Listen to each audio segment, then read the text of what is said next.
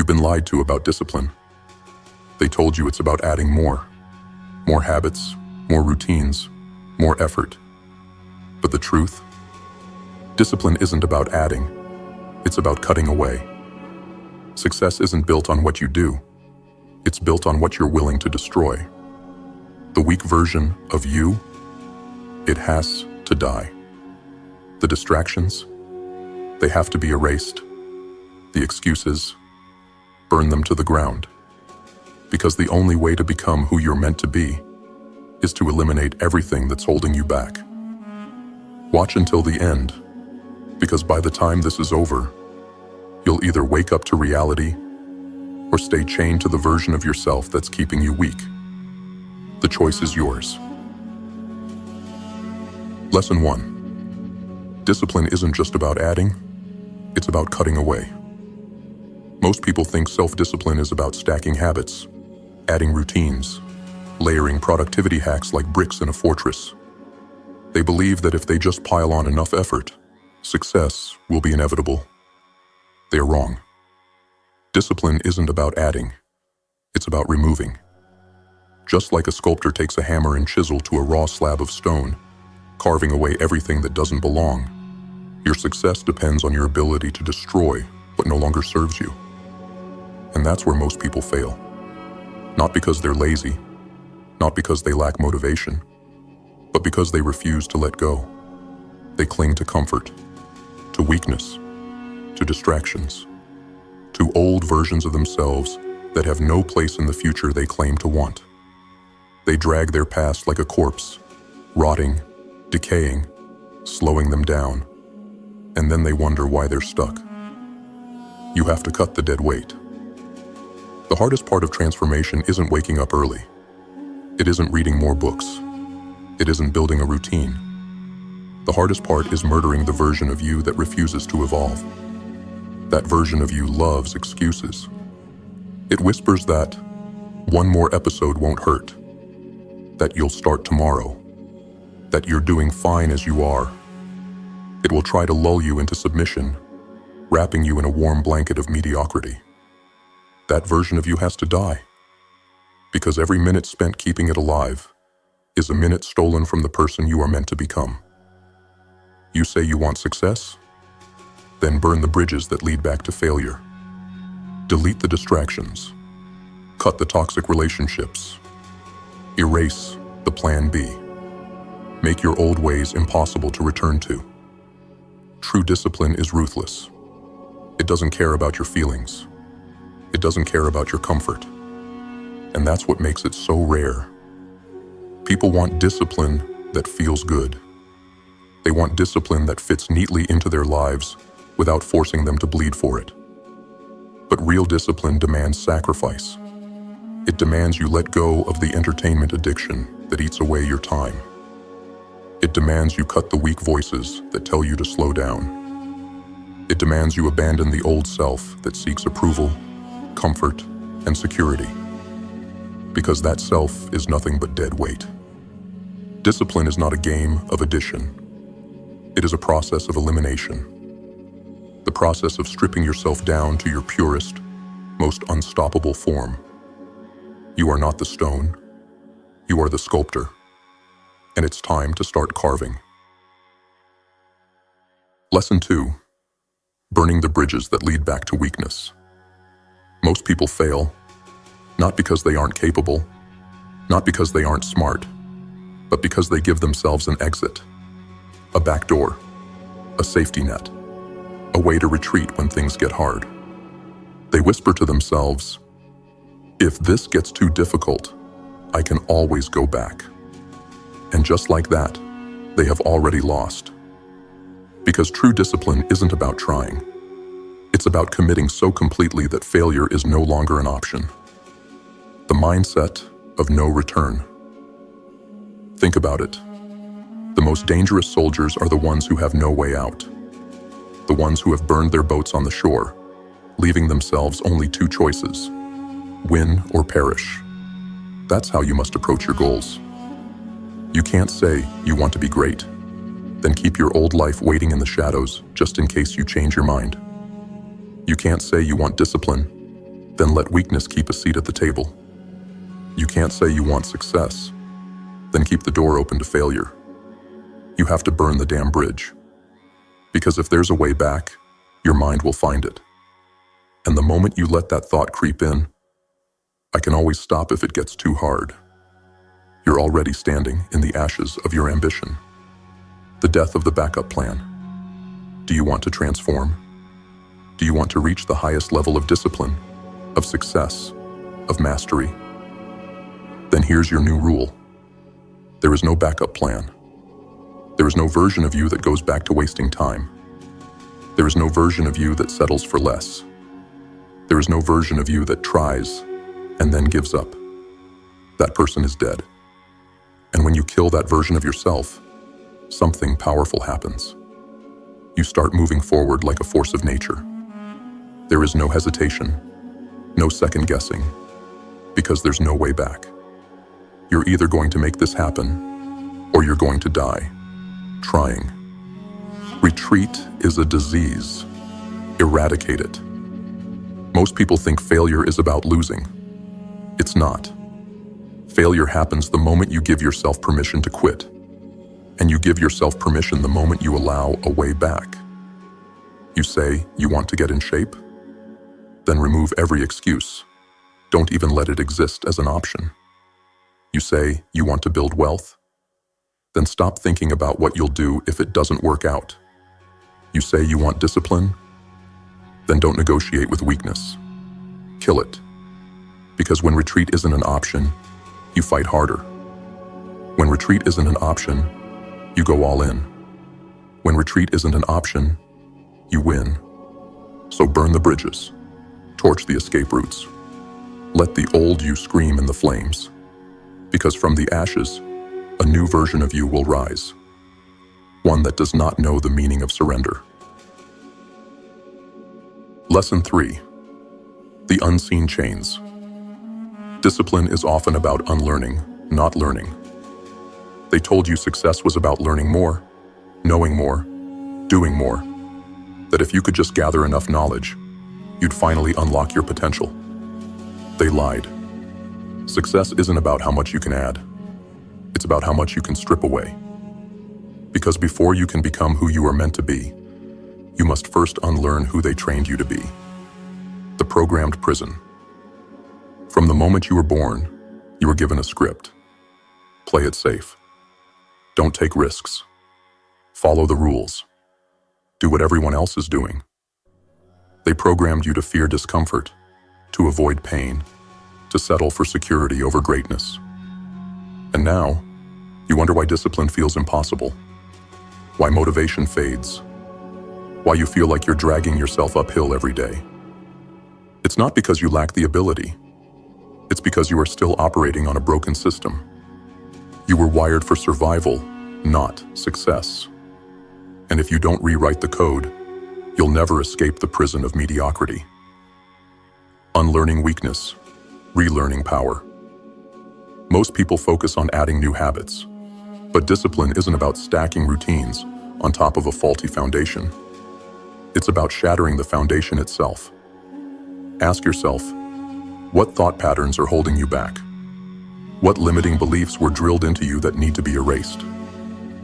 What societal expectations are you still enslaved to? Because discipline isn't just waking up early. It's unlearning the belief that comfort is more important than achievement. Discipline isn't just working harder. It's unlearning the fear of failure that keeps you from going all in. Discipline isn't just about staying focused. It's unlearning the distractions you were taught to crave. Erasing the lies that keep you weak. They told you to be realistic. Unlearn it. They told you to wait for the right time. Unlearn it. They told you to stay in your lane, to not aim too high, to not want too much. Unlearn it. Because success isn't about adding more information. It's about killing the weak programming that has kept you blind and chained. The moment you rewrite your mind, discipline stops being a battle and starts being second nature. The moment you erase the self-doubt, you start moving with certainty. The moment you unlearn everything that's been keeping you small, you become unstoppable. Destroy the old operating system. You don't need more self-help books. You don't need another motivational seminar. You need to destroy the parts of you that are programmed to lose. If you were raised to avoid risk, unlearn it. If you were taught to fear rejection, erase it. If you were conditioned to seek comfort, rip it out of your mind. Your brain is the software. Your beliefs are the code. And if the code is broken, it doesn't matter how hard you try. The system will always crash. Fix the code. Rewrite the mind. Unlearn the weakness. Because true discipline begins when you erase everything that no longer serves you.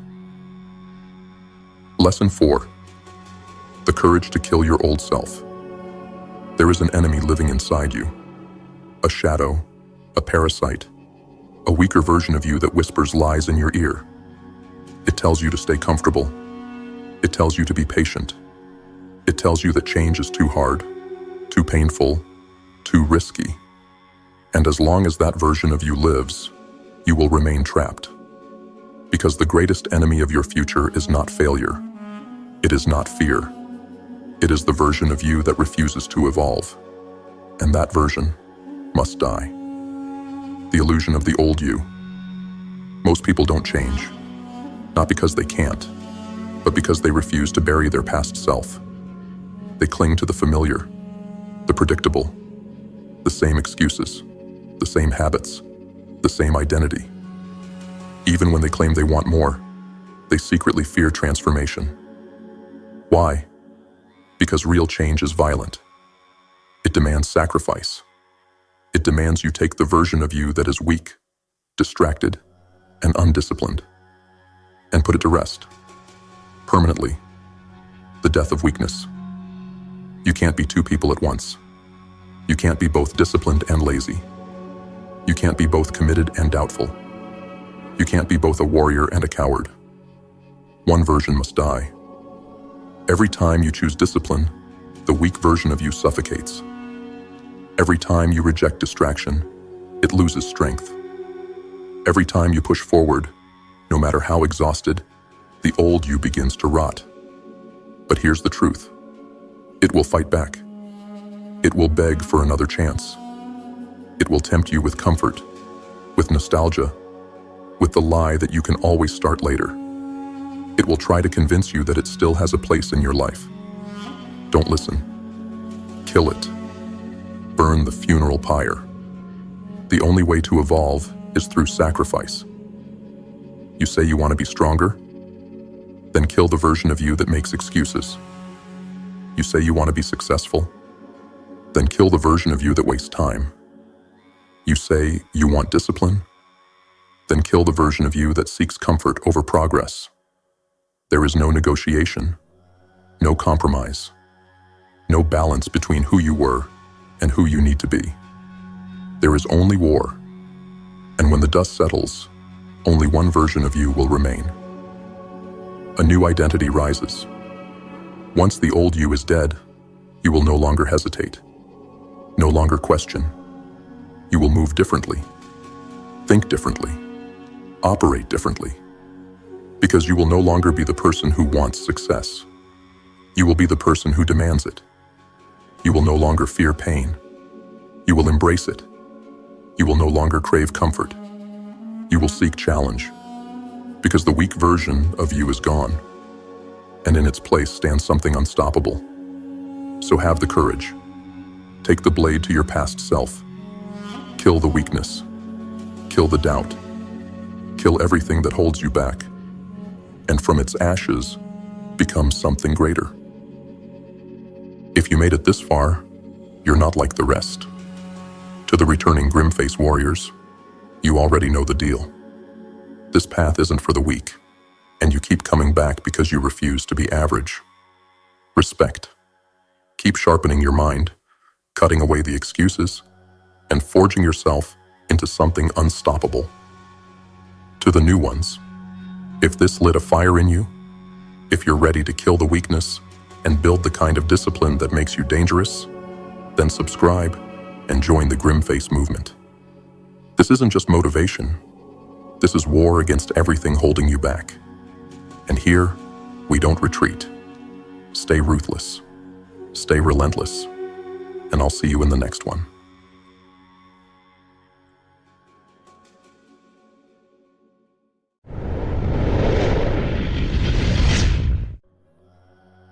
Right now, there are invisible forces silently killing your progress.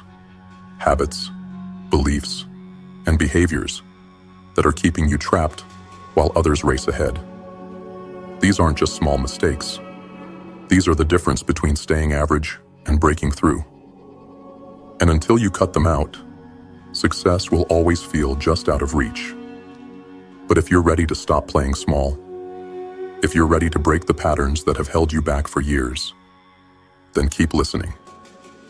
Because over the next 7 lessons, I'm going to rip apart the illusions that are keeping you stuck. And if you have the guts to follow through, you'll finally see what's been stopping you all along. This isn't motivation. It's a warning. You will either listen and execute, or you will stay exactly where you are, watching others take what could have been yours. The choice is yours. Stay locked in. Lesson 1 begins now. Lesson 1. The power of action over permission. Most people die long before their heart stops beating. They rot in the graveyard of hesitation, buried beneath the weight of not yet, and maybe someday. They wait. Wait for permission. Wait for the right time. Wait for certainty. But the world does not reward those who wait. It crushes them beneath the feet of those who act. No one is coming to tap you on the shoulder and say, "Now is your time." No one will hand you a golden key to unlock your future. You have been conditioned to ask, to seek approval, to believe that success is something granted, not taken. That is a lie. The ones who rise, the ones who break the cycle and carve their names into history, they do not ask. They do not hesitate. They move. You've been trained to stay in line. From the moment you were born, you were taught to follow orders. Stand here. Wait your turn. Ask permission. But what has that given you? A life of predictability, stability, comfort? Or has it left you restless, watching others take what should have been yours? You see them, the ones who break the rules, who start before they're ready, who take risks while you sit paralyzed by the fear of failure. They aren't better than you. They aren't smarter. They aren't more deserving. They just decided. The illusion of the right time. You tell yourself you need more time, more knowledge, more preparation. But the right time is a mirage. It moves further away the closer you get. If you keep waiting for everything to be perfect, you will die waiting. The graveyards are full of people who said, "I'll start tomorrow." Perfectionism is a disease. Perfectionism is not a sign of high standards. It is the mask of fear. You claim you want to get it right, but what you really want is to avoid failure, to avoid judgment, to avoid the pain of imperfection. But success does not belong to those who wait until the conditions are perfect. It belongs to those who move despite the chaos. Imperfect action beats perfect inaction. Every single time. The truth about risk. You cling to safety like it will save you. But safety is an illusion. Playing it safe is the fastest route to regret. Every great success story begins with risk. A leap into the unknown. A step taken without guarantees. So ask yourself, would you rather risk failure or guarantee mediocrity? Your marching orders. Name your war. What have you been putting off? Say it out loud. Write it down. Attack now. Set a deadline and take the first step today. Not tomorrow, not next week. Today. Embrace imperfection. Stop obsessing over getting it right. Launch. Adjust. Refine. The difference between those who succeed and those who don't is not talent. It's not luck. It's not intelligence. It's the willingness to move forward when others freeze. Are you ready to break free? Or will you keep waiting for permission that will never come? The choice is yours. Move. Now. Lesson 2. Mastering energy and focus for success. Look around. Do you see them? The walking dead. Not corpses, but the exhausted, the sluggish, the distracted. Drained souls drifting through life on autopilot, eyes glued to screens, bodies weak, minds dulled by endless distractions. They wonder why they can't break through, why success feels like an impossible climb. It's not bad luck. It's not fate. It's their energy. Because in a world built for speed, low energy is the silent killer of success. Your body is your war machine. You treat your car better than your body. You feed it junk, you deprive it of rest, you let it decay, and then wonder why you're always exhausted. You want to dominate? You want to build an empire? Then stop treating yourself like a second-rate machine. The ultra-successful don't view health as an afterthought. It's their secret weapon. They optimize sleep like a war strategy, because without recovery, the mind breaks. They fuel their bodies for battle, not for pleasure. Junk in, junk out. They train their strength because a weak body houses a weak mind. You can't outwork exhaustion. You can't outthink burnout.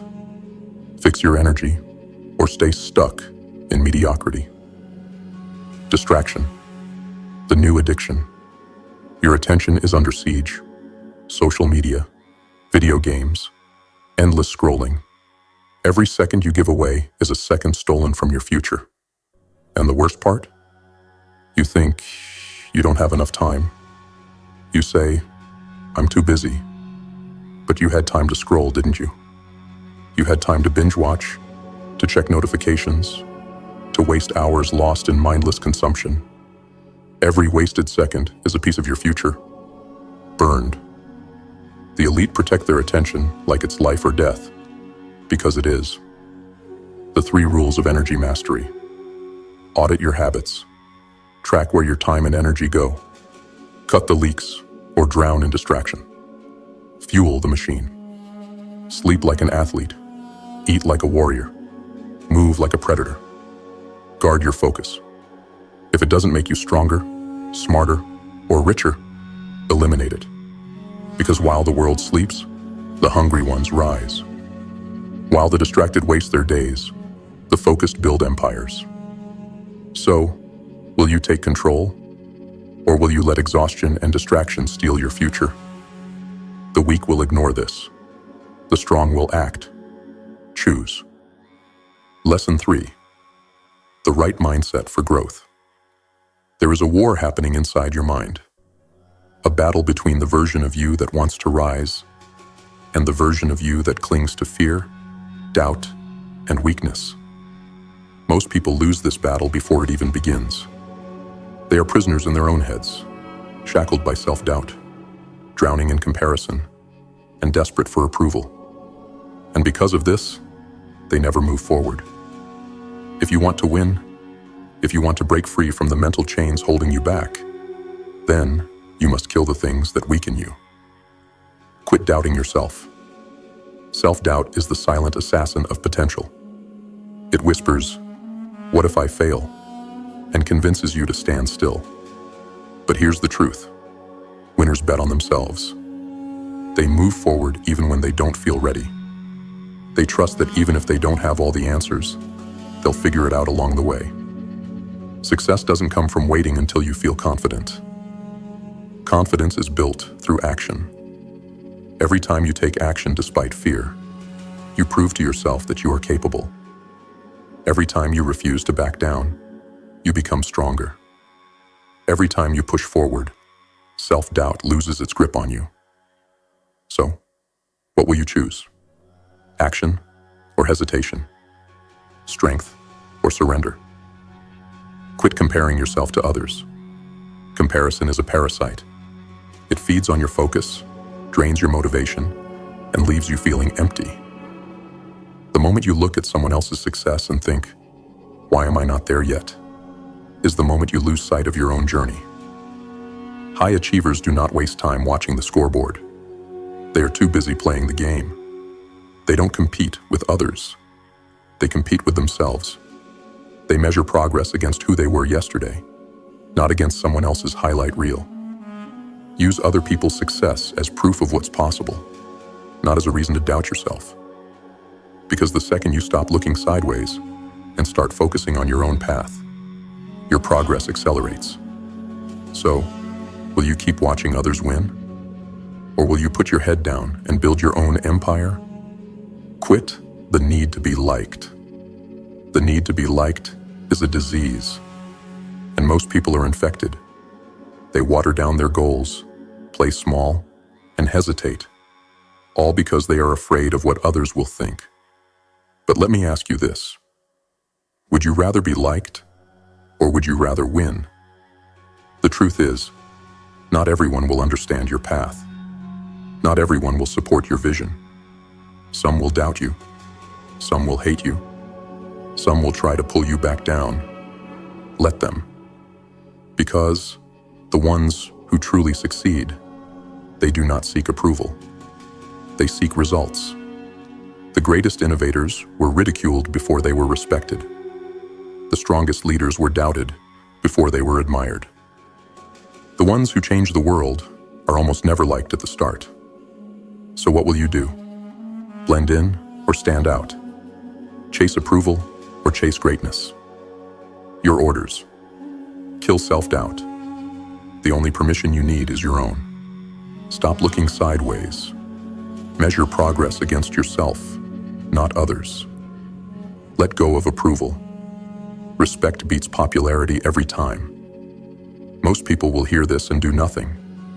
They will stay trapped in self-doubt, lost in comparison, and addicted to approval. But not you. Because today you make the choice. Break free or stay in chains. Decide. Move. Win. Lesson 5. Mastering ownership and accountability. Most people will never be free. They will live their entire lives trapped in a prison of excuses, blame, and low standards. They will point fingers at the economy, their upbringing, their boss, their circumstances, never realizing the truth. The second you blame something outside of yourself, you surrender your power. If you want to win, if you want to break free from the chains that keep you stuck, then you must take radical ownership of everything in your life, even the things that aren't your fault. Because until you do, you will remain a slave to your own excuses. Quit making excuses and blaming others. Excuses are nothing but stories. Lies you tell yourself to justify why you aren't where you want to be. You say, the market is bad. A winner says, I will adapt. You say, I don't have the right connections. A winner says, I will build them. You say, it's not my fault. A winner says, it doesn't matter. I take responsibility anyway. The second you drop the excuses, you take back control. Because the ones who win, the ones who break out, they don't wait for perfect conditions. They execute, they adjust, they find a way. So stop waiting for fairness. Stop blaming circumstances. Own your life, or someone else will. Quit accepting low standards. You don't get what you want in life. You get what you tolerate. Most people tolerate mediocrity. They accept good enough. They settle for average effort, average results, and an average life. And they wonder why they never break through. But the ones who dominate, they set standards so high that success becomes the only option. They refuse to accept half effort from themselves or those around them. They hold themselves accountable to levels most people wouldn't even attempt. They know that if you accept mediocrity, you will get mediocrity. Take a look at your life. Where have you been settling? Where have you been tolerating excuses? Where have you been accepting good enough when you should be demanding excellence? Because low standards lead to a low-quality life. The moment you raise the bar, you force yourself to level up or get left behind. Your orders. Drop the excuses. Own everything in your life, good or bad. Audit your standards. Where are you settling? Raise the bar. Stop waiting for the world to be fair. It never will be. Win anyway. Most people will hear this and do nothing. They will continue blaming, excusing, and tolerating mediocrity. But not you. Because today, you take full control. No more excuses, no more waiting, just execution. Now rise. Lesson 6. Building a success-oriented environment. Look around you. Your environment is either your greatest weapon or your greatest weakness. Most people don't fail because they lack talent. They don't fail because they aren't capable. They fail because they surround themselves with the wrong people, the wrong habits, the wrong influences. They let energy vampires drain them. They waste time consuming instead of creating. They allow their surroundings to dictate their future. But you? If you want to rise, if you want to break free from the cycle of mediocrity, then you must ruthlessly audit your environment. Because you are either building your empire or letting the world tear it down. Quit letting the wrong people drain you. You are the average of the people you surround yourself with. Hang around winners, and you will rise. Hang around doubters, complainers, and energy leeches, and they will pull you down. Look at the people around you. Who challenges you? Who pushes you to grow? Who holds you accountable? Now look again. Who is stealing your energy? Who fills your head with doubt? Who distracts you from your purpose? Why are they still in your circle? Winners protect their energy at all costs. They cut out those who drain them. Not because they're ruthless, but because survival demands it. If someone isn't inspiring you, challenging you, or helping you grow, they are dead weight. Cut them loose, or be dragged down with them. Quit consuming more than you produce. Most people are consumers. They binge content. They scroll endlessly. They buy things they don't need. But the ones who dominate, they produce. They create businesses, products, ideas, and systems. They put more into the world than they take. They know that wealth follows creation, not consumption. If you want to level up, flip the ratio. Instead of just watching content, start making it. Instead of buying products, start selling them. Instead of absorbing ideas, start acting on them. Ask yourself, are you consuming or are you creating? Because the people who create are the ones who win. Your orders. Audit your circle. Who drains you? Who elevates you? Adjust accordingly. Control your consumption. If it doesn't make you smarter, stronger, or richer, cut it. Create more than you consume. Building produce. Add value. Most people will ignore this. They will stay surrounded by the wrong people, waste time on distractions, and consume without creating. But not you. Because today, you take control of your environment. You cut the weak links, stop the distractions, and become the force that moves forward, no matter what. Now go sharpen your edge. If you've made it this far, you're not like most people. Most people hear the truth and ignore it. They feel motivated for a moment, then go right back to the same habits that keep them stuck. But you stayed. You listened. That means you're already different. You already have the mindset of someone who refuses to settle. To the returning warriors, you already know what we're about. Discipline, relentless execution, no excuses. You're part of the GrimFace movement because you're built for more. Keep pushing. Keep sharpening your edge. Keep building yourself into something unstoppable. And if you're new here, ask yourself, do you want to stay the same? Or do you want to break free? If you're done with playing small, if you're done with excuses, distractions, and the weak mindset that's been holding you back, then subscribe now and join the GrimFace movement. Because in this world, you either rise or you get crushed. The choice is yours. Now get to work.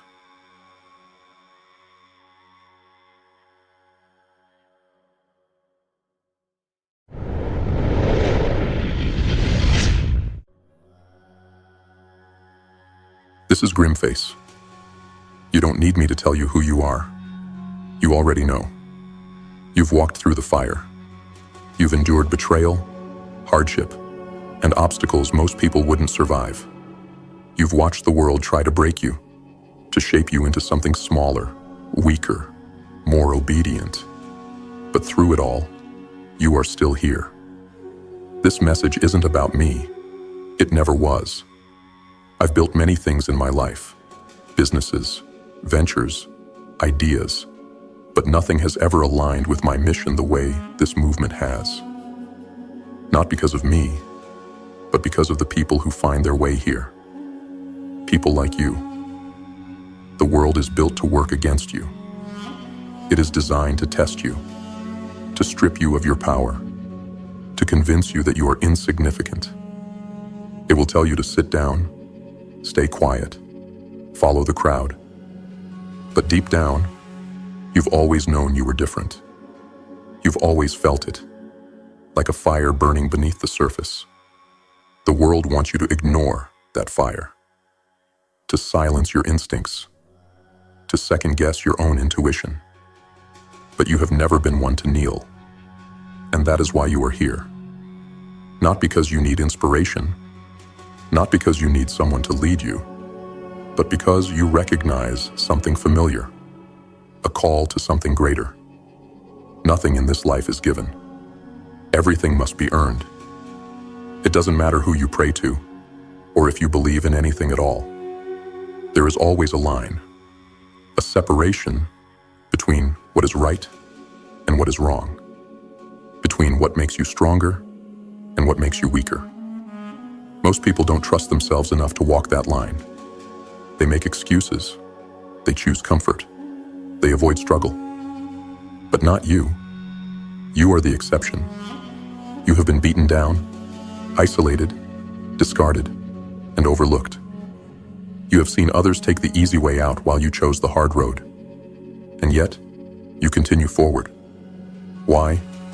Because you understand something they don't. True power isn't found in momentary pleasure, in short-term highs, in the approval of others. It is built in the darkness, in the suffering, in the struggle. Most people will never understand this. They will call you obsessed. They will call you extreme. They will tell you that you take life too seriously. Let them. Let them mock. Let them doubt. Let them continue to live in their comfortable illusions while you sharpen your mind, harden your resolve, and build something that cannot be taken away. This channel is not about me. It is not even about GrimFace. It is about you. You are the movement. You are the reason this exists. Your time, your most valuable resource, is what makes this real. Your discipline is what gives it meaning. Your presence here proves that there are still people out there who choose honor over convenience, mastery over mediocrity, and strength over weakness. And that means everything. I have been fortunate to build multiple successful ventures, and I did it by following 3 core principles. I am never afraid to try something new. I make every decision based on reality, not emotion. I'm never afraid to walk away from what isn't working. This is how you win. Not by waiting, not by hoping, but by acting. You throw yourself into the fire. You test yourself. You learn. You adapt. You refuse to stay in a place that does not serve your mission. And that is exactly what this movement is built for. Not for followers, not for spectators, for warriors, for those who refuse to stay trapped in the system, for those who will sacrifice comfort today for power tomorrow, for those who understand that true transformation begins within, and from there, it ripples out and changes everything. Because when individuals like you take control of themselves, The world has no choice but to change. You don't need permission. You don't need validation. Everything you need has been inside you this entire time.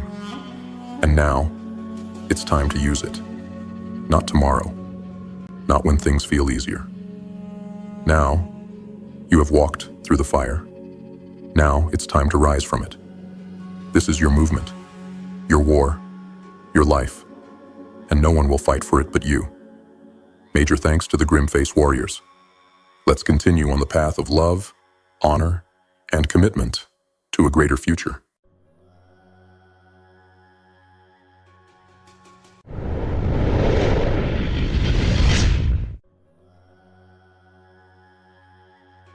What if I told you that everything in your life, every success, every failure, every moment of pain or triumph, was created by you? Not fate, not luck. You. Right now, most people are sleepwalking through life. They blame their circumstances. They make excuses.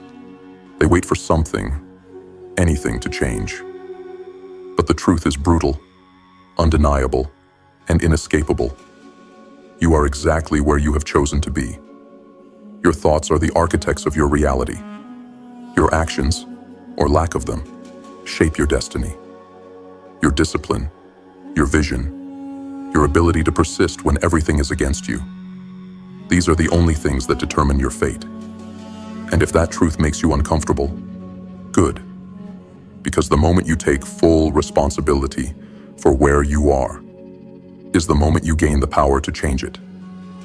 In this series, we are diving deep into the dark corners of the mind, into the raw, unfiltered truths that most people are too weak to face. These are not lessons for the faint-hearted. They are for the ones who refuse to settle, the ones who will rise no matter how many times they fall, the ones who are ready to forge themselves into something unstoppable. Lesson by lesson, we will break down the hidden forces that shape your world, your thoughts, your character, your circumstances, your vision, and your persistence. By the end of this, you will either be on the path to mastery, or you will have no excuse left. So here's the question. Are you ready to take control, or will you keep living in a prison of your own making? Stay until the end. Because once you hear these lessons, you will never see the world the same way again. Lesson 1. The power of thought. Your thoughts are the architects of your reality. Look around. Every triumph, every failure, every ounce of misery or success in your life, you built it. Not fate, not luck. You. You have sculpted this existence with every thought you've entertained. Every belief you've held on to like chains around your neck. If you are drowning, it's because you filled the ocean. If you are burning, it's because you struck the match. Your mind is not some passive observer in this game. It is the master, the god of your fate. It molds, it shapes, it commands the very fabric of your reality. You think weak thoughts, you become weak. You think of failure, and failure welcomes you like an old friend. There is no escape from this truth. There is no pleading with it. The mind obeys. It obeys the orders you give it. And most of you, you've been feeding it poison. You say you want change, yet you whisper doubts to yourself in the dark. You say you want power, yet you let fear dictate your every move. You say you want freedom, yet you chain yourself with thoughts of limitation, regret, and despair. Enough. This world does not care for excuses. The universe does not bend to the weak-willed. You must decide, right now, whether you will take control of the battlefield that is your mind, or whether you will remain a slave to it. Because understand this, a man is literally what he thinks. The strongest warrior, the wealthiest mind, the most unbreakable soul. They were forged in the inferno of deliberate thought. They did not beg for power. They became it. So here is your choice. Keep thinking as you always have, and watch your life repeat itself like a cursed cycle. Or wake up, master your thoughts, and you will master your world. The world will not wait. Your mind will not wait. It will build you up, or it will tear you apart. And the only architect of that fate is you. Lesson 2. Thought in action. Building character. You are the architect of your own destruction, or the builder of your empire. Your habits, your actions, your very identity. They are all reflections of the thoughts you've allowed to breed inside your mind. You cannot escape them. You cannot outrun them. You wear them like a second skin, a silent confession to the world of who you truly are. You say you want success. You say you want discipline, strength, power. But when no one is watching, what do? Do you sharpen your mind, refine your skills, carve your character into something unshakable? Or do you sink into comfort, let the rot of laziness and excuses take root? Here's the truth most people won't tell you. You are not a victim. No matter how much you want to believe otherwise, your failures were not handed to you. You built them, brick by brick, with every weak decision, with every moment of hesitation, with every lie you told yourself about why you can't. But just as you've built your failures, you can build your strength. Because your thoughts are not just thoughts. They are weapons. And they will either forge the blade that cuts through every obstacle, or the chains that bind you to a mediocre life.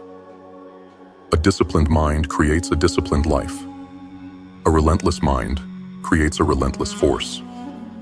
But a weak, scattered mind, it creates nothing but regret. Every day, you stand at a crossroads. Every action, every choice, no matter how small, is either making you stronger or weaker. There is no in-between, no neutral ground. You are either sharpening your edge or letting it rust. So, what will it be? Will you take responsibility and command the storm inside your mind? Will you turn your thoughts into fuel and your actions into war cries? Or will you sit back, let your weaknesses dictate your fate, and rot in the prison you built for yourself? You don't get character. You become character. You don't find strength. You forge it. The time for talking is over. Act, building dominate, or be forgotten. Lesson 3. The relationship between thought and circumstances. Your world is nothing more than a reflection of your mind. You look at your life, the struggles, the failures, the chains that hold you down, and you blame the world. You curse your circumstances, shake your fist at fate, scream about how unfair it all is. But let me tell you the cold, hard truth. You are exactly where you deserve to be. Every obstacle, every setback, every nightmare that haunts you, you called them into existence. The world is not your enemy. The universe is not conspiring against you. Your own mind is. You created this reality with the thoughts you have entertained, with the beliefs you have clung to, with the choices you have made, whether consciously or not. A man who thinks weak thoughts will live a weak life. A man who lets fear rule his mind will see nothing but failure before him. A man who refuses to take responsibility will forever be a slave to his circumstances. But the warrior, the one who understands that he is the master of his fate, he does not weep at misfortune. He does not cower before hardship. He does not sit idly by, waiting for life to hand him something better. He bends reality to his will. Circumstances are not your prison. They are your reflection. If your world is filled with struggle, it is because your mind is filled with doubt. If you are surrounded by failure, it is because you have accepted it within yourself. If you feel lost, directionless, trapped, it is because you refuse to command your own thoughts. This is the truth no one wants to hear. You are the cause. Not your past, not your upbringing, not society, you. And that means you are also the solution. If you want a different life, you must become a different person. You must rip out the roots of weakness from your mind, burn away every excuse, and take control of the only thing that has ever truly mattered, your thoughts. Because when you change your mind, you change your world.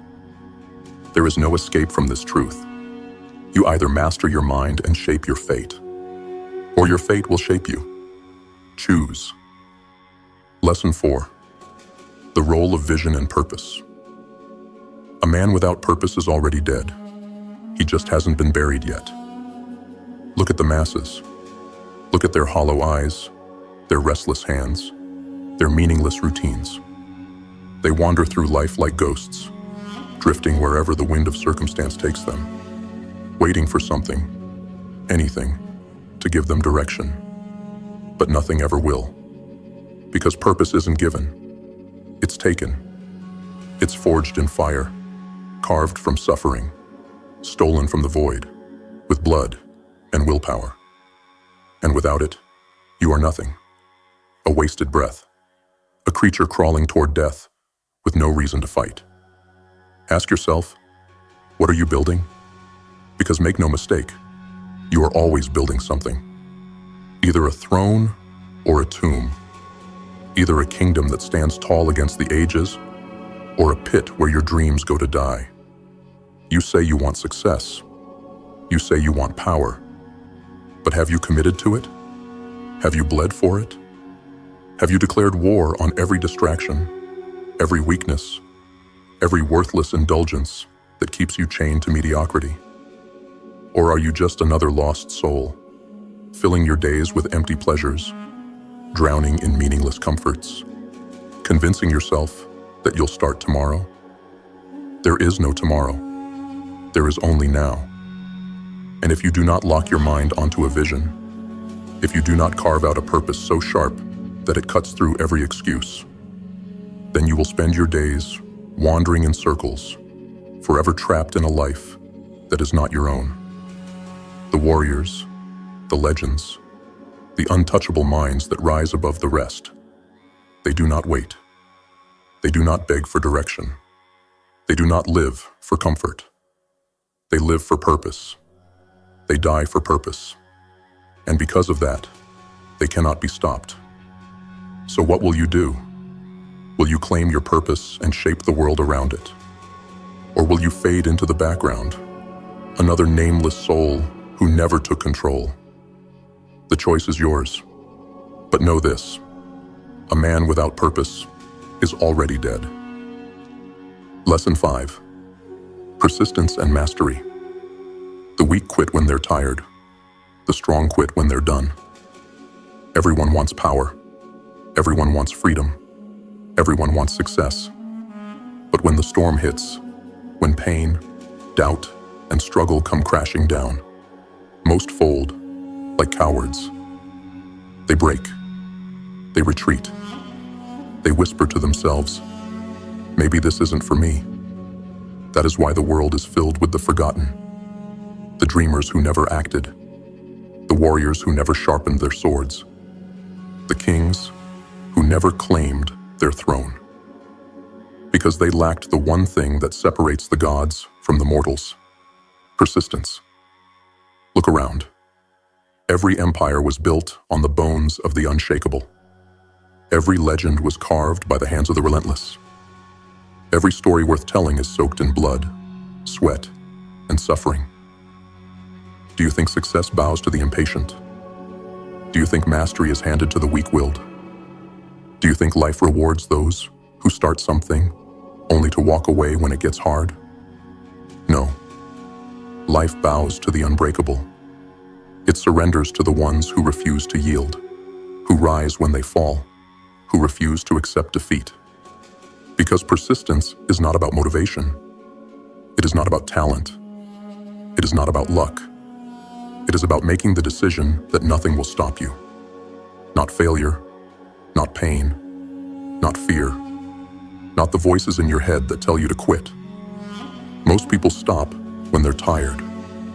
They stop when they're frustrated. They stop when the results don't come fast enough. And that is why they stay exactly where they are, watching from the sidelines as the relentless take everything they were too weak to claim. But you are not most people, because you will push forward when everything inside you screams to stop. You will march through fire while the world watches in awe. You will continue when logic says quit, when your body begs for rest, when everything in you has been broken and rebuilt 100 times over. That is how you become unstoppable. That is how you forge an empire. And that is how you claim your place among the greats. The war is never over, but those who refuse to surrender, they never lose. You've made it this far. That alone sets you apart from the weak. The ones who quit, the ones who fear the truth, the ones who would rather stay blind than face the reality of their own power. But hearing these lessons is not enough. What will you do with them? Because now you have no excuses. You've seen the blueprint. You've been handed the weapons. You either use them to carve out your destiny, or you let them rust in your hands. To those of you who keep coming back, the warriors, the relentless, the ones who refuse to break, I see you. You are the GrimFace movement. You are the ones who will rise while the rest fall. And if this is your first time here, consider this your initiation. If you're ready to tear down your old self and rebuild into something unstoppable, subscribe now. Because this is more than just motivation. This is the path to power, to mastery, to breaking free from the system that was built to keep you weak. We don't follow. We don't beg. We take control. So the question is, are you in? Subscribe now. Join the GrimFace movement. And I'll see you in the next lesson.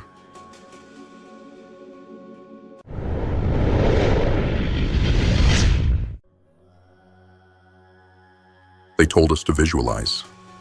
They told us to believe. They told us that if we vibrated higher, the universe would bend to our will. And yet, here we are, drowning in the same struggles, clawing at a future that remains just out of reach. Because they didn't tell us the whole truth. They didn't tell us that the law of attraction doesn't work without sacrifice. That the universe doesn't reward dreamers, it devours them. That most who sit and manifest will die in the same place they started.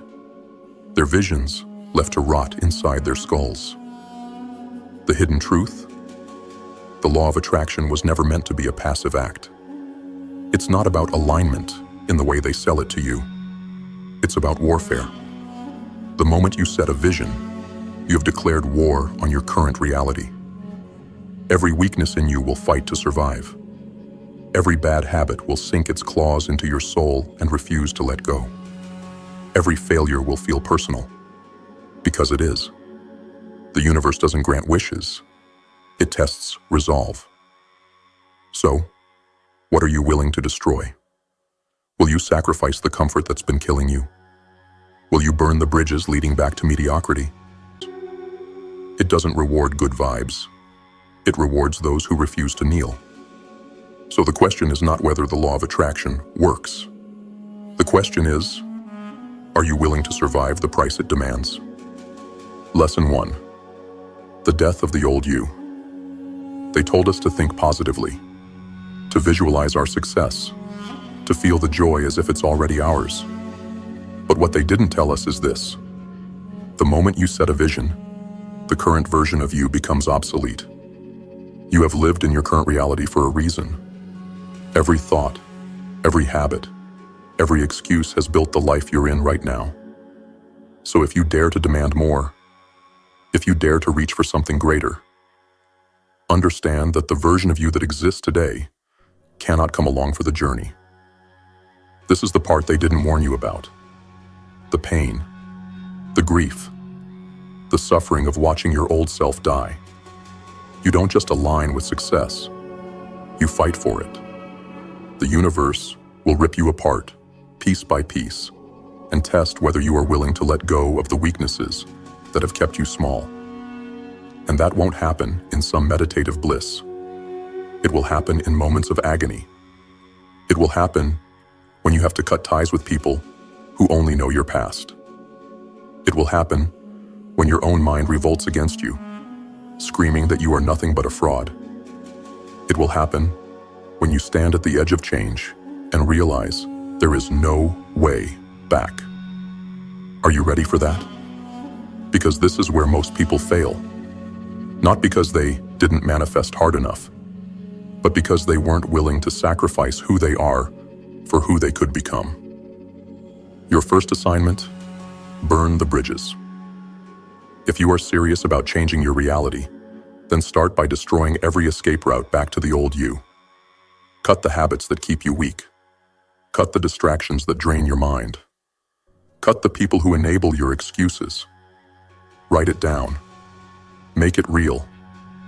What must die for your vision to live? Because if you refuse to let go, you will never be free. Lesson 2: the war against comfort. They told us to believe in abundance, to expect things to come easily, as if success is a natural consequence of positive thinking. But here's what they didn't tell us. Comfort is the enemy of transformation. You have been conditioned to seek comfort, to avoid discomfort, to protect yourself from struggle, to escape anything that makes you feel like you're losing control. And that is exactly why most people fail. They cannot endure the discomfort that separates who they are from who they could become. They quit when it gets hard. They retreat when reality doesn't align fast enough. They go back to what's easy because they mistake struggle for failure. But what if struggle is proof that you're finally moving forward? The law of attraction demands suffering. No one wants to hear this. They want the shortcut, the hack, the manifestation trick that lets them skip the pain. But there is no way around this. You will suffer. The suffering of waking up earlier when your body begs you to sleep. The suffering of pushing forward when your mind screams for relief. The suffering of holding discipline when no one is watching, when no reward is in sight, when doubt eats away at your soul. And most will not survive this stage. Not because they lack intelligence, not because they lack talent, but because they lack the will to endure. Your second assignment: kill the need for comfort. If you want your vision badly enough, you must train yourself to crave discomfort. Wake up before you're ready. Work when you don't feel inspired. Reject distractions, even when it feels like torture. The universe doesn't give power to those who seek ease. It grants it to those who prove they can carry the weight of their vision without breaking. So ask yourself, what comfort must you destroy today? Because the second you stop craving comfort, you start becoming unstoppable. Lesson 3: the illusion of time. They told us to trust the process, to believe that what we seek is already on its way. But here's what they didn't tell us. Time is not your ally. Time is your executioner. Every second that passes is a second you will never get back. And yet most people act like they have all the time in the world. They delay. They wait. They hesitate. They tell themselves they're not ready. They convince themselves they need more research, more signs, more perfect conditions. And that hesitation is how dreams rot. Because time doesn't slow down for anyone. It doesn't pause for your fears. It doesn't care about your self-doubt. Every moment you spend in hesitation is another moment your vision dies in the hands of someone bolder than you. The law of attraction punishes hesitation. The world is filled with people who had a great idea, who almost took action, who could have been great, but never pulled the trigger. They waited for the stars to align, for the fear to subside, for some cosmic sign to tell them it was the right time. But the truth? There is no right time. There is only now, and the consequences of waiting. Hesitation is nothing but slow suicide. And the more you hesitate, the more your dream starts to belong to someone else. Your third assignment: destroy indecision. Stop waiting for motivation. Stop planning like you have forever. Stop negotiating with fear. Take the first step today. It doesn't have to be perfect. It just has to be real. Because the clock isn't ticking for you. It's ticking against you. So tell me, what action will you take before the day ends? Or will you let another day slip into the graveyard of wasted time? Lesson 4. The price of isolation. They told us to surround ourselves with positivity, to only engage with high vibrational people, to avoid negativity, to protect our energy. But they didn't tell us what happens when we outgrow everyone around us. Because when you commit to your vision, you will be alone. Not in the physical sense, not because you pushed people away, but because most people will not understand you anymore. They will mock your discipline. They will resent your ambition. They will tell you to relax while you are busy sharpening your edge. Not because they hate you, but because your growth is a mirror that reflects their stagnation. And most people cannot handle that. The law of attraction destroys weak bonds. They tell you to attract success, but they don't warn you about what you'll have to lose in the process. Because if you keep growing, if you keep evolving, you will reach a point where the people you once called friends become nothing but echoes of your past. You will look around and realize no one is coming with you. And that's when the real test begins. Will you keep climbing alone? Or will you slow down just to avoid losing people who have already lost themselves? This is why most people fail. They fear loneliness more than they fear regret. They would rather belong to the mediocre than walk alone toward greatness. But you were not meant for the comfort of the crowd. You were meant to walk where most fear to tread. Your fourth assignment: cut the dead weight. Identify the people who hold you back. Recognize the ones who undermine your vision. Distance yourself from those who encourage your old habits. This path is brutal. It will strip you down to your rawest self. But in the silence, in the solitude, you will meet the strongest version of yourself. So now ask yourself, who or what must be left behind? Because if you are unwilling to walk alone, you are not ready to walk at all. Lesson 5. Pain is the currency of transformation. They told us to stay positive, to think good thoughts, to trust that everything will work out, to find the flow. But they didn't tell us about the price. Because nothing worth having comes without suffering. And every level of success demands a payment in pain. They sold us the lie of effortless manifestation. They made it seem like we could align with abundance without enduring the grind, the sacrifice, the agony of ripping ourselves away from the life we've outgrown. But the truth? Pain is not the enemy. It is the cost. The law of attraction demands blood. You don't just step into a better life. You drag yourself there. You crawl through the failures. You bleed through the discipline. You break apart in the process of becoming something stronger. And the reason most people stay exactly where they are? They refuse to pay the price. They avoid pain like a plague. They look for shortcuts, hacks, and easy ways to get what they want. But shortcuts lead nowhere, except back to the same mediocrity they were trying to escape. You cannot evolve without suffering, because growth means destruction. The destruction of the weak version of yourself. The destruction of your excuses, your doubts, your old identity. The universe doesn't ask if you're ready.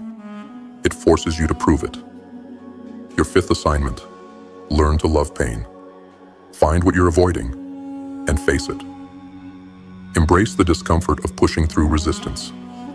Let go of the illusion that success is supposed to be easy. Every moment of suffering is a down payment on the life you want. So now ask yourself, are you willing to pay the price? Or will you remain shackled to a reality you refuse to suffer to escape? To our returning GrimFace warriors, you already know what this is. You've been through the fire, you've felt the weight of transformation, and yet, here you stand, sharper, stronger, more relentless than before. We see you, we respect you, and we're just getting started. To those who are new here, welcome to the fastest growing movement of those who refuse to kneel. If you've made it this far, you already know this isn't for the weak. This isn't for the ones looking for shortcuts, handouts, or permission. This is for those who are ready to claim what is rightfully theirs. We've already helped thousands break free from the chains that held them down, mentally, financially, physically. This is about taking back control, power, and purpose. But this movement goes beyond YouTube. If you want to stay connected, if you want more tools to sharpen your edge and take your life back, go to grimfaceofficial.com. That's where the real ones stay in touch. Beyond the algorithm, beyond the noise, beyond the distractions. The path is brutal. The price is high. But if you have the will to endure, the fire to rise, and the hunger to take what's yours, welcome to GrimFace. Now go. Do the work.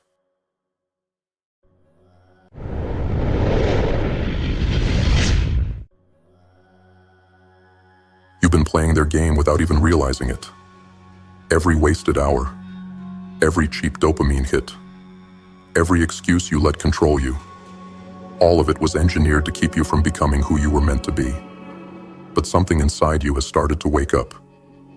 You feel it, don't you? That pull towards something greater. That fire inside you that refuses to die. That whisper in the back of your mind saying, "This can't be all there is." You're right. This is your wake-up call. This is the moment you either step up or stay asleep. These lessons will show you what they never wanted you to know. They will strip away the lies, expose the traps, and arm you with the mindset of those who refuse to be controlled. It won't be easy. It won't be comfortable. But it will be the only thing that sets you free. Are you ready to reclaim your power? Lesson 1 begins now. Lesson 1. The system doesn't want you disciplined. You were never meant to be free. Not truly. From the moment you opened your eyes, you were funneled into a machine designed to mold you. Not into a warrior, not into a creator, but into a consumer. A cog in a system that thrives on your weakness, profits from your distractions, and feeds off your obedience. The world doesn't want you disciplined. It wants you entertained. It doesn't want you strong. It wants you comfortable. It doesn't want you focused. It wants you hooked. Look around.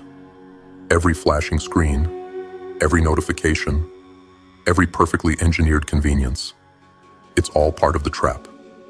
They don't sell food anymore. They sell addiction. They don't sell entertainment. They sell distraction. They don't offer financial freedom. They offer chains with longer leashes. And they wrap it all in shiny marketing, smiling influencers, and one-click dopamine fixes. Because they know the truth. A man who is disciplined is a man they cannot control. This is not just a bad habit problem. This is a war for your mind. The algorithms know your weaknesses better than you do. They know exactly how long to keep you scrolling. Exactly when to show you that ad. Exactly what will make you click. They steal your time in fragments. A video here, a notification there. Until one day you wake up and realize you've spent years running in place. You aren't lazy. You're engineered to be. That quick-hit junk food, designed for addiction. That never-ending social media feed, designed for hypnosis. That debt, that easy credit, designed to keep you working, not winning. The system isn't broken. It works exactly as intended. And the more distracted, unhealthy, and indebted you are, the better it functions. But here's what they don't want you to know. You can break free, not by waiting, not by wishing, but by choosing. The moment you decide to wake up and see the cage for what it is, you become something dangerous. Because self-discipline, that's their greatest fear. A man who can say no to cheap dopamine, to fast pleasure, to the distractions fed to him, is a man they cannot sell to, cannot control, cannot break. A man who chooses self-discipline over comfort, that man becomes unstoppable. So ask yourself, how much longer will you let them own your attention? How many more hours will you give away to things that make you weaker? How much more of your life will you waste before you take it back? Because this isn't about motivation. This isn't about inspiration. This is about war. The system is counting on you to stay distracted, to stay soft, to stay hooked. Prove them wrong. Lesson 2. They profit from your weakness. They don't want you strong. They don't want you to wake up early, train your body, sharpen your mind, and move with purpose. Because a man who is disciplined is dangerous. And this world is designed to neutralize you before you ever become a threat. Think about it. Who profits if you're tired? Who benefits if you're out of shape? Who wins when you feel hopeless, distracted, and broke? The system is rigged against you, not by accident, but by design. Everywhere you turn, there's something designed to weaken you. The food, poison disguised as convenience. The entertainment, designed to keep you watching, not thinking. The debt keeps you running, never arriving. They don't sell products. They sell dependencies. They don't offer freedom. They offer illusions of choice. And if you aren't careful, you'll spend your whole life paying for your own enslavement. Because weak men are easier to control.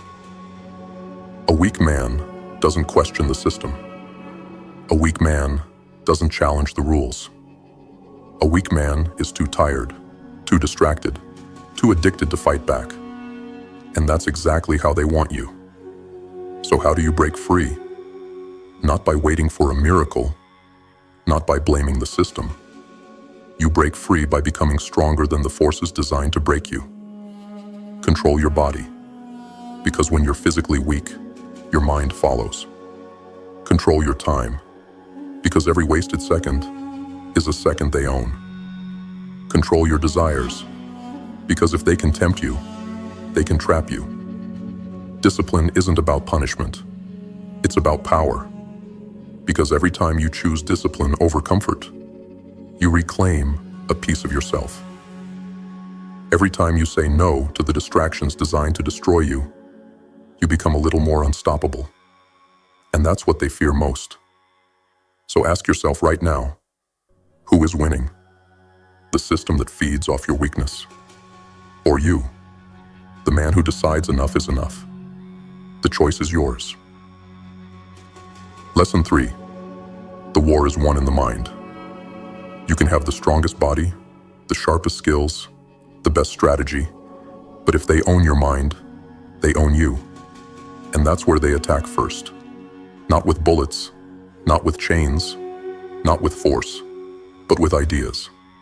The most powerful prison isn't built with steel bars. It's built with limiting beliefs.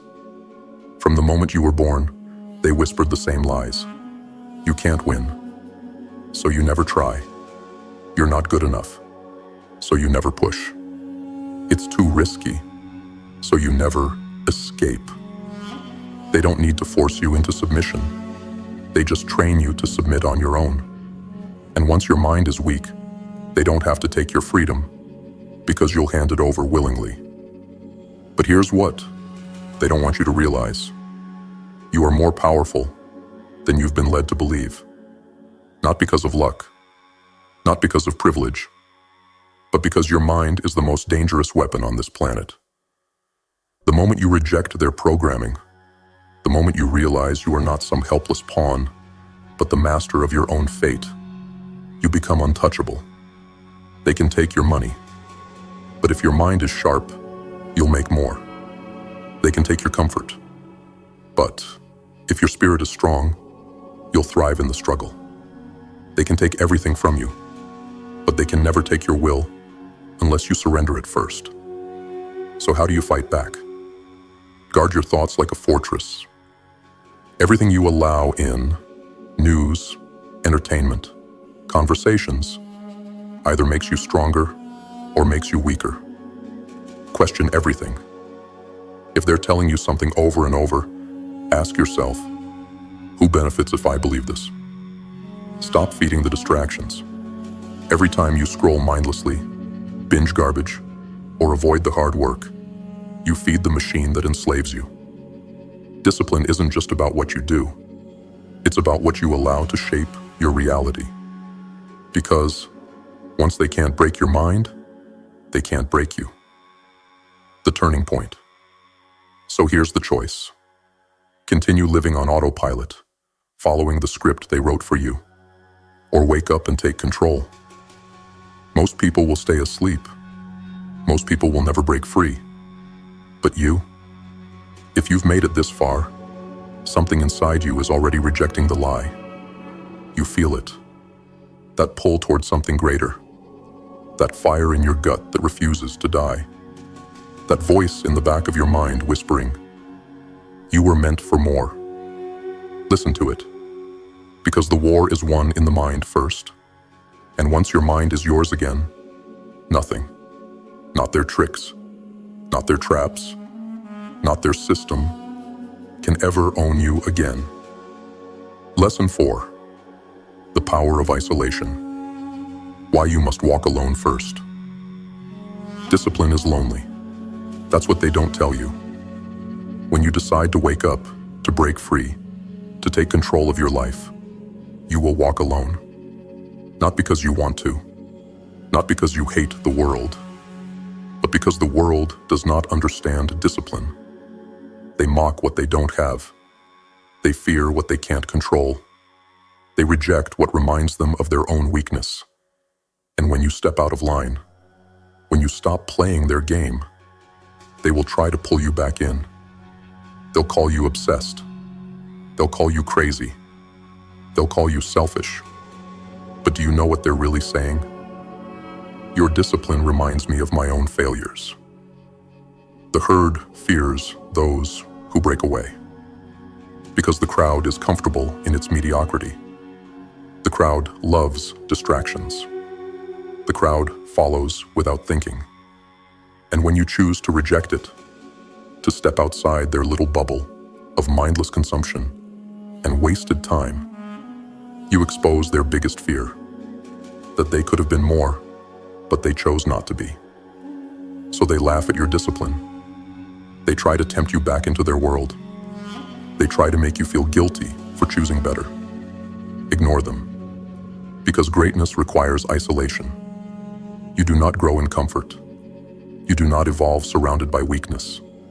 You do not become unstoppable by staying with people who fear the grind. When you first start this path, it will feel empty.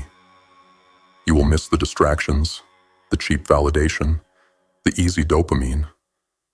But this is where you forge yourself. In the silence, in the struggle, in the long, lonely hours when no one is watching. Because when the world is gone, the real battle begins. No applause, no likes, no shortcuts. Just you versus you. And if you can conquer yourself in that emptiness, if you can fight through the doubt, the boredom, the pain, you will emerge as something no one can break. Because the man who learns to walk alone becomes the one they follow. One day, you will return to the world, not as the same person who left, not as the weak, distracted version of yourself, not as another pawn in their game, but as a force of nature, a man who owes nothing to the system, a man who sees the world for what it truly is. And when they look at you, when they whisper, when they envy, when they ask, "How did you do it?" you will smile, because you walked the path they were too afraid to take. Lesson 5. Pain is the currency of power. They sold you a lie. They told you that pain is something to avoid, something to fear, something to run from. They told you that life should be easy, that happiness is the goal, that struggle is for the unlucky, for the ones who didn't get it right. And you believed them. So when life hit you, when the weight of responsibility, discipline, and reality came crashing down, you backed off. Because that's what they trained you to do. They never told you the truth. That pain is the price of power. Look at history. Look at every legend, every empire, every great mind that shaped the world. What do they all have in common? They suffered. They lost. They struggled. They walked through hell and came out the other side. Not as victims, but as warriors. Because pain is the forge. It either breaks you, or it builds you. It either weakens you, or it hardens you.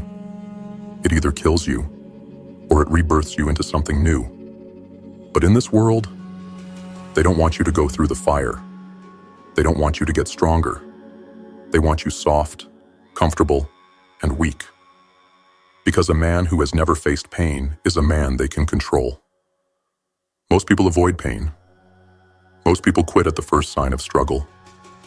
Most people never go far enough to discover who they really are. That's why they don't win. But you were meant for more. If you're in pain right now, good. That means you're alive. If you're struggling, good. That means you're moving forward. If it feels like everything is against you, good. That means you're pushing past the limits they set for you. Because pain is not the enemy. Weakness is. And every time you endure, every time you refuse to quit, every time you stare your suffering in the face and keep going anyway, you strip away another layer of the man you used to be. You become harder. You become smarter. You become the kind of man they cannot break. So here's the question.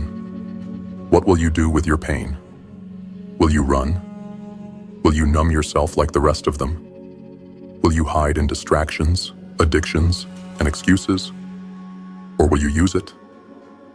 Because in the end, the strongest men, the ones who build empires, the ones who carve their names into history, the ones who refuse to be forgotten, they are the ones who made pain their ally.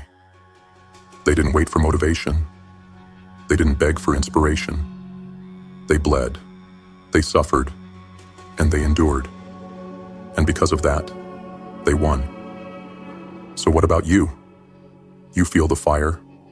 You feel the struggle? Good. Now prove you can survive it. To the returning GrimFace warriors, you already know what this is about. You've seen through the lies, rejected the distractions, and chosen the harder path. You are the few who refuse to be controlled. Keep pushing, keep sharpening, and keep proving them wrong. And to those new, to the movement, welcome to the other side. This isn't just motivation. This isn't just another speech. This is war. And if something inside you is waking up, if you feel that fire burning, it means you were meant for more. Subscribe now and join the fastest growing movement built for those who refuse to stay weak. Because we are just getting started. And if you're ready to go beyond YouTube, to stay connected with the GrimFace community, visit grimfaceofficial.com. That's where we keep the real ones close, where we build, where we plan, where we move. This world was never meant for the strong, but that's exactly why we're here. We are GrimFace.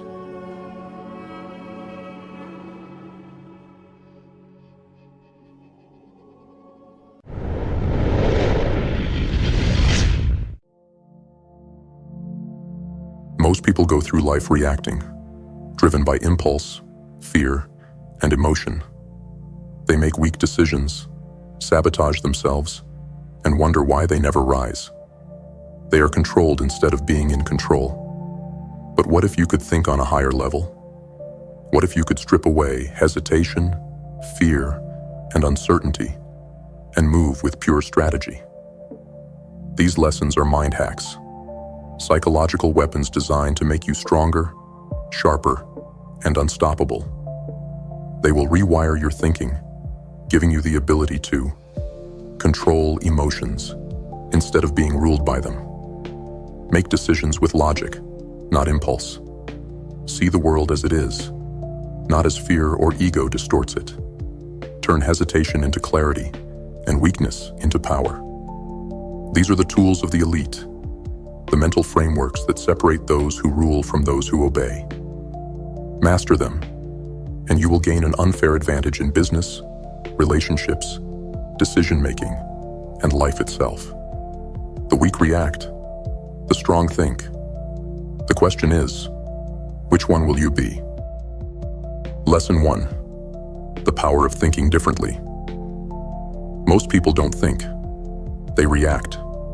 They move like puppets, strings pulled by emotions, impulses, and distractions. They let fear dictate their hesitation, excitement dictate their recklessness, and anger dictate their downfall. And they wonder why they never rise. But the world does not reward those who react.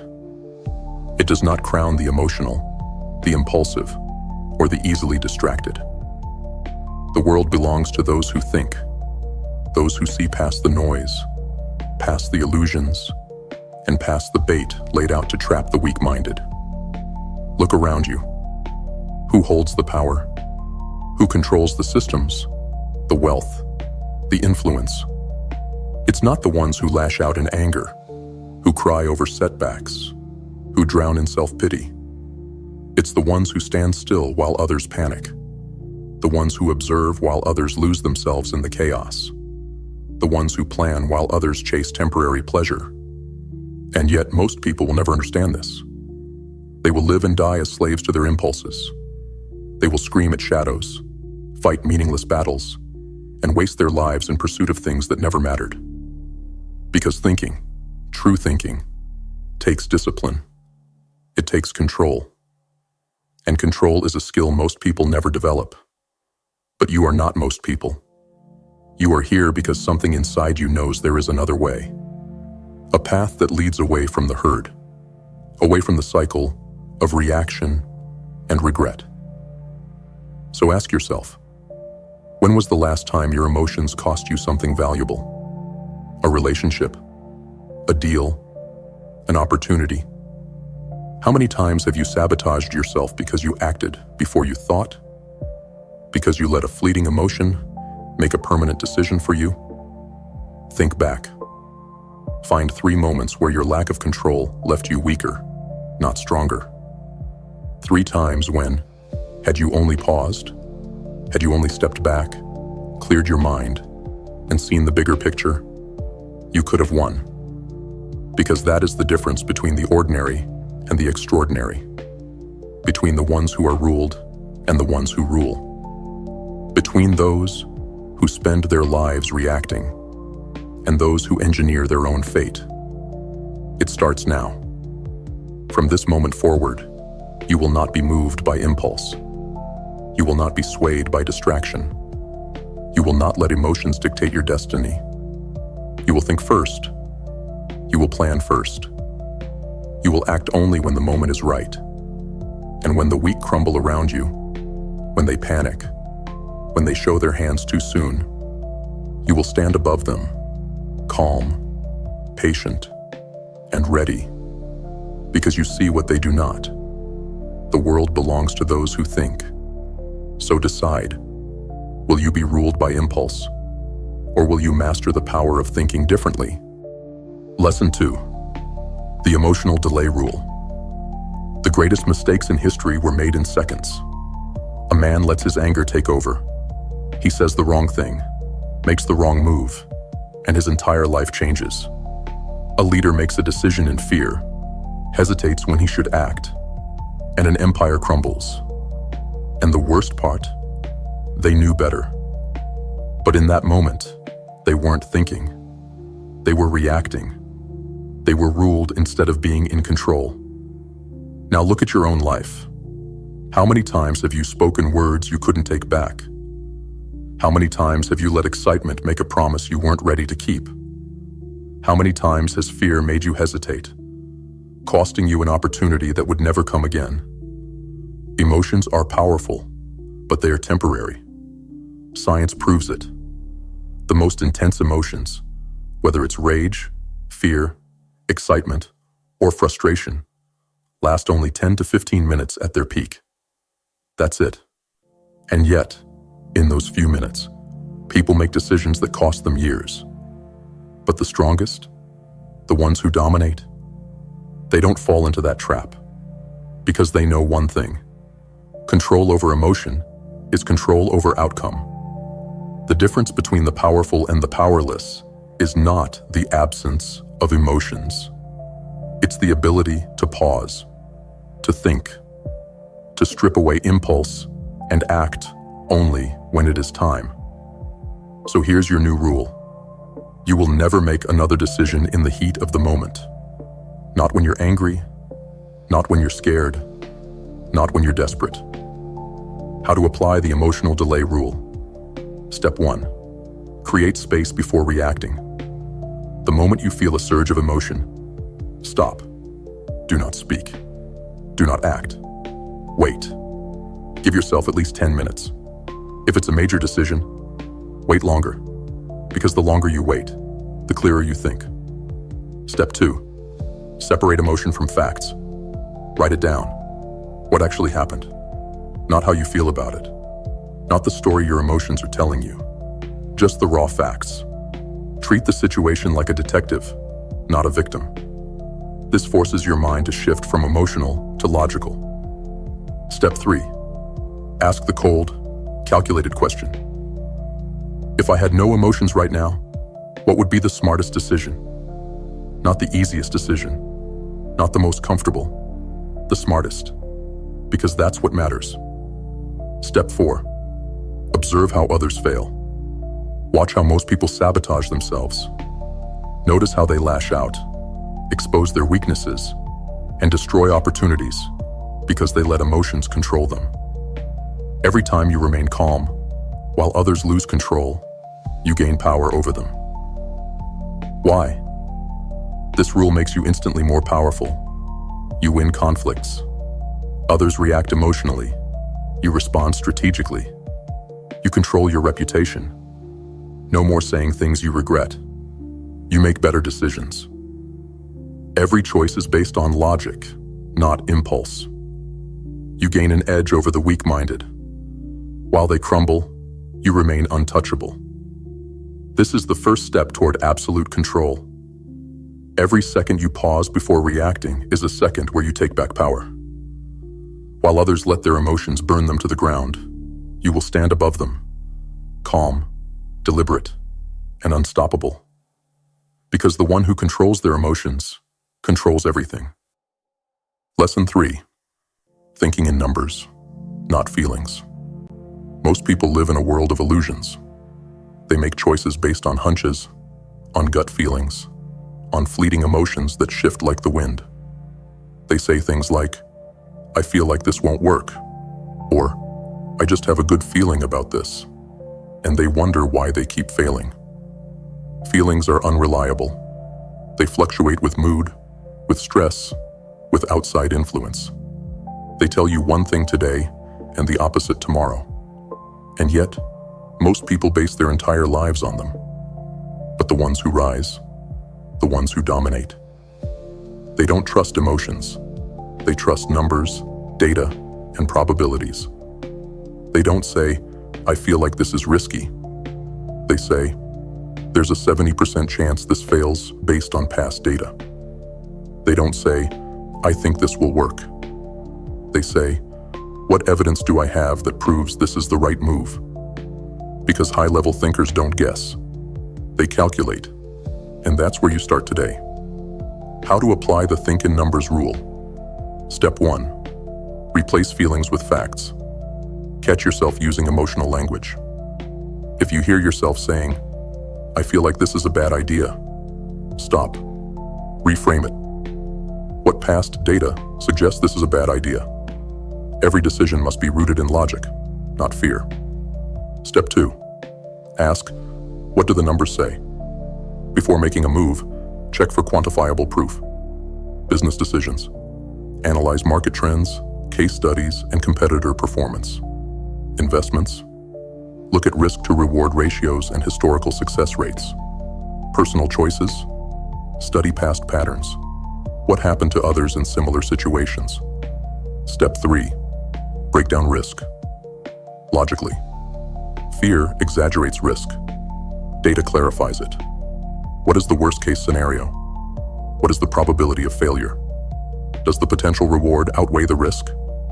If the numbers are in your favor, act. If they aren't, adjust. Either way, you decide based on logic, not emotion. Why this rule gives you an unfair advantage. You make better decisions. No more reckless risks, no more hesitation.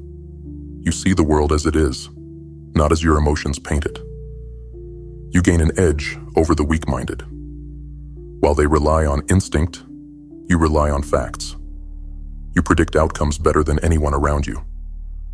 Most people will continue to live blindly, ruled by their emotions, making decisions based on feelings instead of facts. But not you. You will move with precision, accuracy, and control. While they guess, you will know. And the one who knows, the one who calculates, the one who sees reality as it truly is, that is the one who wins. Lesson 4. The third-person perspective. You see it so clearly when it's someone else's problem. Your friend is stuck, making a terrible decision, blinded by emotion. You spot the mistake instantly. You know exactly what they need to do. The solution is obvious.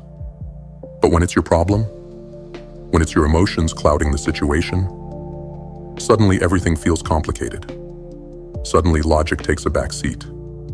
Suddenly you're just as lost as the rest of them. Why? Because when emotion gets involved, clarity dies. And that is where the weak fall. They drown in their own feelings, unable to separate themselves from the moment, unable to see the game for what it really is. They sabotage themselves, making mistakes they would easily recognize in someone else. But the ones who dominate, the ones who always make the right move, they step outside themselves. They strip away their personal bias and view their situation as if it belonged to someone else. They do not think like players trapped in the game. They think like the chess master watching from above. And now, so will you. How to apply the third-person perspective. Step 1. See your life as a chessboard. Picture your situation not as yourself, but as a strategist looking at the entire board. What are the possible moves? What option gives you the greatest long-term advantage? If this was a game of strategy, what is the smartest play? This removes emotion. This removes hesitation. This puts you in control. Step 2. Detach from personal bias. Your emotions are distorting reality. They are making small problems seem bigger, risks seem scarier, and decisions seem more complicated than they really are. Strip it down. Ask yourself, what is the most logical decision based on advantage versus risk? Which choice puts me in the strongest position later? What would an outsider say is the obvious best move? The weak allow emotion to guide them. The powerful analyze the game, not their feelings. Step 3. Ask, if this wasn't my problem, what would I tell someone else? You've given great advice before. You've helped others navigate their problems with clarity and logic. Now do the same for yourself. If a friend had this problem, what advice would I give them? If I had no emotional attachment to this, what would be the rational decision? If a strategist had to handle this, how would they approach it? The more you step outside of yourself, the clearer the solution becomes. Why this rule makes you more powerful than 99% of people. You remove emotional distortion. While others are blinded by attachment, you see with clarity. You make better decisions. No more hesitation, no more self-sabotage, only strategy. You gain the upper hand in conflicts. Because you think tactically, not emotionally. You develop a psychological edge. While others are overwhelmed, you remain calculated and composed.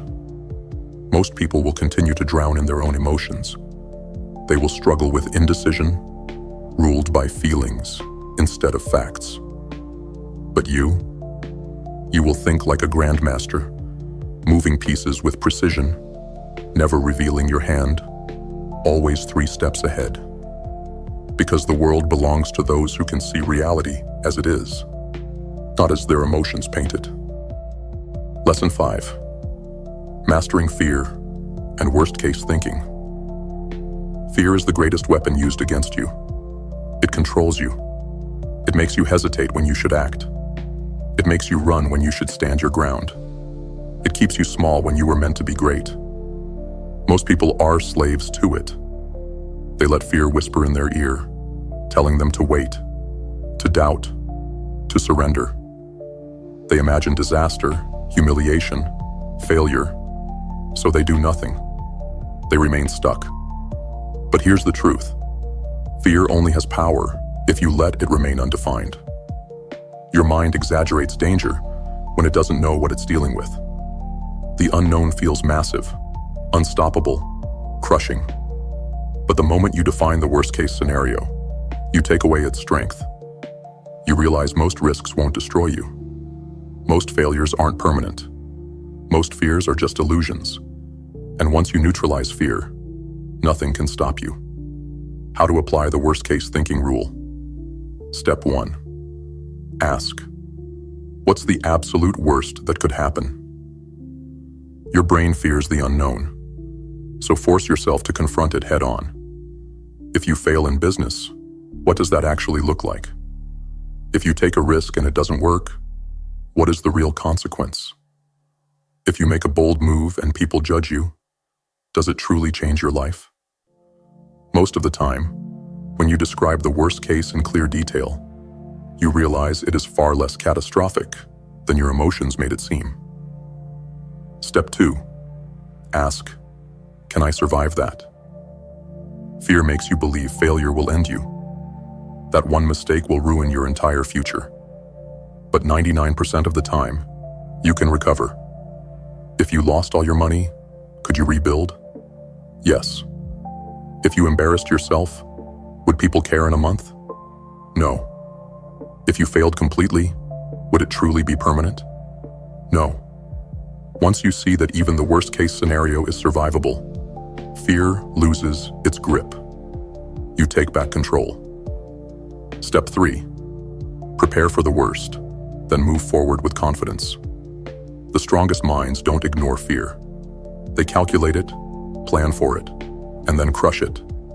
If the worst happens, how will I handle it? What backup plans can I put in place? What can I do now to strengthen myself against this risk?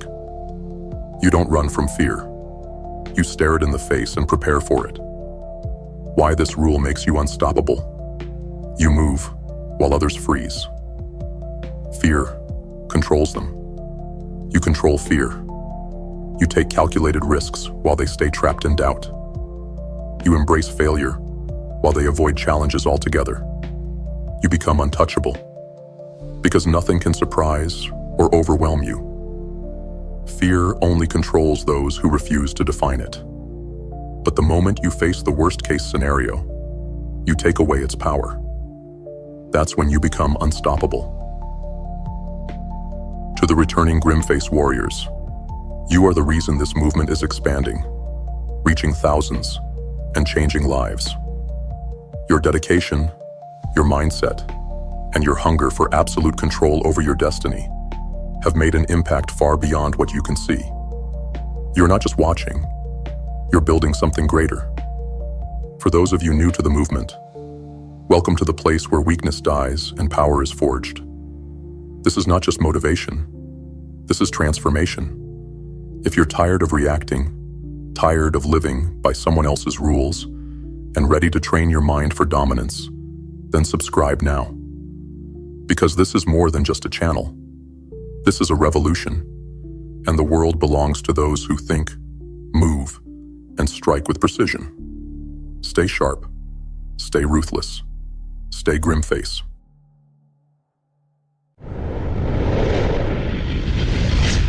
Most people wander through life without direction, chained by distractions, lost in meaningless pursuits, and wondering why they never feel fulfilled. They move, but they don't act. They exist, but they don't live. But today we change that. Because today, we're breaking down the foundation of self-discipline, the one thing that separates the weak from the unstoppable. By the end of this lesson, you'll understand why most people fail, how to carve out your purpose with ruthless clarity, and how to align your actions with something greater than yourself. So don't just sit back.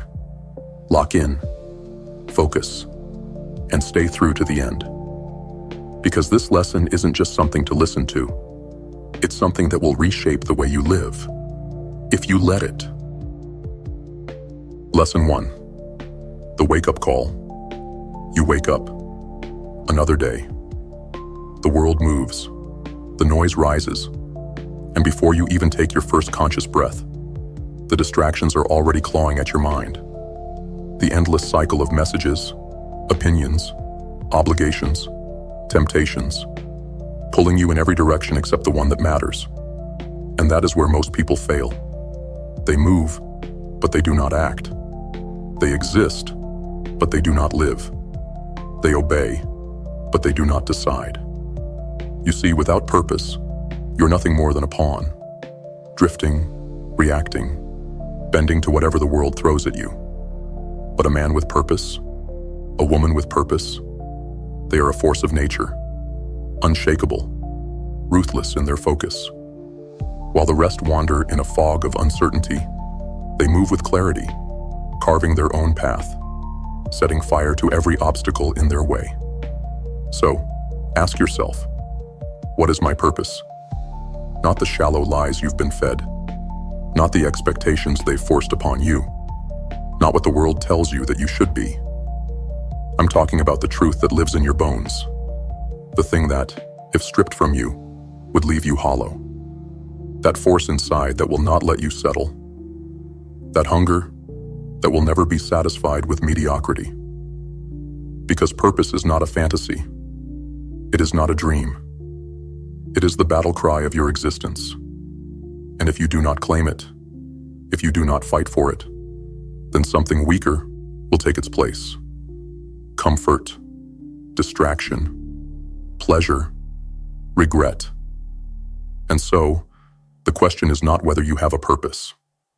The question is whether you are willing to strip away the noise and uncover it. To do this, you must face yourself in the mirror, without lies, without excuses, without the armor of false confidence. You must ask yourself, who am I? What do I stand for? What am I willing to suffer for? Because make no mistake, purpose is not about happiness. It is not about ease. It is about devotion, about sacrifice, about choosing the harder road, knowing that no reward is worth anything unless it is earned. Look around you. The weak chase validation. They live for approval, for fleeting pleasures, for empty praise. But those who are truly alive, they serve something greater than themselves. They don't waste time explaining their path. They walk it. So here is your task. Define your core values. Not the ones that sound good. Not the ones you think people want to hear. The ones that define you at your most raw, at your most real. The values you would die for. The values you would kill for. Then, when the morning comes, before the world tries to own you, before the distractions sink their claws in, write down one thing, one action that aligns with those values. Then do it.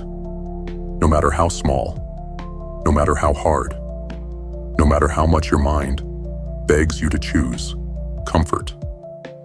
Because purpose is built through action. Discipline is built through repetition. And your future is built in the moments where you decide to rise while others remain asleep. This is the first step. The foundation. The moment where you choose to stop floating through life and start commanding it.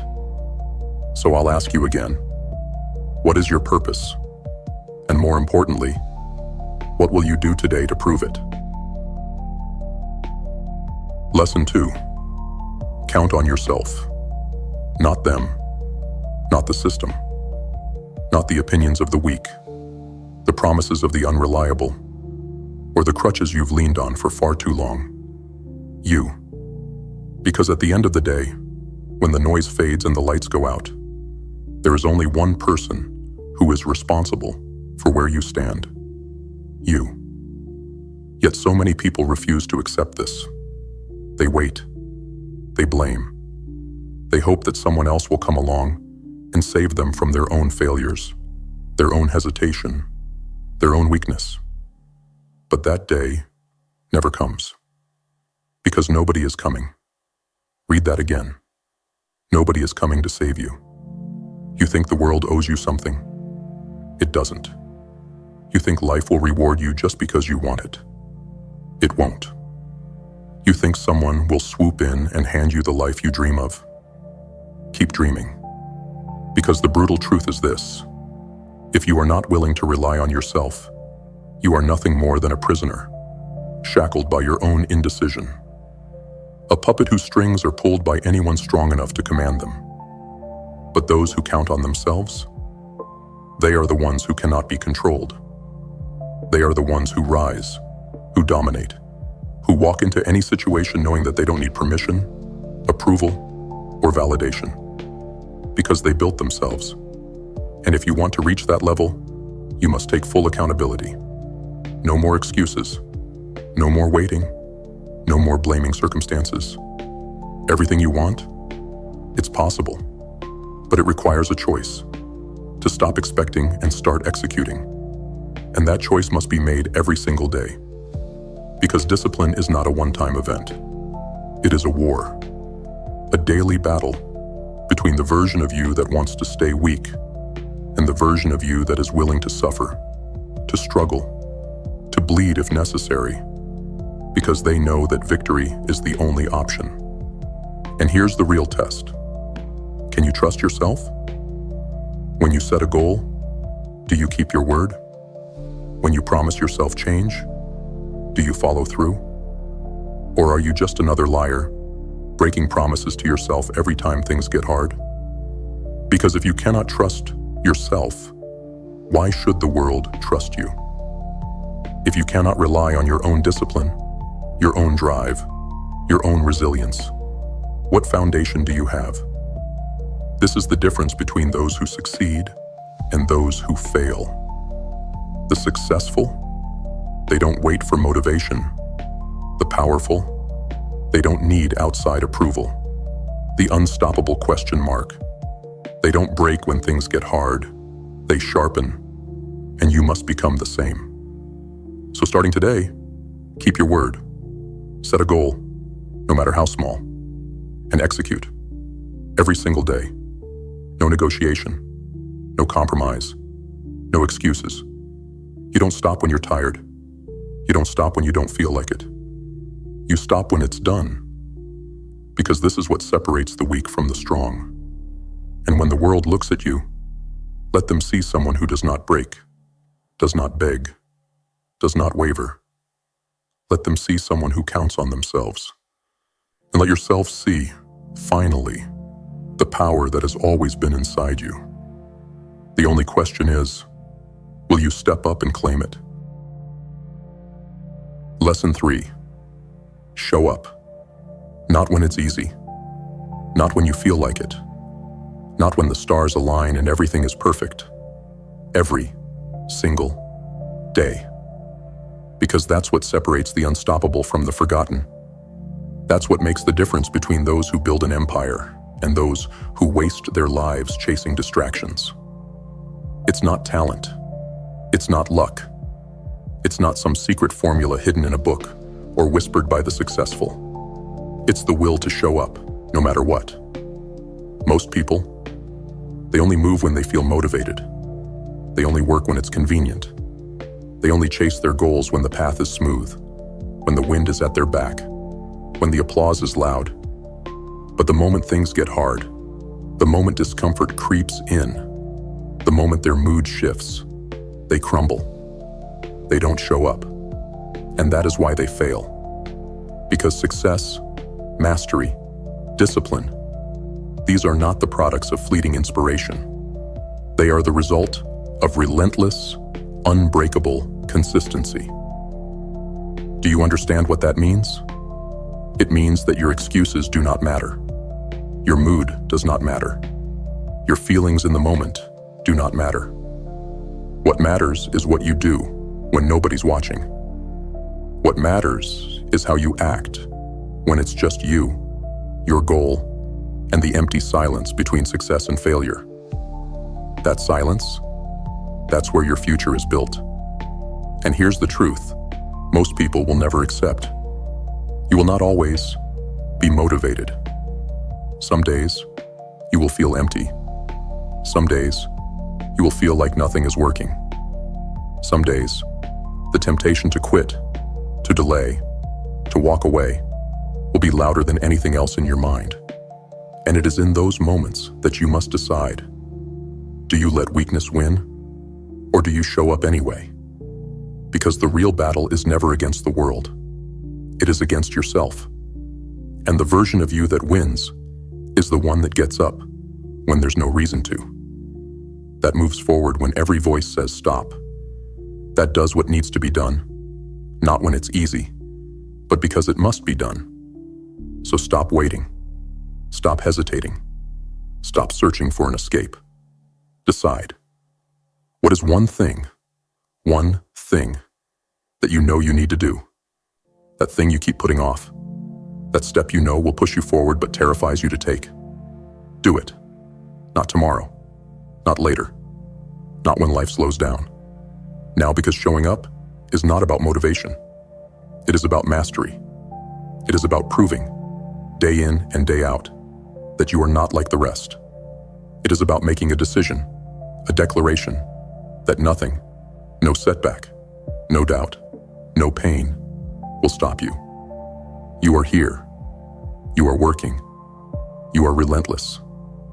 And the world, it will either step aside or be forced to watch you rise. So I'll ask you one last time. Will you show up today? Or will you let another day slip away? Lesson 4. Suffer by choice or suffer by force. This world will break you if you are weak.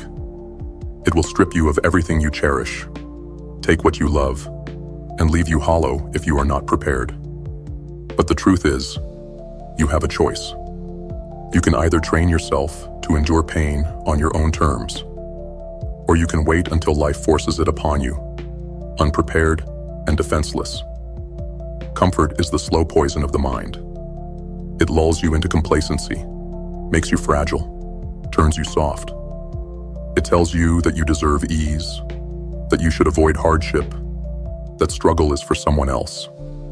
And then one day, when life finally crushes you, you have no armor, no resilience, no strength to fight back. You are not meant to live that way.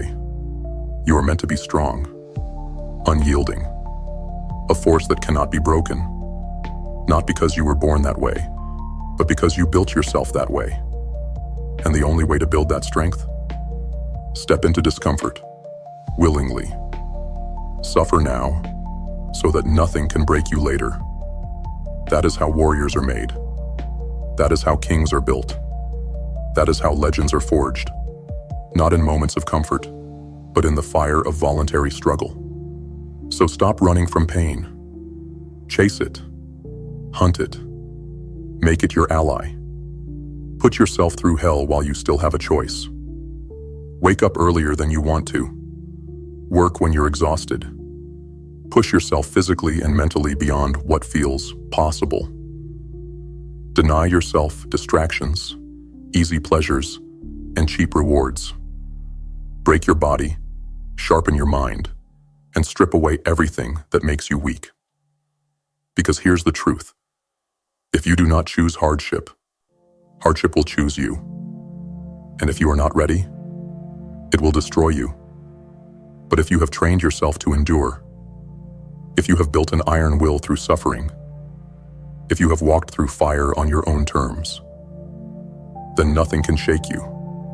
Then pain is just another tool. Then no obstacle, no hardship, no enemy can break what has already been forged in the furnace of your own discipline. The weak look at suffering and run. The strong look at suffering and smile, because they know it is fuel. So I ask you, what comfort are you willing to sacrifice today? What hardship are you willing to face? What will you do, right now, to make yourself untouchable? Because the day will come when life will test you. And when that moment arrives, only one question will matter. Did you prepare for it, or will it break you? Lesson 5. Control what you can. Let go of what you can't. Most people live as prisoners, not behind bars, but in their own minds. Trapped, chained to illusions, crushed beneath the weight of things they cannot control. They waste their energy screaming at the sky when it rains, instead of building shelter. They drown in anger over things that will never change, instead of adapting and moving forward. They let their emotions be ruled by forces outside of themselves, by the opinions of others, by circumstances, by chaos. And that is why they are weak.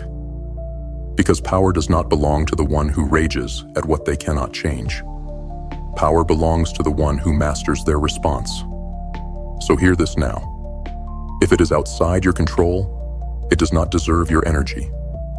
If it is beyond your influence, it does not deserve your concern. If it is not in your hands, then release it, immediately. Not because you don't care, not because you are passive, but because you are ruthless in protecting your own strength. Worrying, complaining, overthinking, these are the weapons of the weak. And every second you spend on things outside your control is a second stolen from the things that are within your power. Your thoughts, they belong to you. Your actions, they belong to you. Your discipline, your effort, your response, all of it belongs to you. And that is where your energy should go. Ask yourself, is this problem something I can directly influence? If yes, act. Fix it, solve it, adapt to it. If no, walk away from it and never look back. This is where most people fail. They live in reaction mode. They let the world control them instead of controlling what they can. They get angry over what someone said. They drown in regret over things they cannot undo. They sit in fear over things that may never even happen. And in doing so, they waste their only true power. But you will be different. Because from this moment forward, you will only put your energy into what you can control. Your habits, your discipline, your thoughts, your reactions, and everything else, you will let it burn. Because here is the ultimate truth. The world will never be under your control. But yourself, your mind, your discipline, that is yours, and yours alone. And if you master that, then nothing, not failure, not chaos, not even fate itself, can break you. So I ask you, where has your energy been going? To things you control, or to things that own you? Make the choice now. Own yourself, or be owned by everything else.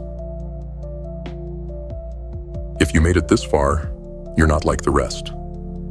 Most people don't seek discipline. Most people don't chase purpose. Most people will never break free from the cycle that keeps them weak. But you're here, and that means you're different. To those who keep coming back, the GrimFace movement grows because of you. You understand that life is a battlefield, and only those who commit to discipline, purpose, and relentless action will rise above it. You're not just watching, you're building something within yourself. Keep going. And if this is your first time here, This is your call to step up. This movement isn't for everyone. It's for those willing to break free, to take control, to embrace the struggle instead of running from it. So, if you're ready to commit to that path, don't just watch. Join the movement. Subscribe, stay locked in, and prove, every single day, that you're built for more. Because in the end, there are two kinds of people in this world: those who wait and those who rise. Which one are you?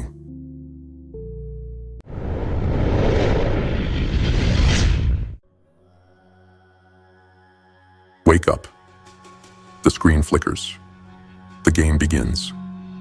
You were thrown into this world without a tutorial, without a manual, without a guide to tell you what to do.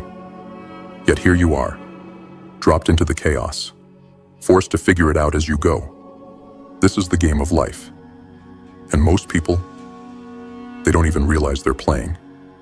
They stumble through the levels aimlessly, grinding mindlessly in dead-end quests, wasting their most valuable currency, time, on things that don't matter. They treat life like a spectator sport, watching others climb the leaderboard while they rot in mediocrity. They complain about the cards they were dealt, the character they were born with, the so-called unfairness of the game. But winners don't waste time crying. Winners play the game. The question is, will you? Lesson 1. Understanding the game of life. Life is a game, not a cruel accident, not a meaningless cycle of suffering, not a prison, a game. And like every game, it has rules, objectives, and strategies. If you understand these rules, you can play to win. If you ignore them, you get played. Most people go through life like a lost NPC, non-playable characters, programmed by their environment, blindly following a script written for them by others. They never take control of the game. They never pick up the controller. But you are the main character. And today, you start playing with intention. Rule number 1. This is a single-player game. No one is coming to save you. No one is handing you the victory screen. You are the one behind the controls. You control the movement. You control the strategy. You control your next action. Yes, you can form alliances, team up with others, build connections. But at the end of the day, you are responsible for your own success. No one else can level up for you. No one else can grind for you. No one else can develop your skills, gain your knowledge, or fight your battles. Everything in this game is on you. Your success, your failure, your progress. And that's not a burden. That's freedom. Because if everything is on you, then nothing is stopping you from rising. Rule number 2. Your character is yours to build. Some of us were born with a head start. Others spawned in with nothing. But what matters isn't where you started. It's how you level up. Your strength, your intelligence, your wealth, your influence, all of it can be increased. The weak stay weak because they refuse to train. The strong become stronger because they never stop grinding. And you don't need permission to start leveling up. No one can stop you from learning a new skill. No one can stop you from hitting the gym and strengthening your body. No one can stop you from studying strategy, making better decisions, or mastering your emotions. You're not stuck with the default settings. You're not trapped in the starting level.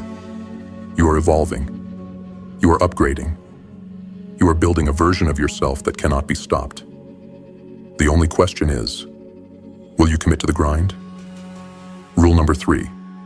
Resources are meant to be maximized: time, money, knowledge, energy. These are the currencies of the game. Waste them, and you stay stuck at the bottom. Invest them wisely, and you buy your freedom. Every second you scroll mindlessly, every dollar you blow on nonsense, every day wasted doing nothing, you are choosing to stay weak. But when you learn how to manage your resources, the game changes. Time becomes your greatest weapon. Money becomes your tool. not your master. Knowledge compounds, stacking like an infinite XP multiplier. Most people waste their resources. They blow their in-game currency on meaningless side quests, parties, distractions, cheap entertainment. But winners, they stack their resources. They invest, they train, they create, they multiply their wealth, their health, their power. They move with purpose. Are you playing to win, or are you playing to pass the time? Rule number 4. Set your own win condition. Most players never win because they never define what winning looks like. They drift through life, following someone else's script, never asking themselves what they actually want. The greatest trap in this game is thinking you have to follow someone else's path. You don't. Success isn't one size fits all. Maybe for you, it's building an empire. Maybe it's achieving complete freedom. Maybe it's reaching a level of discipline and mastery that makes you unstoppable. But you have to choose your objective. You have to decide what winning means. And then, you grind until you get there. Rule number 5. The game doesn't pause. There is no reset button. No save file to reload. No do-over. Every second that passes is one you'll never get back. And while most people waste their lives waiting for the right time to start, waiting for motivation to hit, waiting for things to magically improve, winners take action. They understand that time is the most valuable resource in the game, and they refuse to waste it. Because the game keeps moving, with or without you. The only question is, are you leveling up, or are you being left behind? The hard truth. Most players quit before they even get started. They get stuck in the early levels and assume that's all there is. They complain about the difficulty settings instead of figuring out the cheat codes hidden in plain sight. They waste their lives on side quests that lead nowhere, instead of marching toward the final boss version of themselves. But not you. You see the game for what it is. You understand the rules. And now, you have a choice.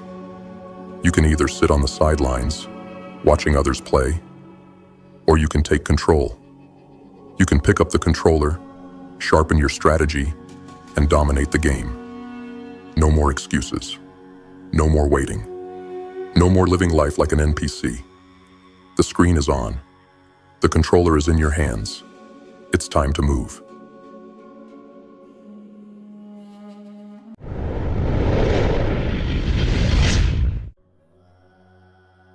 What if I told you the universe doesn't want you to win?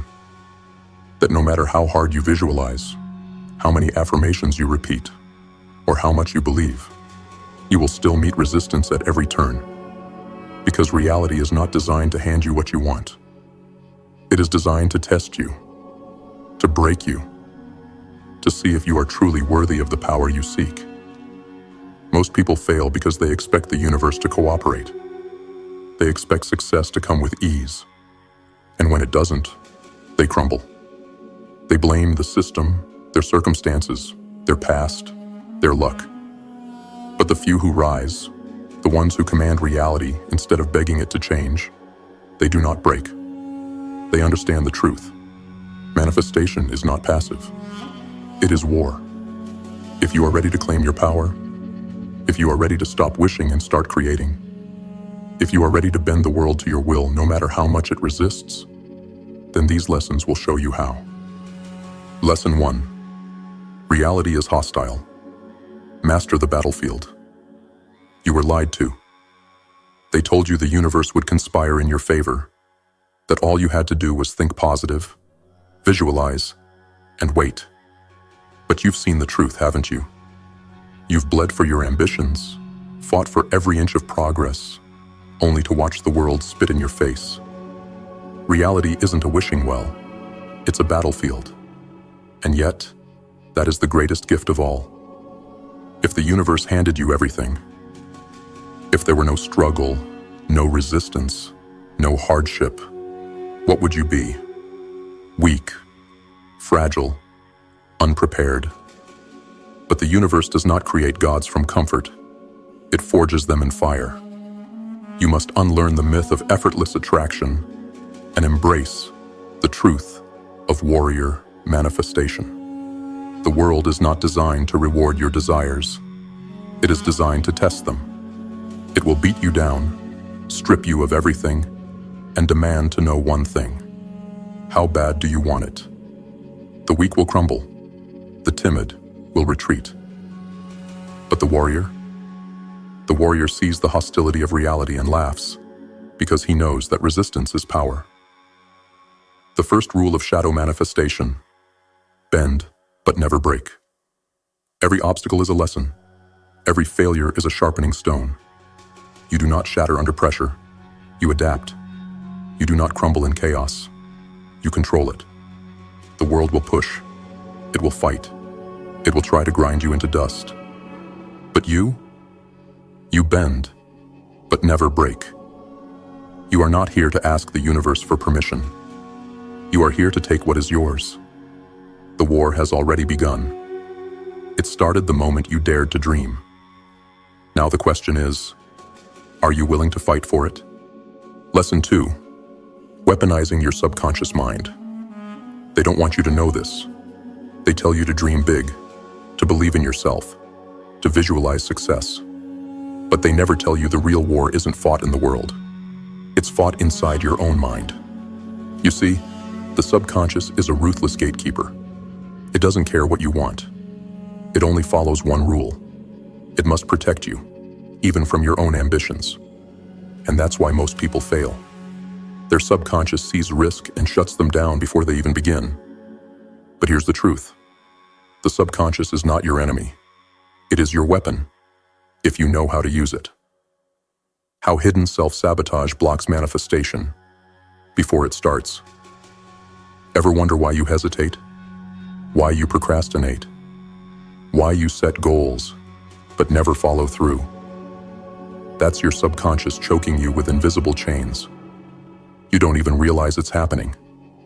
Every failure, every rejection, every painful memory, it's stored deep within, whispering, stay safe, stay small, stay where it's comfortable. And comfort is the silent assassin of dreams. You must reprogram yourself. You must tear apart the weak version of yourself that hesitates, that doubts, that flinches at resistance. You must become someone new. The inversion principle, turning resistance into fuel. Most people run from fear, from pain, from discomfort. You will use them. Every setback is a trigger to push harder. Every doubt is a reminder to prove it wrong. Every rejection is proof that you're walking the right path. You are not here to be coddled. You are here to command reality to obey you. And that starts with commanding yourself. Controlled obsession, forcing your mind to submit. True manifestation is not wishful thinking. It is a violent act of will. It is a conscious decision to never let your mind drift into weakness again. From now on, every thought must be a weapon. Every action must be deliberate. Every moment must be spent reprogramming the subconscious to serve you. There is no room for hesitation, no room for doubt, no room for the old version of you that accepted failure as an option.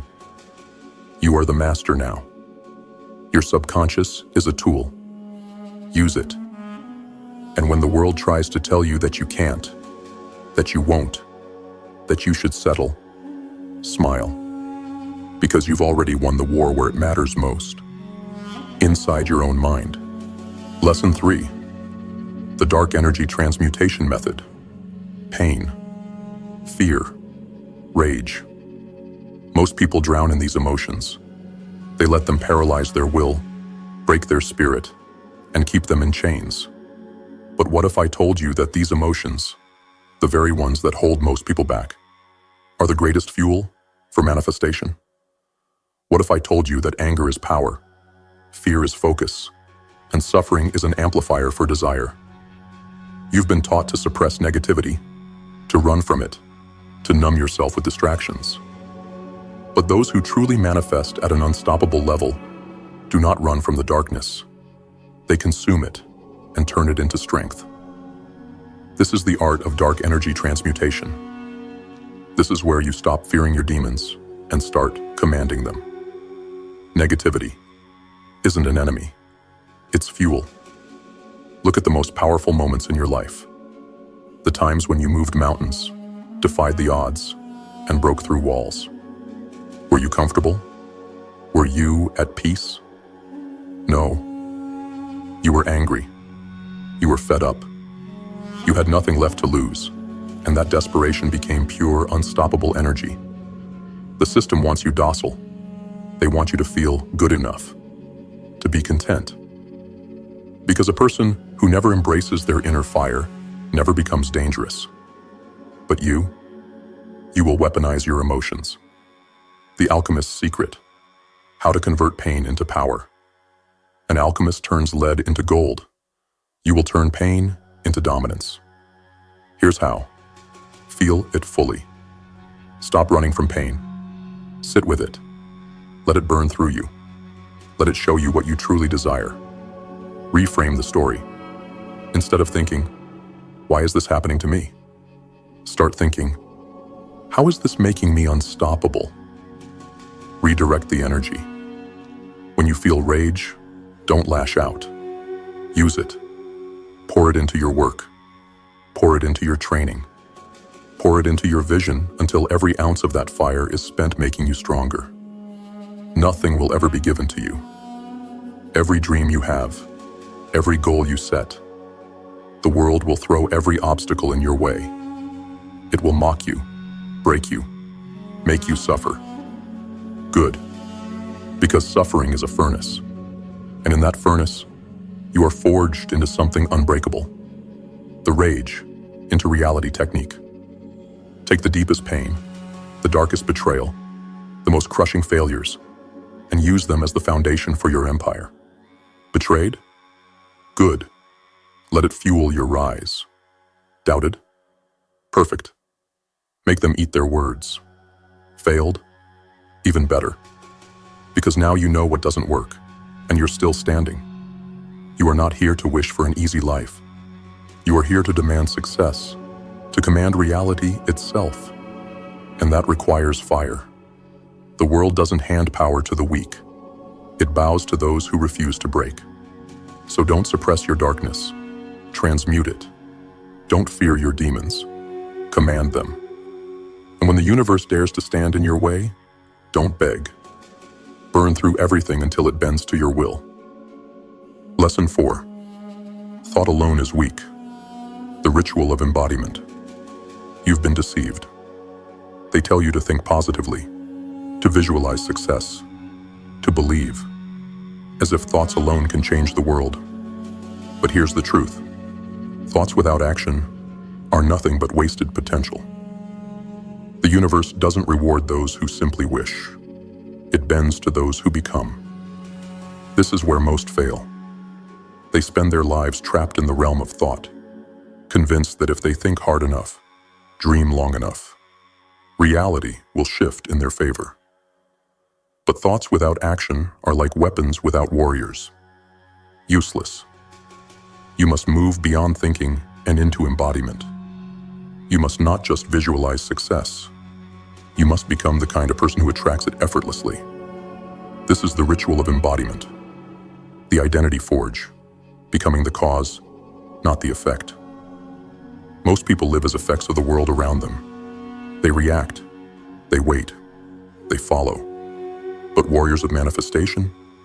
They are causes. They dictate how the world responds to them. They do not chase success, it chases them. To reach this level, you must burn the bridge between who you were and who you must become. Ask yourself, who is the future version of me that already has what I desire? How does that version of me think, move, act? What habits, what discipline, what presence does that version of me command? And then, become that person now. Not tomorrow, not when the time feels right. Now, the difference between passive visualization and command visualization. Visualization is a weapon, but like any weapon, It is useless unless wielded correctly. Passive visualization is what the weak do. They dream, they fantasize, they escape into a world where they have what they want, only to wake up unchanged. Command visualization is different. It is a demand, a declaration. It is not a wish. It is an order. When you visualize, do not see yourself as a hopeful spectator. See yourself as an unstoppable force. Do not just see the goal. See yourself crushing every obstacle in your path. Do not just imagine the reward. Feel the sweat, the discipline, the sacrifice it takes to earn it. Do not just hope the world bends to you. Force it to recognize who you are becoming. The death of hesitation. Acting as if without delusion.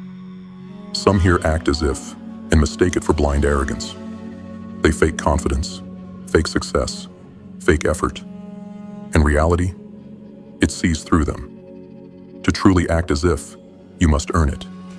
You must train your mind, your body, and your habits to align with your vision. There can be no separation between who you are now and who you aim to become. If you want to be a warrior, train like one. If you want to be wealthy, move like a king, not a beggar.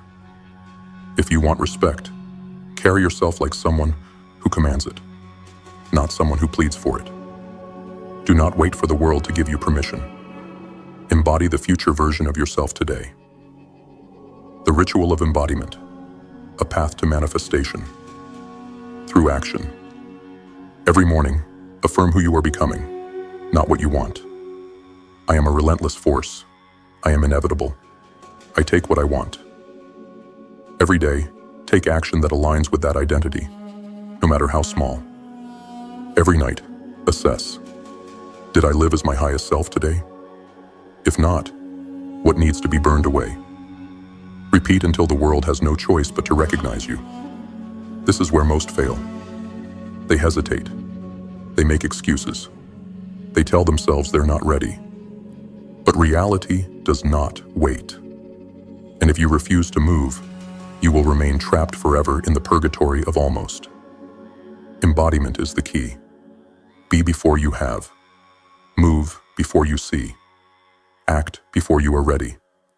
Because when you fully commit, when you stop playing small, when you embody who you were always meant to be, reality will have no choice but to bow. Lesson 5. The hidden power of rejection and resistance. The world is not your friend. It will not greet you with open arms. It will not clear a path for your ambitions. Instead, it will test you, over and over again, with rejection, failure, and endless resistance. And most people? They break. They take rejection as a sign to stop, resistance as proof they aren't meant to succeed. They shrink, retreat, and settle into a life of quiet submission. But you will be different. Because rejection is not failure. Resistance is not defeat. They are the fire that forges the unbreakable. The world doesn't owe you anything, so take it anyway. Understand this. No one is coming to save you. No one is going to hand you what you want. No one is going to make this easy. And if you are waiting for permission, for a sign, for the world to roll out the red carpet and invite you to succeed, you are already lost. The universe rewards those who refuse to be denied, those who take rejection and turn it into fuel. So when the world tells you no, you say, "Watch me." When doors slam in your face, you don't knock again like a beggar. You kick them down. Why rejection is proof. You're on the right path. Most people fear rejection. They take it personally. But in reality, rejection is a gift. Because rejection means you are trying. It means you are pushing beyond your limits. It means you are playing at a level most people are too afraid to attempt. And if you are not getting rejected, if you are not meeting resistance, then you are playing far too small. If they laugh at you, good. You are ahead of them. If they doubt you, perfect. That means you see what they can't. If they shut you out, excellent. That means you are knocking on doors meant only for the bold. Weak minds seek comfort. Warriors seek resistance because they know pressure creates power. The momentum of resistance. How every obstacle increases your strength. Here's the secret they never tell you. Resistance is momentum in disguise. Every time you push against resistance, you grow stronger. Every time you get rejected and keep going, you build unstoppable momentum. And at some point, resistance no longer slows you down. It propels you forward, but only if you refuse to break. The mindset of inevitability. How to make the world submit. There comes a point when the world can no longer stop you. Not because the resistance disappears, but because you have become too strong to be affected by it. This is the mindset of inevitability. This is where rejection stops feeling personal, where failure stops feeling final, where resistance becomes nothing more than a weight to be lifted. And once you reach this level, once you become immune to rejection, indifferent to obstacles, and unstoppable in your pursuit, the world will have no choice but to bow. Not because it wants to, but because it cannot stop you. So embrace rejection, chase resistance, relentlessly pursue what is yours. And when they try to stop you, when they say you can't, you won't, you shouldn't, smile, because you know something they don't. You are inevitable. Lesson 6. Breaking the chains of the system. You were born into a prison, a system designed to mold you into obedience, to keep you small, afraid, and dependent. From the moment you took your first breath, you were fed rules, unspoken laws that shape the way you think, act, and live. Play it safe. Don't aim too high. Just be grateful for what you have. They want you docile. They want you comfortable. Because comfortable people don't rebel. They don't question. They don't break free. But you are not meant to be controlled. You are not here to live in quiet submission, shackled by invisible chains. You are here to break the system and build your own world. How society conditions you to settle and obey. Everything around you is designed to keep you trapped. The education system doesn't teach you to think. It teaches you to comply. The media feeds you fear, keeping you too paralyzed to act. The 9-to-5 grind drains your energy, leaving just enough room for distraction, but never for revolution. And the worst part? They make you believe it's normal, that life is meant to be hard, that success is reserved for the lucky, that you must accept the life handed to you, rather than creating the one you deserve. It's all a lie. The illusion of scarcity, why abundance is locked behind fear. They tell you there's not enough money, not enough opportunities, not enough success to go around. But scarcity is an illusion, a story told by those in power to keep the masses fighting for scraps instead of building their own empires. The truth? There is no shortage of power, only a shortage of those willing to claim it. The weak believe in scarcity. The strong know that anything can be created. Detaching from social programming while still operating in the world. You cannot escape the system by ignoring it. You escape by understanding it, using it, and ultimately outgrowing it. Learn their rules, so you can bend them to your will. Study their methods, so you can outmaneuver them. Play their game until you no longer need to. Because the goal is not just to survive. The goal is to transcend.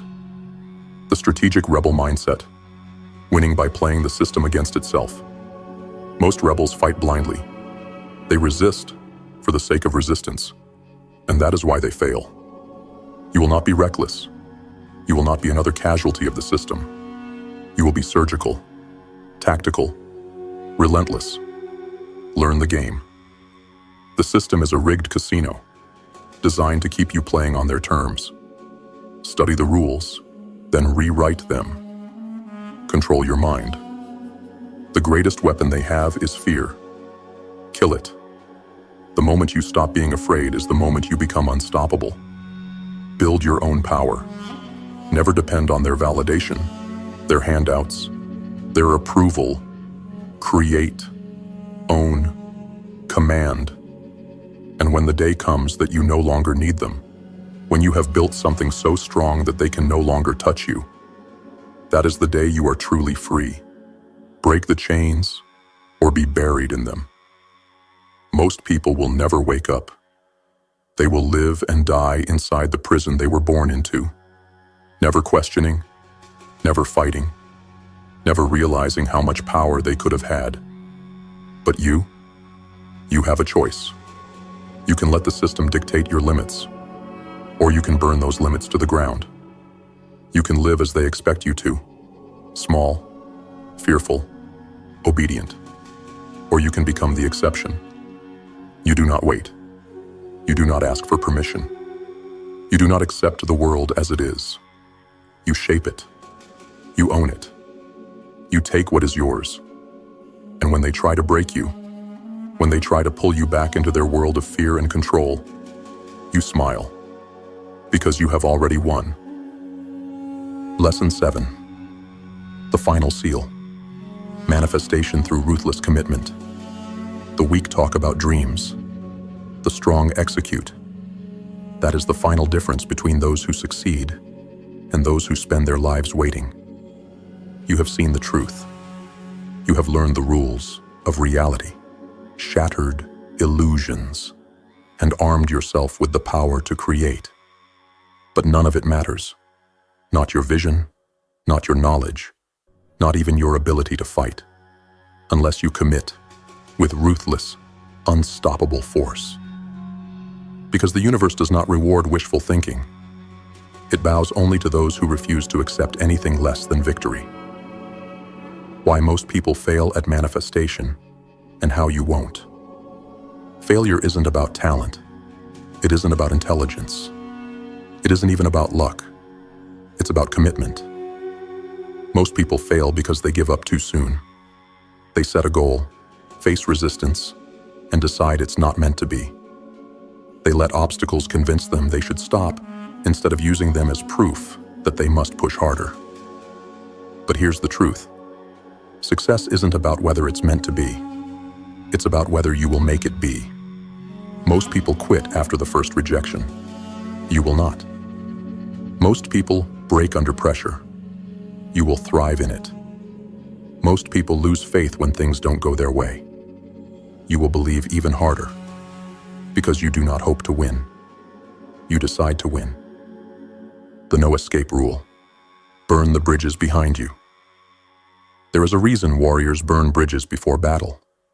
They leave themselves no way back. Because when retreat is not an option, the only choice is to win. That is how you must approach your goals. No escape. No backup plan. No safety net to catch you when you fall. You must be so committed that failure is simply not an option. Ask yourself, if this was the only path available, would I still hesitate? If failure meant death, how hard would I fight? If I had no other choice but to win, how would I move? Now move like that.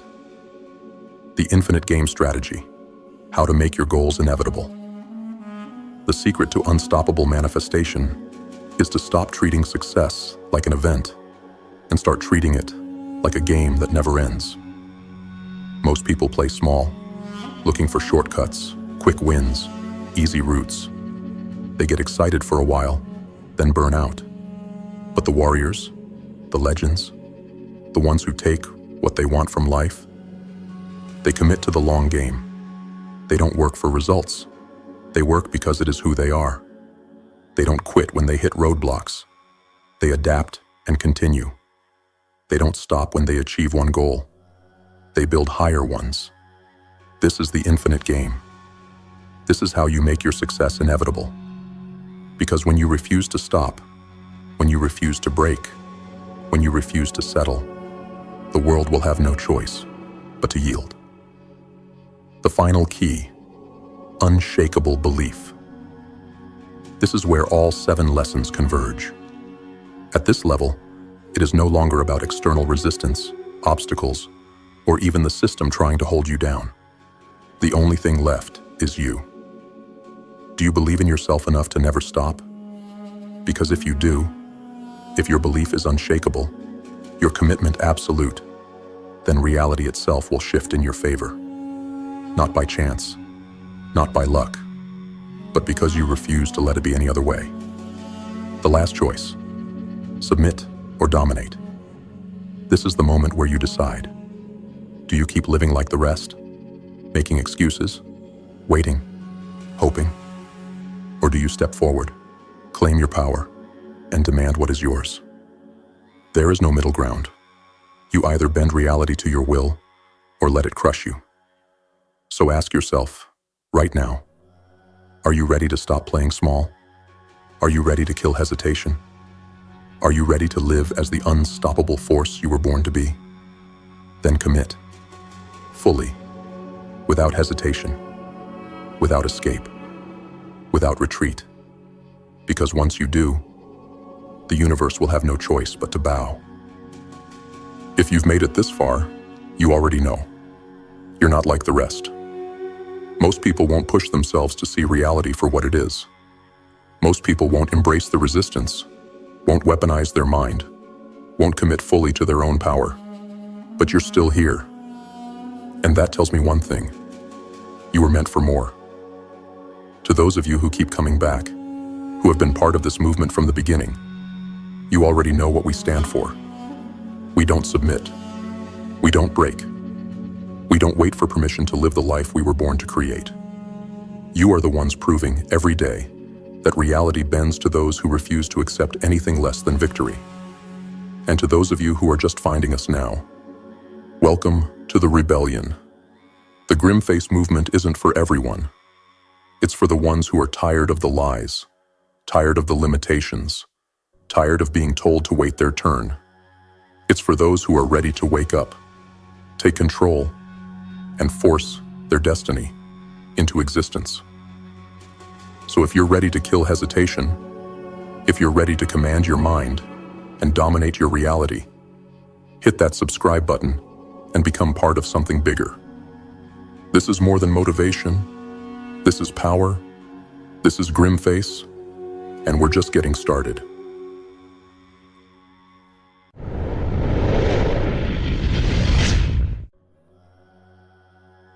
Tell me, are you tired? Tired of waking up every day, feeling like you're meant for more but never actually becoming more? Tired of being trapped in the same cycles? Distraction, procrastination, wasted time, while deep down, you know you could be unstoppable if you just had the discipline to break free. Are you sick of watching others rise while you stay stagnant? Are you exhausted from living in the gray zone of mediocrity, where you're not failing badly enough to change but not winning enough to feel alive? Good, because that means you're ready. See, the difference between those who rise and those who fade isn't talent. It isn't luck. It isn't intelligence. It's discipline. But not the kind of discipline they've been feeding you. This idea that you have to force yourself into suffering, that you have to rely on endless willpower, that you have to be perfect every second of the day. That's why you've failed before. Because that's not how true discipline works. True discipline is about hacking your own mind, bending your desires to your will, turning weakness into power. It's about mastering yourself so completely that success is no longer a choice. It's the only outcome. And that's exactly what you're about to learn. Lesson 1. Leverage your desires. Tell me, how much energy have you wasted fighting yourself? How many hours have you spent resisting distractions, suppressing urges, battling temptations, only to lose over and over again? You know what I'm talking about. That endless cycle. You set a goal. You tell yourself you'll be disciplined. You make promises. And then, The cravings creep in. The distractions whisper your name. You fall. You hate yourself for it. And then you do it all over again. And why? Because you've been fighting the wrong battle. They told you discipline means denial. That success requires you to kill your desires, to starve your impulses, to shut down every part of you that craves pleasure. And for how long? How long can you hold back the flood before it drowns you? But here's the truth. The strongest people, the most disciplined, the most powerful, they don't fight their desires. They bend them to their will. They take what others call distractions, what others call weaknesses, and they turn them into tools. So tell me, why are you still at war with yourself? Your desires are not the enemy. Let's get one thing straight. Desire is not your enemy. Temptation is not your enemy. Your cravings, your hunger, your urge for pleasure, they are power. The problem isn't that you want dopamine. The problem is that you've let it be controlled by things that do nothing for you. You've trained your brain to chase mindless entertainment, quick fixes, and cheap rewards instead of something that actually builds you. It's time to reprogram yourself. How to leverage your desires for power. You don't fight against your instincts. You redirect them. You turn your cravings into your greatest weapon. Here's how. 1. Want dopamine? Make progress addictive. Right now, your brain is wired to chase what's easy. Scrolling, gaming, junk food, whatever floods your system with quick dopamine. But dopamine is just a chemical. It doesn't care where it comes from. So make it come from your goals. Turn your work into a game. Set clear milestones. Track your progress. Attach rewards to tasks. Small wins get small rewards. Big wins get something major. Break down large goals into micro wins, so your brain gets frequent hits of dopamine from progress, not just completion. The same rush you get from social media, from junk food, from distractions. You can make your brain crave achievement just as much, if you train it. 2. Love chaos. Build a system that thrives in it. Some people can live by rigid schedules. If that's you, great. But if routine kills you, stop forcing it. Instead of trying to create discipline through control, embrace unpredictability and use it as a weapon. Set flexible work challenges. Instead of forcing yourself into the same routine every day, make your work unpredictable. Give yourself missions, time-based challenges, shifting environments. Gamify your effort. Assign yourself unexpected obstacles. Create random reward systems. Keep yourself on edge in a way that keeps you engaged. Create productive chaos. If you need variety, rotate your work style. Work in sprints. Change locations. Change tempos. Make it a game where the only rule is that you have to win. Stop trying to be someone you're not. Use your nature instead of fighting against it. 3. Make your vices work for you. Instead of feeling guilty about your distractions, find a way to link them to progress. Addictive personality? Good. Get addicted to self-improvement. Love social media? Fine. Use it to document your growth and keep yourself accountable. Crave competition? Perfect. Find a rival. Make your goals a battle. Turn your ambition into a fight you refuse to lose. If something pulls at you, find a way to make it pull you towards something that actually benefits you. 3. Set hard boundaries. Indulgence isn't the enemy, but losing control is. You have to define clear rules. If you schedule a cheat meal, it's one meal, not an entire weekend of garbage. If you allow yourself a break, it's 30 minutes, not a whole wasted day. If you indulge in a distraction, you stop when the time is up. You are not weak for indulging, but you are weak if you can't stop. 4. Break, but don't collapse. When most people take breaks, They fall apart. They indulge once and let it spiral out of control. Not you. You control your indulgence. You take what you need, then you get back to work. One day off is fine. A week of slacking is not. A scheduled distraction is fine. An uncontrolled addiction is not. A planned indulgence is fine. Losing yourself to it is not. You are not here to be a slave to your desires. You are here to make them serve you. 4. Use pleasure as fuel, not as an escape. You don't have to cut out pleasure. You just have to earn it. Make a rule. No dopamine without progress. You want to watch a show? Do something productive first. You want to eat something unhealthy? Only if you worked for it. You want to indulge in distractions? Fine. But only as a reward, never as an escape. This flips your brain's programming. Instead of seeing hard work as suffering, it starts to see it as the key to getting what you want. 5.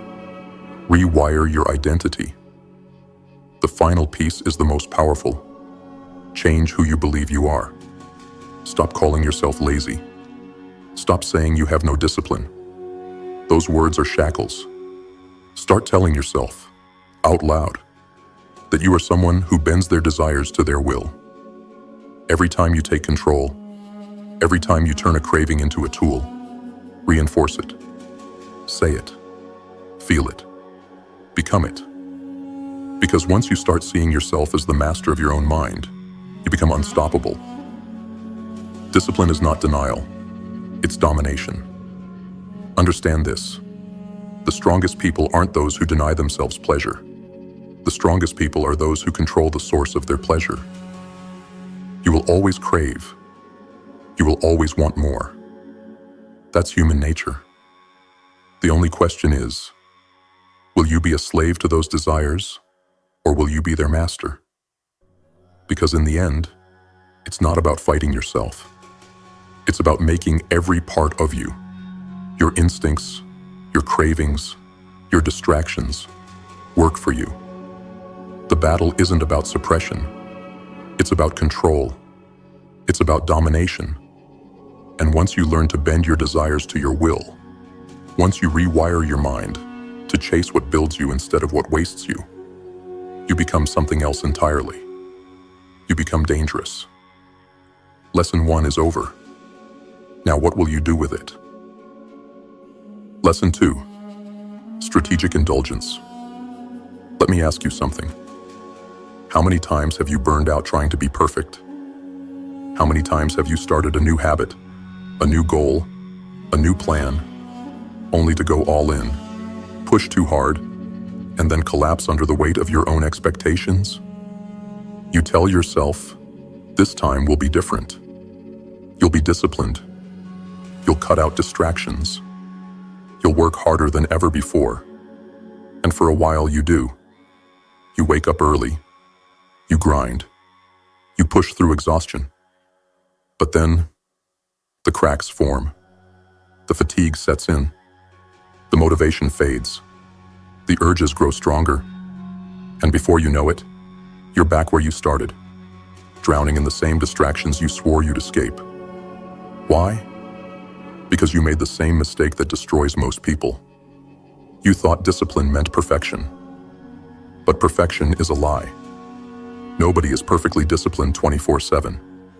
Not the most successful people. Not the most powerful. Not even the ones who seem unstoppable. The difference is that they don't break under pressure. Because they don't deny themselves relief. They understand something you don't. Discipline isn't about never indulging. It's about controlling when and how you do it. That's strategic indulgence. The ability to schedule your weaknesses so they never have the power to destroy you. Let me show you how it works. The trap of forced perfection. You've seen it before. The person who swears they'll never eat sugar again, then caves and binges on an entire week's worth in one night. The one who decides to quit social media, then finds themselves scrolling for hours after just one quick check. The one who grinds at work nonstop, only to burn out and disappear into laziness for weeks. Do you see the pattern? When you try to force absolute control, you create an imbalance. And nature hates imbalance. Your brain isn't wired for endless self-denial. It will fight back. And when it does, you won't just slip, you'll crash. This is why so many people fail. Because instead of structuring their indulgence, they try to eliminate it. Instead of planning their breaks, they force themselves into suffering until their own mind rebels against them. The truth? You don't need to eliminate indulgence. You need to weaponize it. Here's how. How to use strategic indulgence to stay unbreakable. Instead of fighting temptation until you snap, you control when, where, and how you indulge. You don't binge, you don't break, you give yourself permission, but on your terms. 1. Schedule your weaknesses. If you try to quit something cold turkey, your brain will crave it even more. So instead of denying yourself completely, control when you allow it.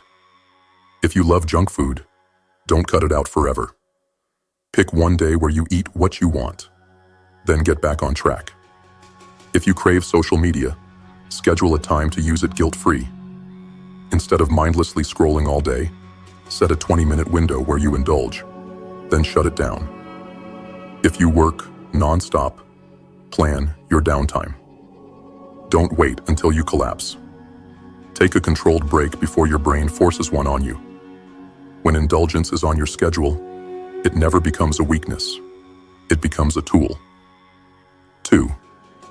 Turn your indulgence into a reward. If you give yourself pleasure before you've earned it, it weakens you. But if you attach it to achievement, it strengthens you. You want to watch TV? Fine. But only after you've completed your work for the day. You want to go out and party? Great. But only if you've hit your fitness goal that week. You want to relax and do nothing? Perfect. But only if you've been productive first. This rewires your brain. Instead of seeing discipline as suffering, it sees it as the path to the rewards you already crave. Why this works. The balance of power. Imagine your discipline is a battery. If you never recharge it, it dies. And when it dies, you lose control. You lose momentum. You fall into chaos. But if you recharge it strategically, it stays full. It stays powerful. You never burn out. You never break. This is why the strongest people aren't the ones who push until they collapse. They are the ones who know when to stop and when to go. They rest before they need to. They indulge before they snap. They take control before they lose control. That's the difference between those who last and those who fade. That's the difference between the weak and the unstoppable. Discipline is a cycle, not a straight line. Forget perfection. It doesn't exist. The path to greatness isn't about constant suffering. It's about managing your energy, your focus, your willpower, so you never run empty. You train hard, you rest when needed, you push forward, you recharge, you repeat. You don't fight against yourself, you work with yourself. And when you master this balance, you become something terrifying. Because while everyone else burns out, while everyone else collapses, while everyone else falls into the cycle of failure and regret, you keep going. You never break. You never stop. Lesson 2 is over. Now what will you do with it? Lesson 3. Emotional alchemy. Tell me, what do you do with your emotions? Do you let them control you? Do you let them slow you down, keep you weak, keep you trapped? Do you allow frustration to paralyze you? Do you let anger make you reckless? Does laziness keep you from moving forward? Or do you weaponize them? Because here's what most people don't understand. Your emotions are not the enemy. You've been told to control your emotions, to suppress them, to calm down, to stop overreacting. to not let them get the best of you. But what if that advice is the reason you're stuck? What if the energy you've been taught to silence is the exact energy you need to break through? You don't need to fight your emotions. You need to forge them into power. That's emotional alchemy. The art of taking the raw, unfiltered energy of your emotions and turning it into something useful. Instead of seeing them as obstacles, you convert them into fuel. Anger, frustration, pain, even laziness. Every single one of these emotions carries energy. Energy that can be controlled, redirected, used. Weak people drown in their emotions. Strong people bend them to their will. Which one will you be? The hidden power inside your emotions. Let me tell you something. Emotions are pure energy. Think about it. What happens when you're angry? Your heart races. Your body tenses. Your mind sharpens. It's a surge of power. But what do most people do with it? They waste it. They lash out. They lose control. And then there's frustration. That gnawing, irritating feeling of being stuck, of knowing you could be further along, of feeling the weight of unmet potential. Most people let it crush them. And laziness. People think laziness means they don't want to do anything. That's not true. Laziness is actually a desire for efficiency, a deep, instinctual urge to find the easiest way forward. The problem isn't laziness. The problem is that most people don't know how to redirect it. Emotions are not the problem. Your lack of control over them is. So let's fix that. How to transmute your emotions into power. Instead of letting your emotions control you, you hijack them. You take the raw energy and force it into momentum, focus, and power. First turn, anger into action. Anger is one of the most explosive forms of energy. It can destroy, but it can also build. If you let anger control you, you lash out, you make reckless decisions, you self-destruct. But if you harness it, it becomes a weapon. How to use it? When you feel anger rising, pause. Don't react. Channel it. Instead of venting, move. Lift. Run. Work. Create. Let the fire drive you, but never let it blind you. Stay focused. When you feel like you have something to prove it through your results, not your words. Example. Instead of punching a wall, punch the work in front of you.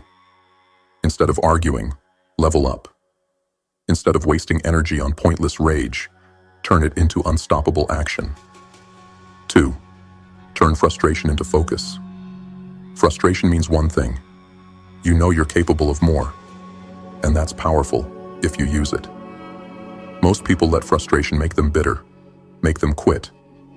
But frustration is just a signal. It's telling you do more. Fix it.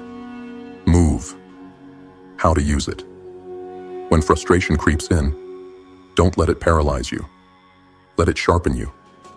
Focus all that irritated, restless energy into correcting, improving, and pushing forward. Write it down. What's making you frustrated? What's the solution? No complaining. No pity. Just action. Let frustration be proof that you refuse to settle. Example. If you're frustrated about your progress, double down. If you're frustrated about a skill you haven't mastered, train harder. If you're frustrated about your results, analyze, adjust, and attack. Third, turn laziness into leverage. Laziness is not a weakness. It's a clue. It's your brain telling you that you either aren't motivated by what you're doing, haven't found the most efficient way to do it. Most people fight laziness. You don't fight it. You use it. How to use it. If you feel lazy, ask yourself, what's the simplest way to get this done? Use your natural desire for ease to eliminate unnecessary effort and work smarter. Create a system where the path of least resistance leads to progress. Make the right choices easier than the wrong ones. Example, if you're too lazy to cook, prep easy meals in advance. If you're too lazy to work out, Find a form of exercise that you actually enjoy. If you're too lazy to work, make it so simple to start that it feels effortless. Laziness is just your brain looking for shortcuts. Instead of fighting it, use it to optimize your process. Master your emotions. Master yourself. This is the difference between being controlled and being in control. Weak people let emotions ruin them. They rage and waste their anger. They drown in frustration and give up. They let laziness make them stagnant. But you take the energy and make it your own. You don't react. You redirect. You don't suppress. You convert. You don't get consumed. You control. Because at the end of the day, your emotions are fire. They can burn you alive, or they can forge you into something stronger. The choice is yours. Lesson 3 is over. Now, what will you do with it? Lesson 4. Micro-failures as training. Let me ask you something. How many times have you failed? How many times have you broken your promise to yourself, slipped into distraction, fallen into procrastination, wasted another hour, another day?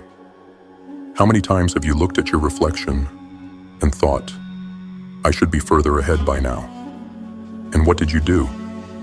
Did you beat yourself up? Did you let the shame eat away at you? Did you tell yourself you're weak, undisciplined, not cut out for this? Good. Because now you know exactly why you've been stuck. Not because you failed, but because you never understood what failure actually is. See, most people think failure is a wall, something that blocks them, something that stops them from reaching their potential. But the truth? Failure is the gym where discipline is built. Every single time you get distracted and pull yourself back on track, that's a rep. Every time you procrastinate, but eventually force yourself to act, that's a rep. Every time you slip, get frustrated, and choose to keep going anyway, that's a rep.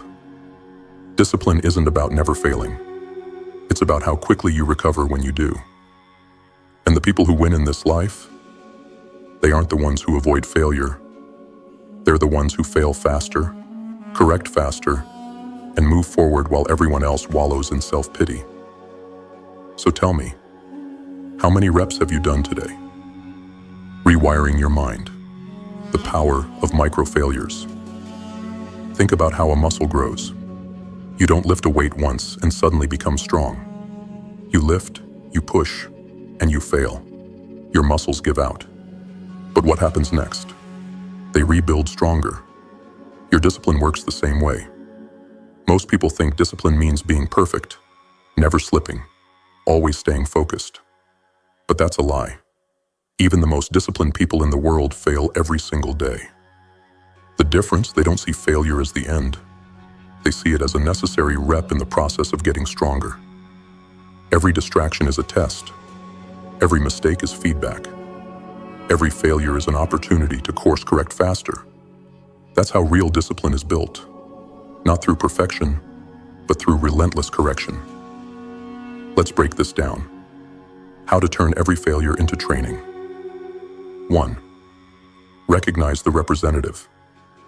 Most people don't even realize when they're training discipline because they see failure as a loss. That stops today. From now on, every time you catch yourself slipping, you recognize it as a rep in your mental gym. Got distracted? Good. Pull yourself back and you just did a rep. Procrastinated? Fine. The moment you start working, you just did a rep. Skipped a habit? Happens. Restart it the next day, and you just did a rep. Instead of seeing these moments as proof of weakness, see them as reps in the process of getting unbreakable. 2. Reduce the recovery time. Here's the real difference between those who succeed and those who don't. How long do they stay down? Some people get distracted and waste the entire day. Others waste a week. Some waste years.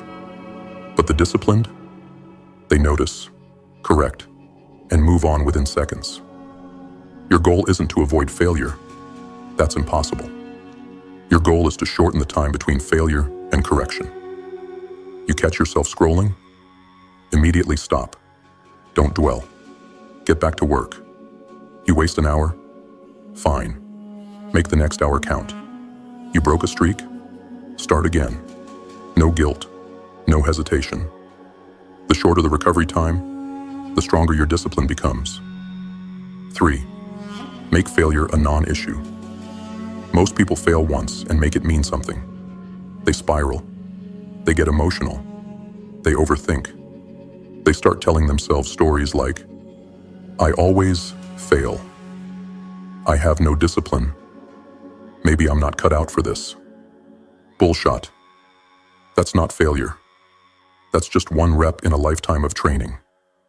The people who win don't take failure personally. They treat it like data. They look at what went wrong, make adjustments, and move forward without attaching any emotion to it. Failure means nothing unless you let it mean something. So don't. 4th, track your course corrections, not just your progress. You already track your wins. But what if I told you that tracking your recoveries is even more important? Keep a tally of how many times you caught yourself slipping and got back on track. Make a game out of it. How fast can you course correct? Reward yourself for noticing failures quickly, instead of punishing yourself for making them. If you start counting your corrections instead of obsessing over your mistakes, you'll start seeing failure as progress instead of defeat. Set a 3-second rule. Here's a simple, brutal way to keep yourself from spiraling. Anytime you fail, you have 3 seconds to course correct. You catch yourself wasting time? 3 seconds. Back on track. You miss a workout? 3 seconds. Plan the next one. You procrastinate? 3 seconds. Take one small action to break it. No guilt, no thinking, just action. Failure is not the opposite of discipline. It's the path to it. The moment you stop seeing failure as a problem, you become unstoppable. Because now, every mistake makes you stronger. Every slip makes you sharper. Every failure is another rep in the gym of discipline. This is why some people get results and others don't. Not because they never fail, but because they recover instantly. So from now on, every time you fail, you train. Every time you get distracted, you train. Every time you procrastinate, you train. And the more reps you do, the stronger you become. Because discipline is not about avoiding failure. Discipline is about how fast you stand back up. So tell me, how fast can you get back up? Lesson 4 is over. Now, what will you do with it? Lesson 5. Become the puppeteer of your own mind. Tell me, who really controls you? You think you do. You think you're in charge. But if that were true, why do you still procrastinate? Why do you still give in to distractions? Why do you still break your own promises? I'll tell you why. Because you are not the puppeteer. You are the puppet. Your mind isn't working for you. It's working against you, pulling you toward comfort, toward mindless entertainment, toward weakness. And that's why discipline feels so damn hard. Because every single day, you are fighting yourself, instead of using your own mind to your advantage. But what if you didn't have to fight? What if instead of trying to force discipline through willpower, you rigged the game in your favor? What if you became the puppeteer, the one pulling the strings of your own mind, tricking yourself into progress so easily that failure becomes impossible? That's the secret. The strongest people aren't the ones with the most willpower. They're the ones who don't need it, because they've built systems that make discipline automatic. And that's what you're about to do. The illusion of free will and how to hack it. Most people believe they make conscious choices. They don't. They react to their environment. They follow habits they don't even realize they have. They obey subconscious triggers that dictate their actions before they even think about them. And that's the key to everything. Because if your brain is just running on programming, then why not change the code? Why not trick yourself into discipline? Why not design your environment so that success happens automatically? Let's break it down. How to trick yourself into discipline. 1. Make starting so easy. It's impossible to fail. The hardest part of anything is getting started. Your brain tells you it's too hard, too exhausting, too much effort. So you procrastinate. But you can override that. Want to work out? Don't commit to an hour. Commit to 30 seconds. Need to write? Just write one sentence. Need to study? Read one page.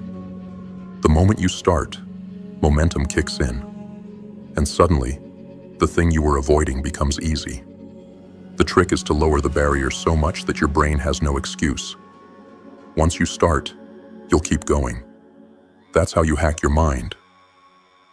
2. Engineer your environment for discipline. Most people make discipline harder than it needs to be. They rely on willpower, not realizing that their environment is setting them up for failure. You need to reverse that.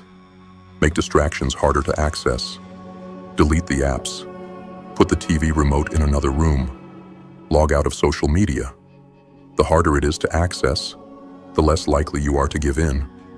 Make the right choices effortless. Want to read more? Keep a book on your pillow. Want to eat healthy? Make junk food inaccessible and healthy food the default. Want to work out? Lay out your clothes the night before. Your brain is lazy by nature. It will always take the easiest path. So make the right path the easiest one. 3. Create automatic rewards for discipline. Your brain loves instant gratification. The problem? Most good habits don't provide it, but you can change that. Set immediate rewards for finishing a task. No guilt-free indulgences until progress is made. Use habit tracking apps that visually reward you for consistency. Turn it into a game. Small rewards for small wins, big rewards for big milestones. When your brain associates discipline with pleasure, it stops resisting. 4. Build a system of non-negotiables. Weak people rely on motivation to do what they need to do. Strong people rely on systems. Tie habits to existing routines. Example: every time I brush my teeth, I do 10 push-ups. Set hard rules that remove choice. Example: I don't negotiate with myself. I go to the gym at 6 a.m. no matter how I feel. Use social accountability. Example: if you skip your goal, you have to pay a friend $50. Once something becomes a rule instead of a choice, your brain stops resisting. 5. Create a failure safety net. Even with the best systems, you'll slip. The key is to prevent a small slip from becoming a complete collapse. Never miss twice. If you miss one workout, the next one is mandatory. Have a reset plan. If you fall off track, what's the first action you'll take to fix it? Treat discipline like a muscle. The more you use it, the stronger it gets. And when you take a hit, you recover faster. Discipline isn't about perfection. It's about rigging the game so you win more than you lose.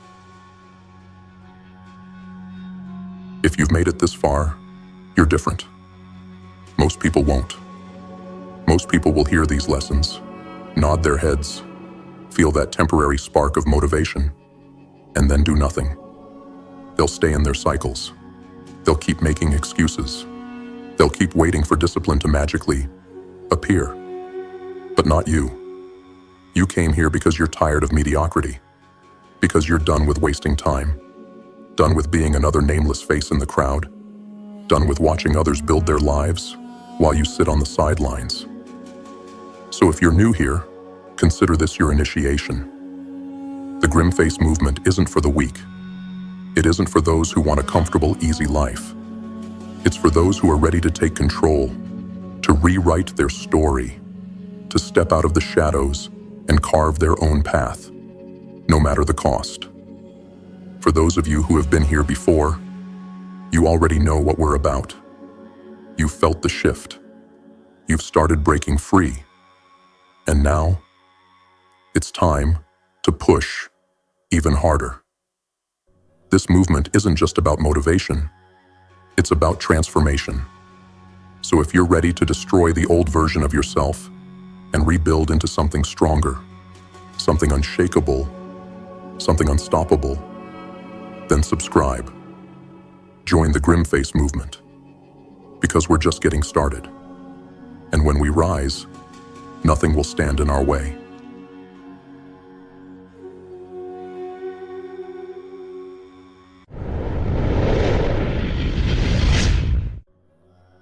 They don't want you to know this. Not your teachers, not your boss, not the ones who raised you. Because the moment you understand these lessons, really understand them, you become uncontrollable. You stop waiting. You stop obeying.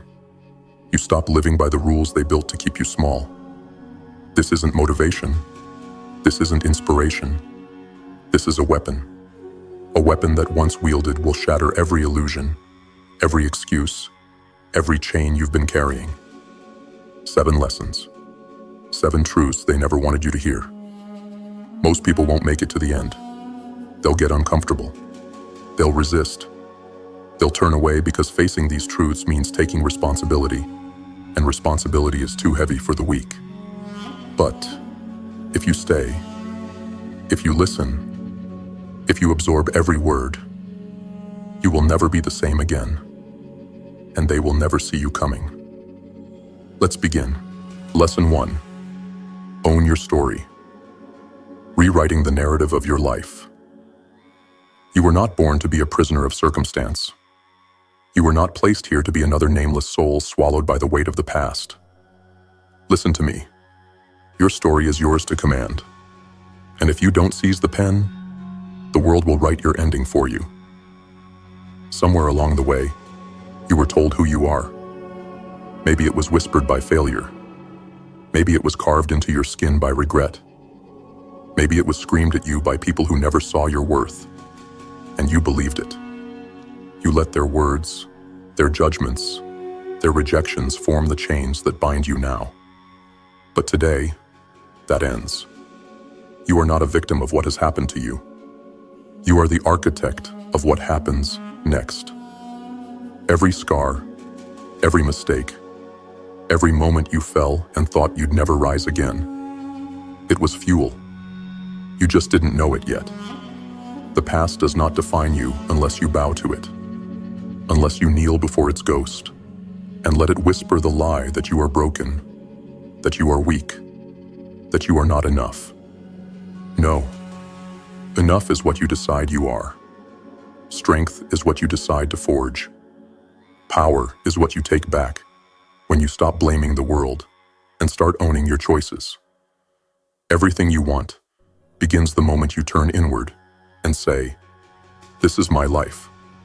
This is my story, and I refuse to let someone else hold the pen." But to do that, you must kill the narrative that has kept you caged. You must rip it apart, line by line, and rewrite it with blood and fire. Every failure, it was a lesson. Every loss, it was a redirection.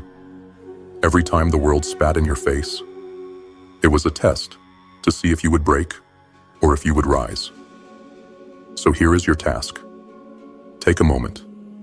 Dig into the depths of your past.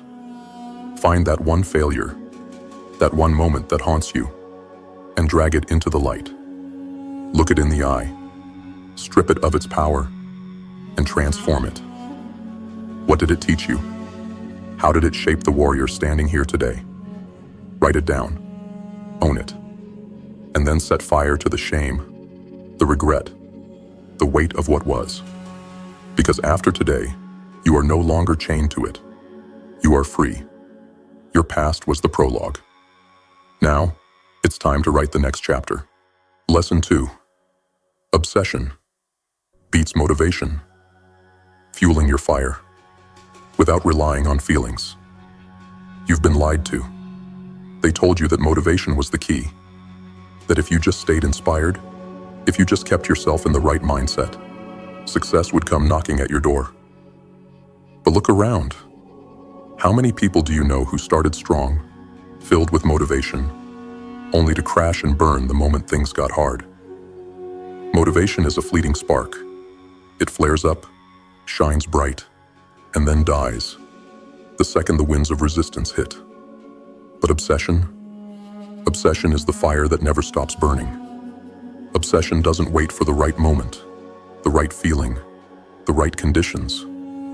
Obsession wakes up before the sun and works while the rest of the world sleeps. You see, motivation is a luxury, but obsession is a necessity. The weak chase motivation. They wait for it like beggars, hoping that someday they'll feel ready, that someday inspiration will strike, that someday the stars will align and everything will just click into place. But those who truly win, those who carve their names into history, they don't wait for someday. They take action now. They're obsessed with the mission. And because of that, they don't need motivation. Their drive doesn't depend on how they feel. It doesn't depend on external validation, on applause, on some temporary high. It is built into their identity. So ask yourself, are you interested or are you obsessed? There's a difference. The interested person talks about their goals. They fantasize, they plan, they dip their toes into the water when it feels good. But the obsessed drown themselves in their purpose. They don't need a push. They don't need encouragement. They don't need a damn thing from anyone, because they know that their destiny is theirs to build or destroy. Obsession is what makes a writer bleed over every page, rewriting the same sentence 100 times to make it perfect. Obsession is what makes an athlete push through pain, through exhaustion, through every fiber of their body screaming to stop. Obsession is what makes an entrepreneur work until their eyes blur, knowing that the rest of the world will never understand the sacrifices they make.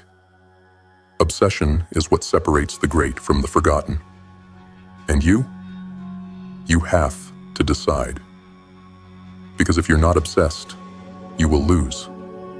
You will fall to the wayside with the millions of others who wanted success, but weren't willing to suffer for it. Because that's what obsession is. It's suffering with purpose. It's bleeding and burning and breaking and still coming back for more. Because there is no other option. The world will try to break you. It will throw distractions at you, tempt you with comfort, lull you into a life of mediocrity. It will whisper, take a break, slow down, you've done enough. And that's the moment you must dig deep. Because obsession isn't about balance. It isn't about playing it safe. It's about pushing past every limit, every excuse, every moment of doubt, until there is no separation between you and your mission. You become it. So here is your task. Take a goal, one that matters, one that makes your blood boil, one that you know deep down is your purpose. Write it down. And now ask yourself, am I interested in this, or am I obsessed? And if the answer isn't obsession, if you can walk away from it, if you can take a day off without it gnawing at your soul, then it's time to either abandon it or change yourself. Because only the obsessed will survive. Lesson 3. Process over results.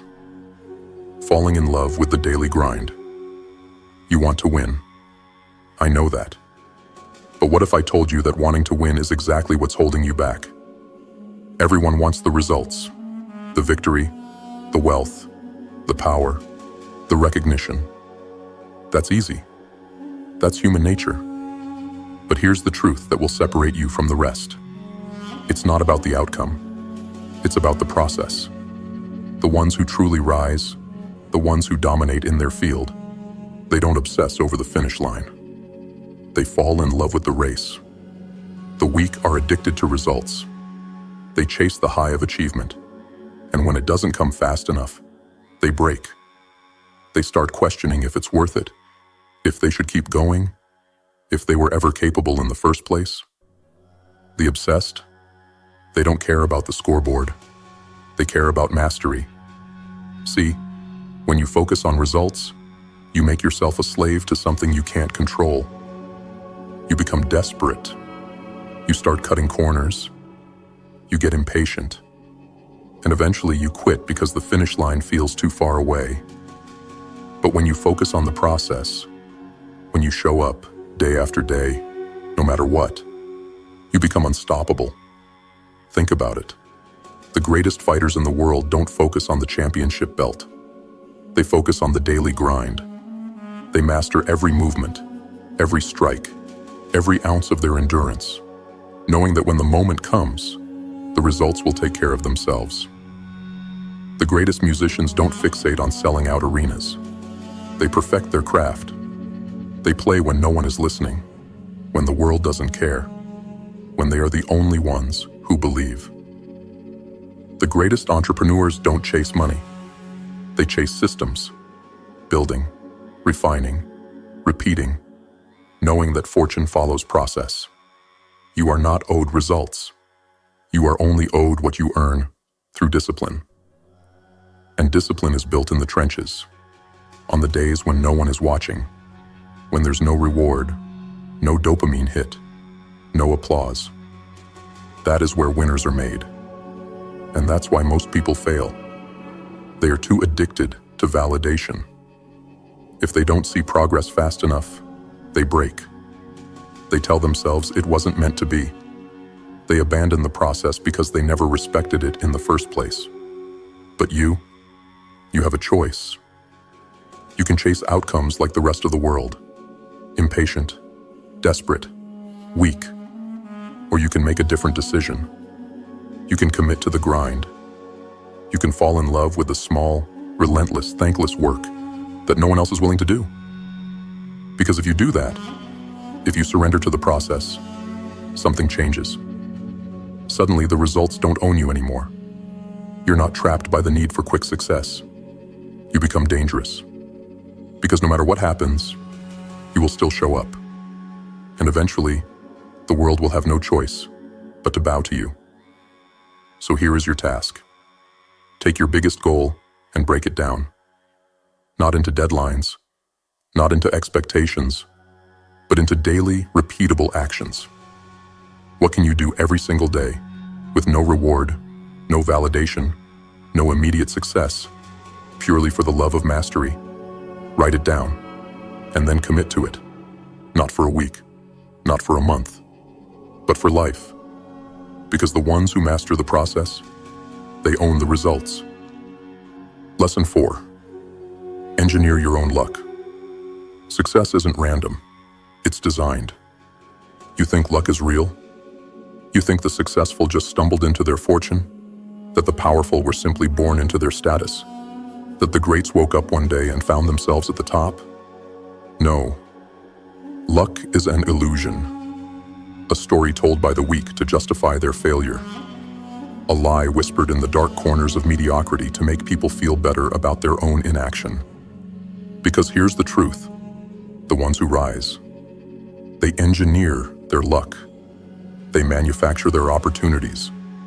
They position themselves in ways that force success to happen. Luck is nothing more than preparation, meeting opportunity. And opportunities?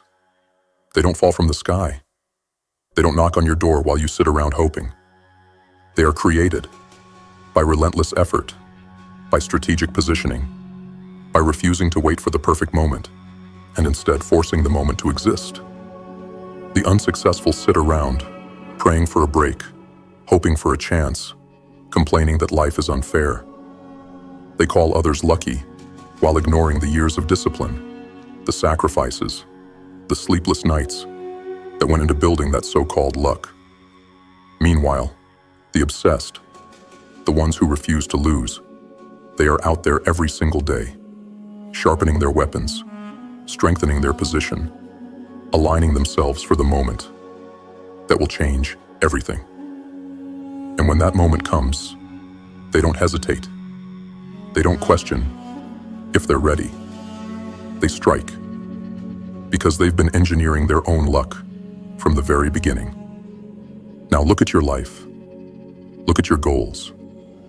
Are you waiting for a break, or are you creating one? Are you hoping for the right connections, or are you putting yourself in the right places?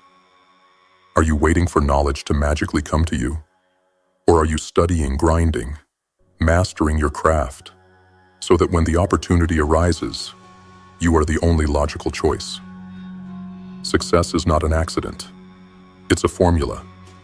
And if you are not deliberately stacking the odds in your favor, then you're playing a game that you will lose.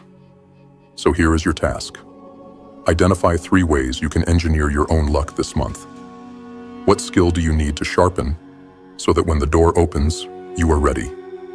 What room do you need to enter to be surrounded by people who can elevate you? What small daily action can you take to position yourself for the success you claim you want? Write it down, then act on it. Because those who sit and wait for luck, they die in obscurity.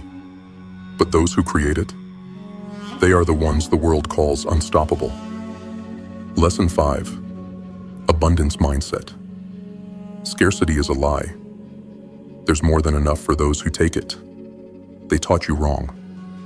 Since the day you could understand words, they programmed you to believe in scarcity, that there's only so much success to go around, that there's only so much money, so many opportunities, so much power, and if someone else takes it, there's less for you. So you grew up clawing, competing, fearing. You saw others winning, and it felt like they were stealing something from you. You learned to think small, to hoard what little you had, to protect instead of expand, to survive instead of dominate. But here's the truth. The world isn't limited. Your mindset is. There is no shortage of success. There is no ceiling on wealth. There is no cap on opportunity. But the weak, the ones trapped in the scarcity mentality, will never see this. They will forever be afraid. Afraid to give, afraid to share, afraid to risk. Because in their mind, they are playing a game where there aren't enough trophies to go around. The strong, the ones who take over the game, they see abundance everywhere. They know that success isn't a pie with a limited number of slices. They know that money isn't disappearing. It's just moving, constantly shifting, waiting for someone smart enough, obsessed enough, ruthless enough to position themselves in the right place to receive it. They know that wealth is not stolen, it's created. That power is not taken, it's built. And because of that, they move differently. While the weak guard their small gains, the strong invest. While the weak fear losing, the strong risk strategically. While the weak see competition, the strong see collaboration, expansion, and leverage. The successful know that helping others does not take away from them. It multiplies their value. That the more they grow, the more they can create. And the more they can create, the more they can dominate. Scarcity makes you weak. Abundance makes you dangerous. So let me ask you, where in your life are you thinking small? Where are you operating from fear instead of power? Where are you holding back instead of expanding? Where are you hoarding instead of creating? If you keep seeing the world through the lens of scarcity, you will stay small. But if you can flip the switch, if you can start seeing opportunities instead of limitations, if you can start recognizing that the world is overflowing with chances for those bold enough to take them, you will become unstoppable. So here is your task. Find one area of your life where you've been acting from scarcity. Maybe it's fear of investing in yourself. Maybe it's hesitation to make a move because you're afraid to lose what little you have. Maybe it's a belief that you don't have enough time, enough money, enough connections. Identify it. Destroy it. Then take one action today that proves to yourself that abundance is real. Because once you shift into an abundance mindset, once you start moving like there's always more, always another way, always another level, you will never be controlled by fear again. You will be the one who controls everything. Lesson 6. Be blissfully dissatisfied. The balance between contentment and relentless growth. You hear it everywhere. Be grateful. Be content with what you have. Happiness is about appreciating the moment. And that's where most people get it wrong. Because while gratitude is powerful, and while being present is essential, there's a dangerous trap hidden in that mindset. The trap of complacency. See, most people think they have two choices. Be satisfied, which means accepting what they have, and settling. Be hungry, which means constantly chasing more and never being happy. But the truth? The real winners live in the paradox. They are blissfully dissatisfied. They wake up every morning grateful for what they have, but completely unwilling to stop where they are. They respect their progress, but they are not fooled into thinking the journey is over. They refuse to let comfort soften them, to let success sedate them, to let satisfaction kill their hunger. Because hunger is life. The moment you lose it, the moment you say, "This is enough," the moment you stop reaching, you start dying. Look at the greatest athletes, the most powerful entrepreneurs, the legends in any field. Did they stop when they made their first million? Did they stop when they won their first title? Did they stop when the world told them they had made it? No, because making it is a lie. It's an illusion, built for the weak, for those who want an excuse to quit early. The obsessed, the ones who rewrite history, they understand that the game never ends. And that's where blissful dissatisfaction comes in.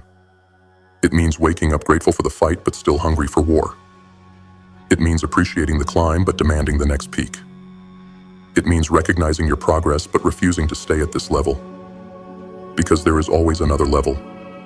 And that's what you need to burn into your mind right now. There is no final destination. The second you think you've arrived, you've lost. The second you slow down, someone hungrier than you will take your place. So here's the challenge. Look at your life. Where have you started to settle? Where have you let gratitude turn into comfort? Where have you let good enough replace what's next? Write it down. Identify it. And then do one thing today to prove to yourself that you're still hungry. Because the ones who stay blissfully dissatisfied, they never stop evolving.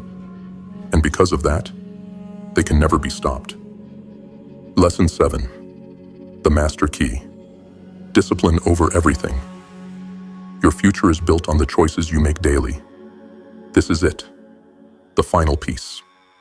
The master key that separates the weak from the powerful, the dreamers from the doers, the forgotten from the legendary. Discipline. Not talent, not luck, not motivation. Discipline is the foundation, the iron law, the force that bends reality to your will. Because listen to me, without discipline, nothing else matters. You can have all the motivation in the world, but if you only work when you feel like it, you will lose. You can have the biggest dreams, the most ambitious plans, but if you don't have the discipline to execute daily, you will stay exactly where you are. You can read every book, watch every video, take in all the knowledge, but if you don't have the discipline to apply it relentlessly, you will remain powerless. This is the truth most people can't handle. Nobody cares about your feelings. The universe doesn't care if you're tired. Success doesn't care if you're uninspired. Your dreams don't care if today isn't convenient. Winners show up. Every single day. Discipline is what makes the difference when motivation dies. Discipline is what keeps you moving when everyone else quits. Discipline is what builds an unstoppable machine out of the person you were yesterday. And the best part? It's not genetic. It's not magic. It's a choice. You either wake up and do the work, or you don't. The weak make excuses. The strong follow the process. The obsessed don't ask if they will work today. They just execute. It's not about feelings. It's not about inspiration. It's about commanding yourself to act, no matter what. And this is where most people break. They say they want it. They say they're committed. But when it gets uncomfortable, when it requires sacrifice, when it forces them to go beyond their limits, they fold. They want the reward, but they don't want the suffering that comes with it. And that's why they fail. But you are here because you are ready to be different. Because you refuse to live and die as one of the many. Because you are done negotiating with your excuses. So here's your final task. Pick one habit, one thing you know you need to do daily that will take you to the next level. Maybe it's waking up earlier. Maybe it's training harder. Maybe it's cutting out distractions. Maybe it's showing up even when you don't feel like it. Whatever it is, commit to it. Not for a week, not for a month, but forever. Because once you master discipline, once you make it your religion, there is nothing that can stop you. This is your moment. Discipline over everything. Now go build the life they said you never could. If you're still here, you're not like the rest. Most people tap out. They hear the truth, and they run. But you stood in the fire. You listened. And now, you're armed with something most will never have. The blueprint to take control of your own life. To our returning warriors, you already know what this is. The GrimFace movement isn't for the weak. It's for those who refuse to be shackled by society's limits. For those who are willing to fight for their own destiny. You keep coming back because you understand that growth is war, and we fight together. To those of you just joining us, welcome. But understand this, you don't get stronger by watching. You get stronger by acting, by committing, by stepping beyond motivation and turning this into a way of life. And now, we're taking it further. Beyond YouTube, beyond algorithms, beyond distractions. The GrimFace website is live. This is where the real ones gather. Where we sharpen our minds, where we push past limits, where we stay connected no matter what. Subscribe now, get in, stay locked in. Because what we're building isn't just content, it's a revolution. You already took the first step by being here. Now, the question is, will you take the next one? The choice is yours. We'll see you on the inside. GrimFace, out.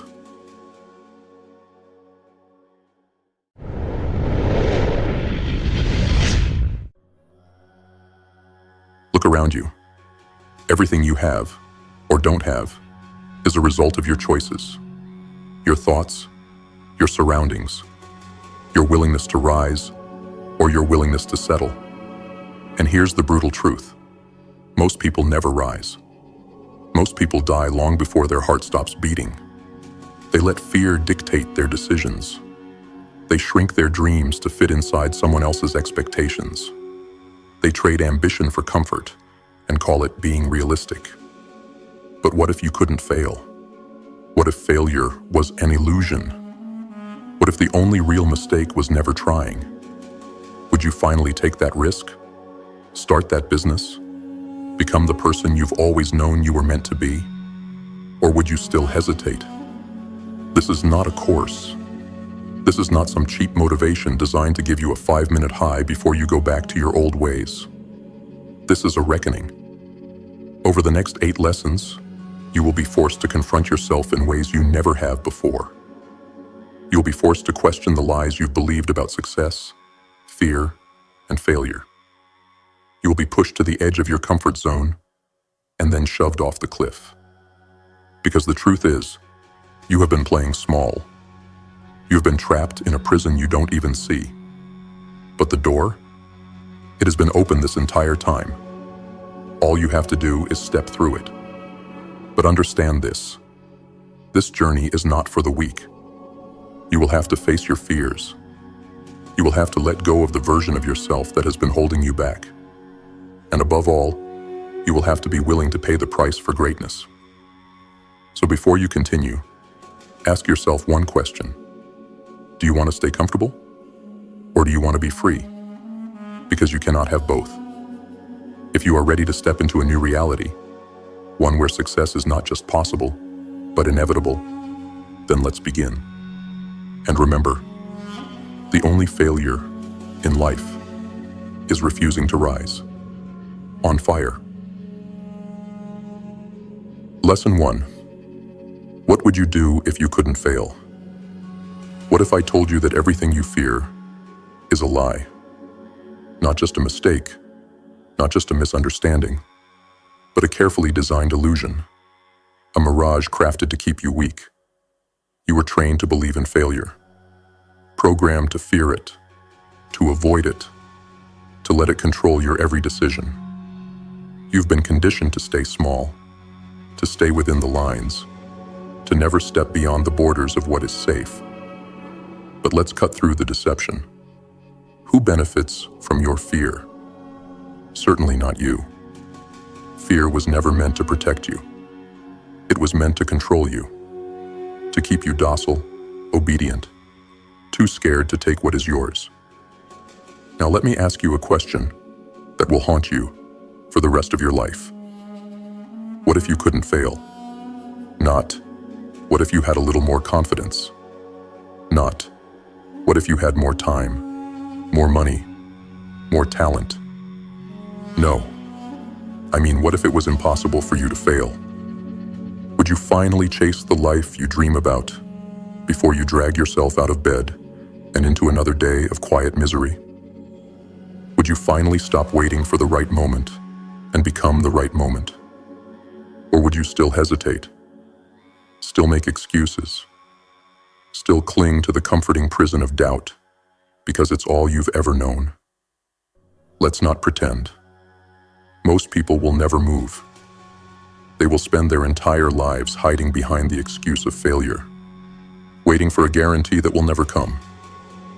They will die with their dreams still inside them, rotting, decayed, buried in the same dirt that will swallow their lifeless bodies.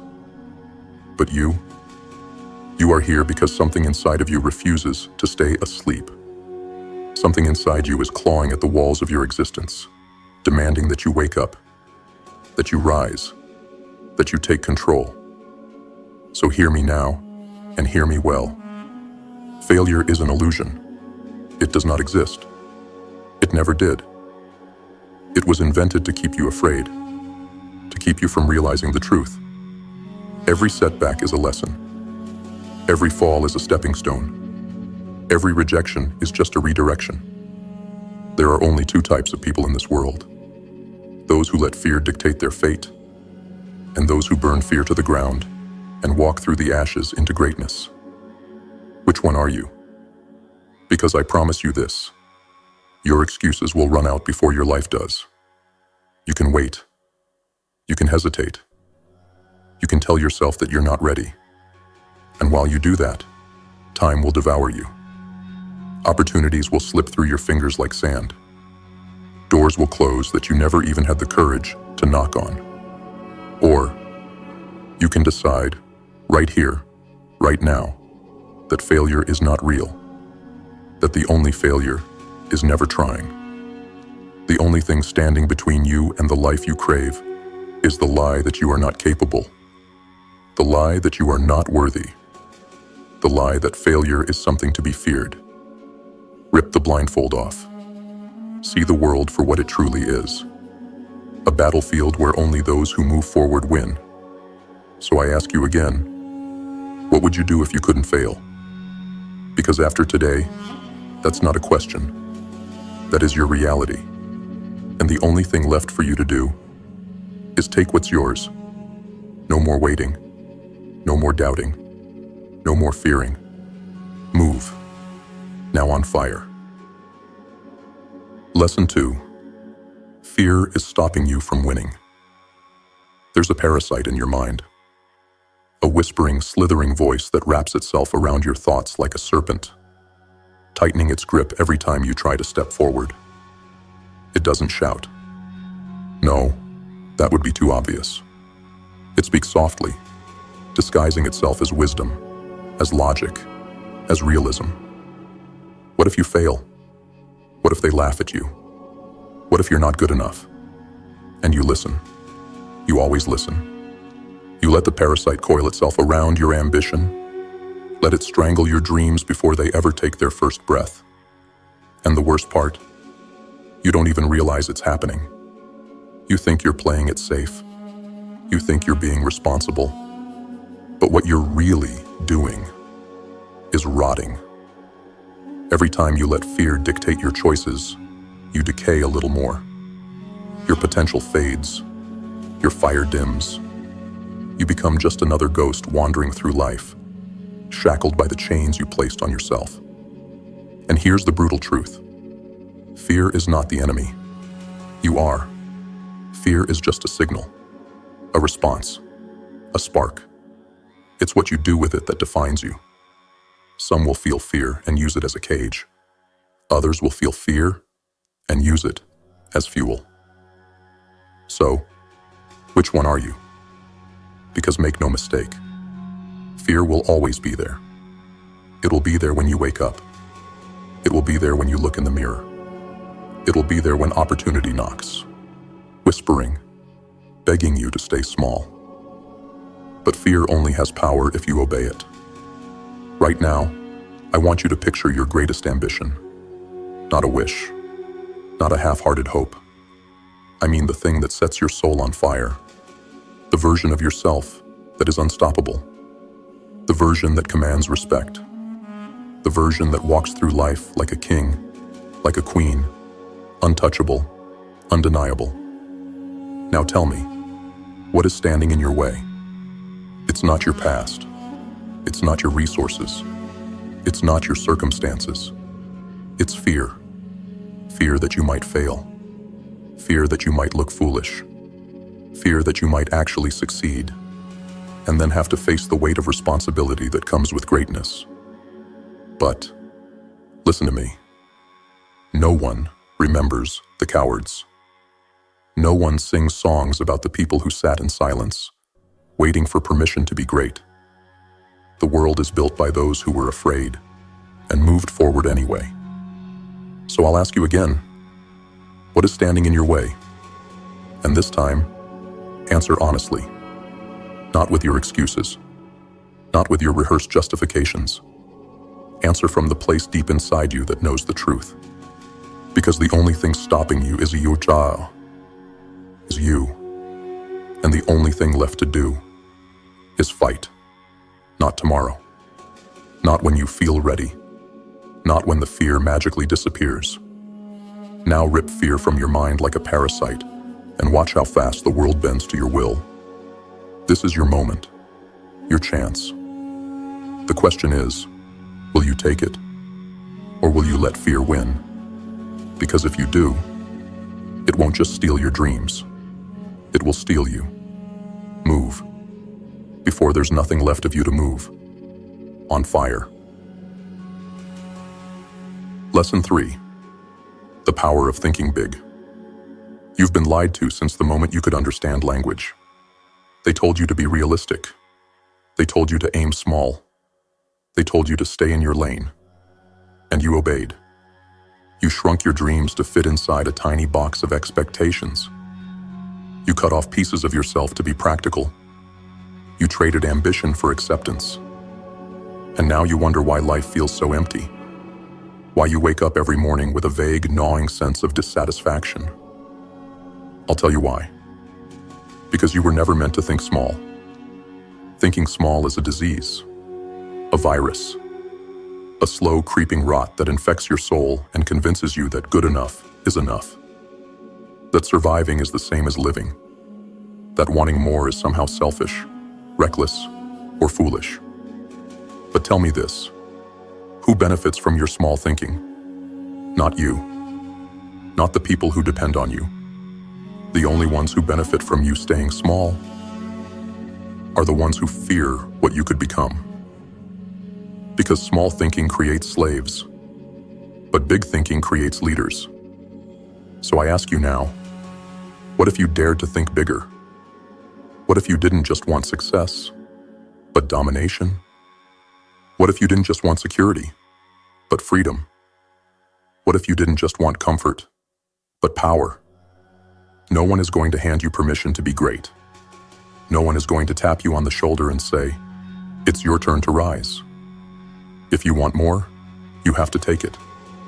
And the first step, you must expand your mind. Because your world is a reflection of your thoughts. Think small, live small. Think big, live limitless. Understand this. Every empire began as a thought. Every fortune started as an idea. Every legend was once just a person who refused to think small. So I'll ask you again, what if you dared to think bigger? If your goals don't terrify you, they are too small. If your dreams don't make people scoff, they are too weak. If your vision doesn't shake you to your core, it is not enough. And here's the real question. Are you willing to kill the small version of yourself to become something greater? Because the moment you let go of your small thinking, you are no longer one of them. You become a threat, a force, a storm that cannot be contained. And suddenly, the world is yours to shape, but only if you choose it. Only if you burn your small thinking to the ground and rise from its ashes. So tell me, will you? Or will you stay in the shadows, comfortable in your smallness, while others carve their names into history? Because the world belongs to those who dare to think big. Lesson 4. Your thoughts shape your future. Look around you. Everything you see, every empire, every fortune, every revolution, began in someone's mind. The walls that trap you, they were built inside your head long before they ever appeared in your life. And that's the truth. They don't want you to know. You are not trapped by your circumstances. You are trapped by your thoughts. Your mind is the architect of your reality. But here's the real question. Who is in control of your mind? Is it you? Or is it the world? Because every single day, something is shaping your thoughts. The news you consume, the music you listen to, the conversations you tolerate, the people you surround yourself with. Most of you, you've never had an original thought in your life. You're just repeating what you've been fed since childhood, running the same mental programs that were installed in you without your permission. And you wonder why you feel powerless. But hear me now. Your mind is a weapon, and the only way to control a man is to convince him to put his own weapon down. If you don't take control of your thoughts, someone else will. And when that happens, you don't live life. You just exist. You become a puppet, a shadow, a mindless cog in a machine built by people who have already mastered what you refuse to learn. But it doesn't have to be this way. Because here's the greatest secret of all. If you control your mind, you control your life. The thoughts you think today become the actions you take tomorrow. The actions you take tomorrow become the habits that define you. And those habits, they dictate your entire destiny. So tell me, what do you think about when no one's watching? Do you think about your goals, your vision, the empire you will build? Or do you think about excuses? Do you replay the past like a broken record, drowning in regret, while your future rots in the corner? Because the truth is simple.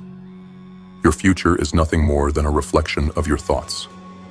If your mind is weak, your life will be weak. If your mind is undisciplined, your actions will be sloppy. If your mind is ruled by fear, your reality will be a prison.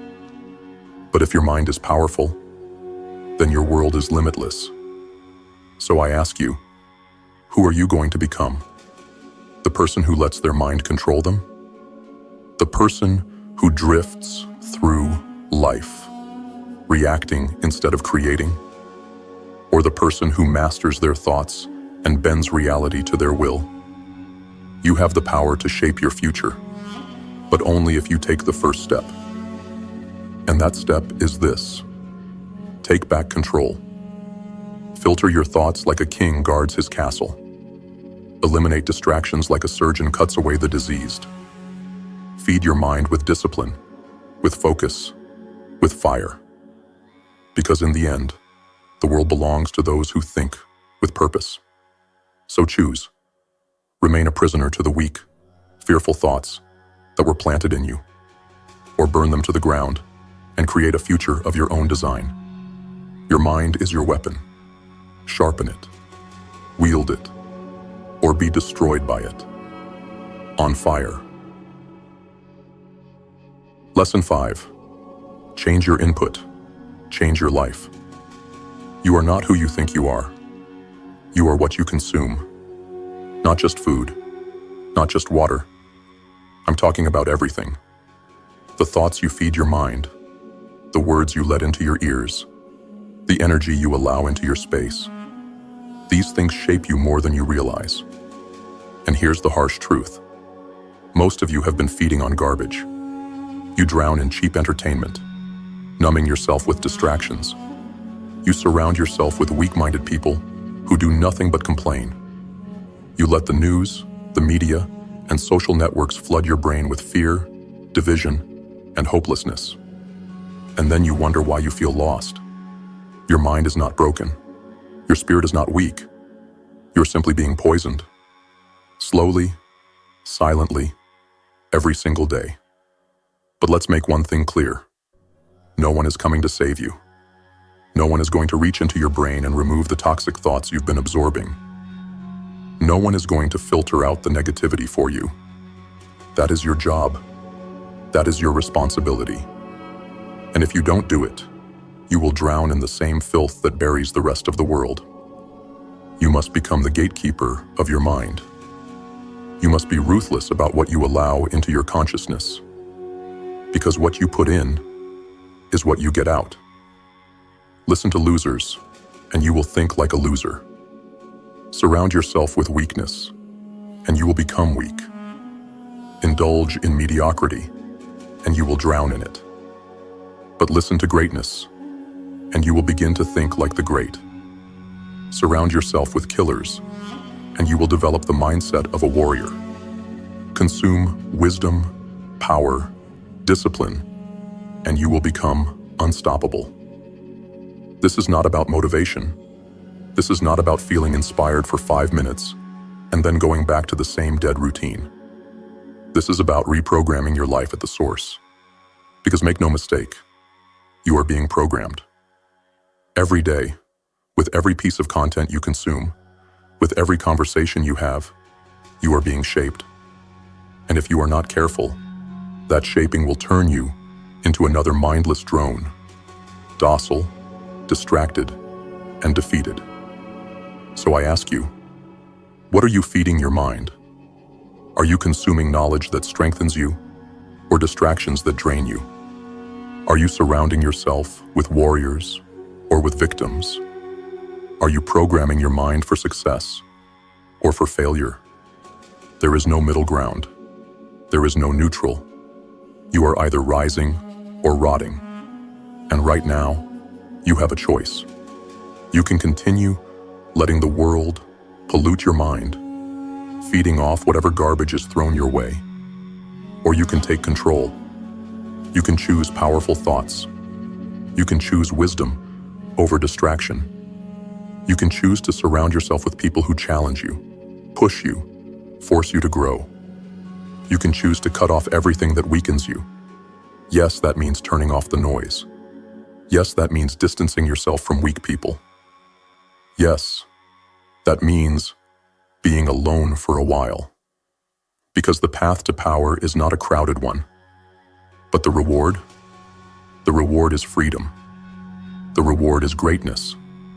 The reward is becoming the person you were meant to be before the world filled your head with poison. So tell me, are you going to clean your mind, or will you let it rot? Because if you don't choose, the world will choose for you. And I promise you, it will not choose in your favor. Change your input, change your mind, change your life, or stay where you are and watch your potential rot on fire. Lesson 6. The price of success. Everyone wants success. Everyone wants freedom. Everyone wants to wake up one day and suddenly be the person they were destined to become. But here's what most people don't want: the price that comes with it. Because success isn't given. It isn't found. It isn't wished into existence. It is earned. And the cost? The cost is everything you are right now. Success demands sacrifice. It does not negotiate. It does not offer discounts. It does not give handouts. It wants your excuses. It wants your comfort. It wants the part of you that still clings to weakness, to laziness, to the idea that somehow you can have it all without giving anything up. But let's get one thing straight.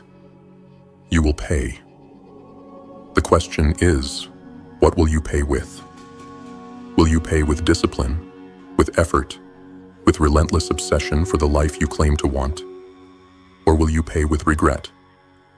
With the slow, agonizing realization that you wasted your only shot, that you traded your potential for comfort, that you let fear and laziness rob you of everything you could have been? Because make no mistake, one way or another, you will pay. There is no escaping the price. You either pay it now, or you pay for the rest of your life. Look around you. Look at the people who gave up. The ones who let time strip them of their dreams. The ones who wake up every day hating their own reflection, knowing deep down that they could have been more. They paid. They paid with a lifetime of mediocrity, with nights spent staring at the ceiling, haunted by the ghosts of the dreams they abandoned. And that is the highest price of all. So tell me, what are you willing to give up? Because if you are not ready to sacrifice, you are not ready to win. You cannot hold on to your excuses and your ambitions at the same time. You cannot stay comfortable and become great. You cannot cling to your old self and step into your power. Something has to die for something greater to be born. And the truth? Most people are too weak to kill the version of themselves that keeps them small. They are too attached to their habits, their distractions, their false sense of security. They would rather suffer in familiarity than risk the unknown. But you are standing at the edge of a choice. You either let go of the person you are today, or you let go of the person you could become. And if you hesitate, if you refuse to pay the price, then understand this: there is someone out there who will. There is someone out there who will put in the work you avoid. Someone who will wake up earlier, push harder, sacrifice more. And while you're making excuses, they will be taking everything you ever wanted. Success will not wait for you. It will move forward with or without you. So decide. Will you sacrifice today so you can reign tomorrow? Or will you let another year slip by, clinging to your comfort, until one day you wake up and realize you are just another name on the list of forgotten people who almost made it? The choice is yours. But just know, the price of greatness is far less than the price of regret. Lesson 7. The hardest work is thinking. Most people think they work hard. They lift heavy. They grind at a job they hate. They spend hours sweating, struggling, pushing their limits in the physical world. But tell me, when was the last time you actually sat in silence and thought? Not scrolled, not distracted yourself with noise, not reacted to whatever chaos the world threw at you. I mean thought. Deeply. Intentionally. Ruthlessly. Because I promise you this. Thinking is the hardest work there is. That's why most people never do it. They drift. They react. They exist. But they don't think. They let the world tell them who they are. They let their environment dictate their reality. They let society inject thoughts into their mind, never questioning, never challenging, never asking the most important question of all. Who am I? Because if you ever truly stopped and thought about that question, you would become dangerous. You would realize that every limitation you accept is a lie. You would see that the path you're on was never chosen by you. It was assigned. You would wake up and understand that the world wants you weak, distracted, and afraid. Because the moment you start thinking for yourself, you become uncontrollable. That's why they keep you busy. That's why they flood you with meaningless content, worthless distractions, endless noise. Because the last thing they want is for you to sit in silence and actually use the mind you were given. Because when you do, you realize you can create your own reality. You realize you don't have to accept the script they handed you. You don't have to follow their rules. You don't have to think like the rest of the world, because the rest of the world is weak. The strongest, most successful people in history, they all had one thing in common. They knew how to think. They understood that before you can build anything in the world, you must first build it in your mind. Before you conquer anything out there, you must first conquer the battlefield of your thoughts. So tell me, when was the last time you sat alone with your thoughts? Not scrolling, not numbing yourself with distractions, not avoiding, but truly thinking, strategizing, mapping out your next move like a warrior preparing for battle. If the answer is never, then I have news for you. You are at war, and you are unarmed. The world is thinking for you. Your habits are thinking for you. Your fears are thinking for you. And until you take control, you will remain a pawn in someone else's game. So I challenge you, right now, to stop, to shut out the noise, to sit in silence, to force your mind to do the work most people run from. Ask yourself, who am I? What do I truly want? What is stopping me from taking it? And when you answer those questions, be ruthless. Do not lie to yourself. Do not sugarcoat. Do not run from the truth that will slap you in the face and expose everything you've been avoiding. Because that is the real work. That is the work that separates the rulers from the ruled, the powerful from the powerless, the awake from the asleep. And if you refuse to do it, if you keep running, keep distracting yourself, keep numbing your mind with noise and entertainment, then understand this: you will be nothing more than another cog in a machine designed to keep you small. Because in the end, the world belongs to the thinkers, and everyone else, they are just puppets. Think, or be controlled. There is no in-between. On fire. Lesson 8. Your surroundings dictate your future.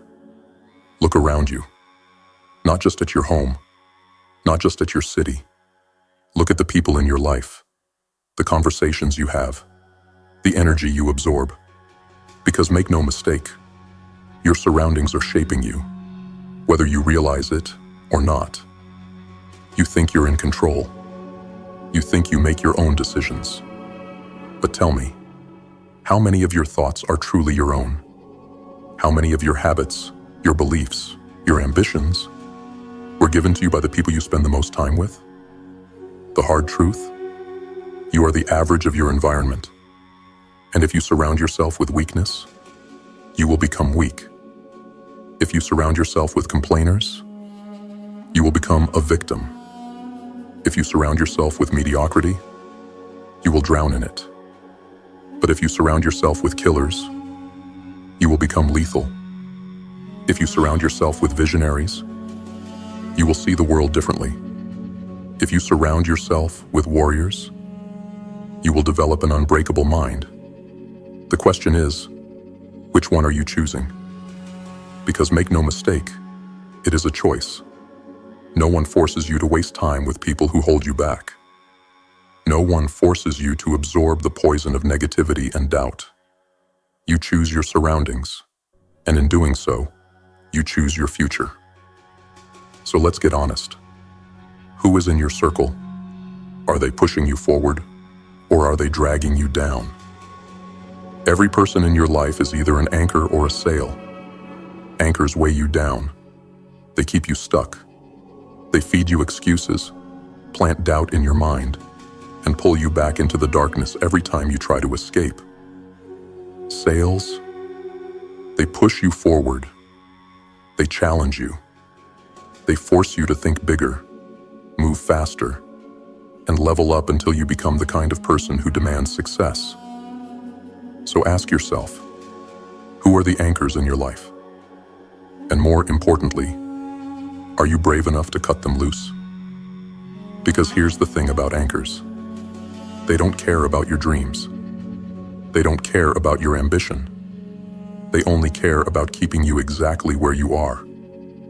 And if you let them, if you hesitate, if you keep holding on to the relationships, the habits, the environments that do nothing but hold you back, then know this, you will fail. Not because you aren't capable, not because you aren't strong enough, but because you refuse to let go of the things that were killing you. And the worst part? The people who held you back won't feel a thing. They'll keep living their small, empty lives. They'll keep making excuses. They'll keep laughing at the idea of greatness while you rot in regret. Or, you can make a different choice. You can remove yourself from weak environments. You can cut off distractions like a blade through dead flesh. You can walk away from anyone who doesn't force you to become better. And when you do, when you finally surround yourself with people who refuse to settle, who demand more, who look at the world and see something to be conquered rather than something to endure, you will change. Your mindset will shift. Your confidence will rise. Your ambition will multiply. And one day, without even realizing it, you will have become someone unrecognizable to the version of you that once settled for less. So I'll ask you one last time, who are you surrounded by? And if the answer is anything less than absolute power, then you already know what you need to do. Choose your circle wisely, or be buried with the weak, on fire.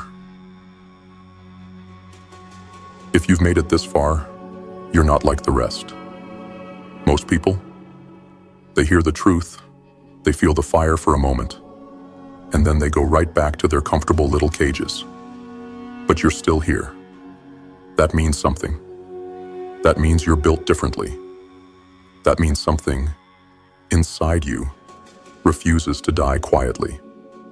And for those of you who keep coming back, you are the warriors of this movement. You've chosen to wake up, to challenge yourself, to burn away the weakness that society tried to force feed you. I see you. I respect you. And this is just the beginning. For those of you who are new here, this isn't just a channel. This is a movement.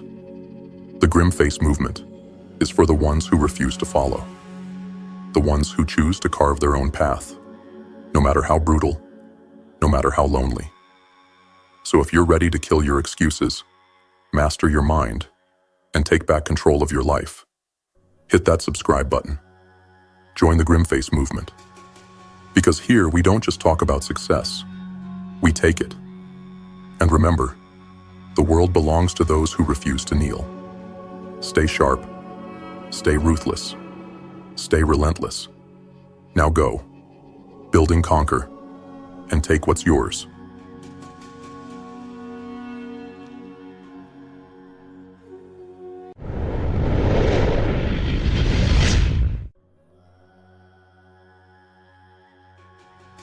Everything they taught you was designed to keep you in a cage, to follow, to obey, to stay small. But you feel it, don't you? That pull, that whisper in the back of your mind, telling you that there's more, that you were meant for more. This is not just another lesson. This is a reset, a recalibration, a complete destruction of the lies that have shaped you. You will not be the same person when you finish this. Because once you open your eyes, once you see the truth, there is no going back. The world is yours.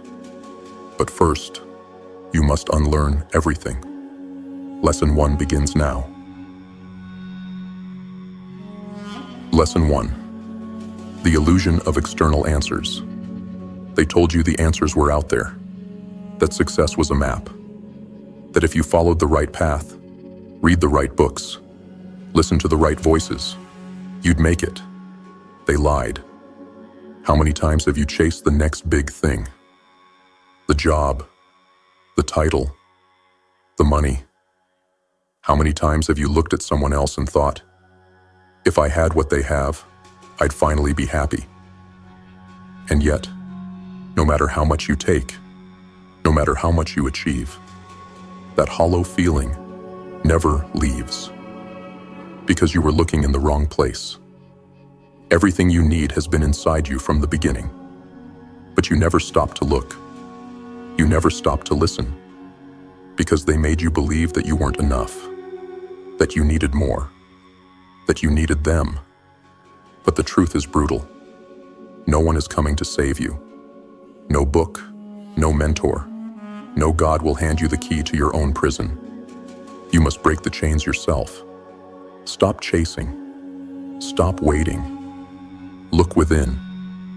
Sit in the silence and ask yourself, who am I when no one is watching? What do I believe when the world isn't telling me what to think? What if the thing I've been running from is the thing I need to face? It will be uncomfortable. It will be terrifying.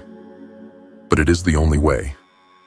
Because the moment you realize that no external force can give you the life you crave, that the power has always been yours, that is the moment you become unstoppable.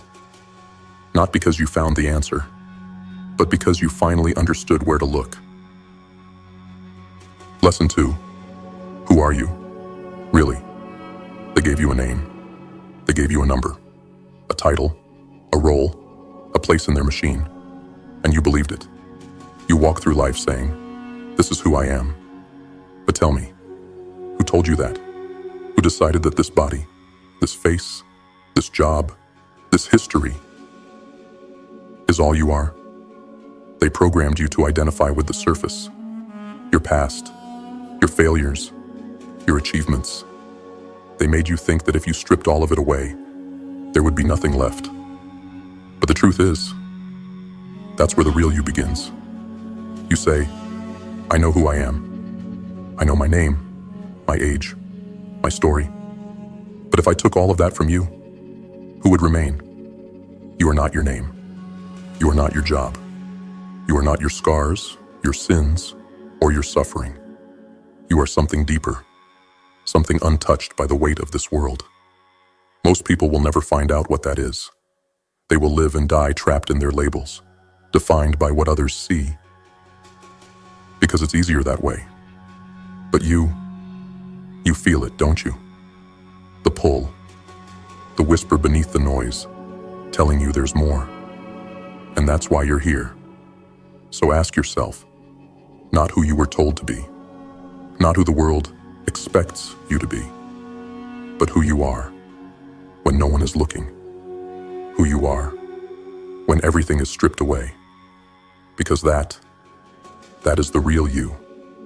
And until you meet that version of yourself, you will never be free. Lesson 3. The barriers to success. They say success is rare, that only a chosen few will ever rise above the rest, that most people are destined to struggle, to fight for scraps, to settle for less than they truly want. And they're right, but not for the reasons you think. The world doesn't hold you back. The system isn't stopping you. The greatest barrier between you and the life you crave is you. From the moment you were born, you were conditioned. They fed you rules, limitations, and quiet little lies that shape the way you see yourself and the way you see the world. Money is hard to earn. You have to be realistic. Not everyone is meant for greatness. And without question, you absorbed it all. But the worst part? It wasn't just the words. It was the people. Look around you. Most people don't think. They react. They move like ghosts, following routines they never chose, living lives they never questioned. And because you were surrounded by it, you became part of it. Not by choice, by exposure.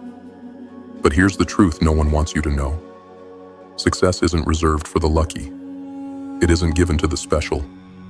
It belongs to the ones who break free.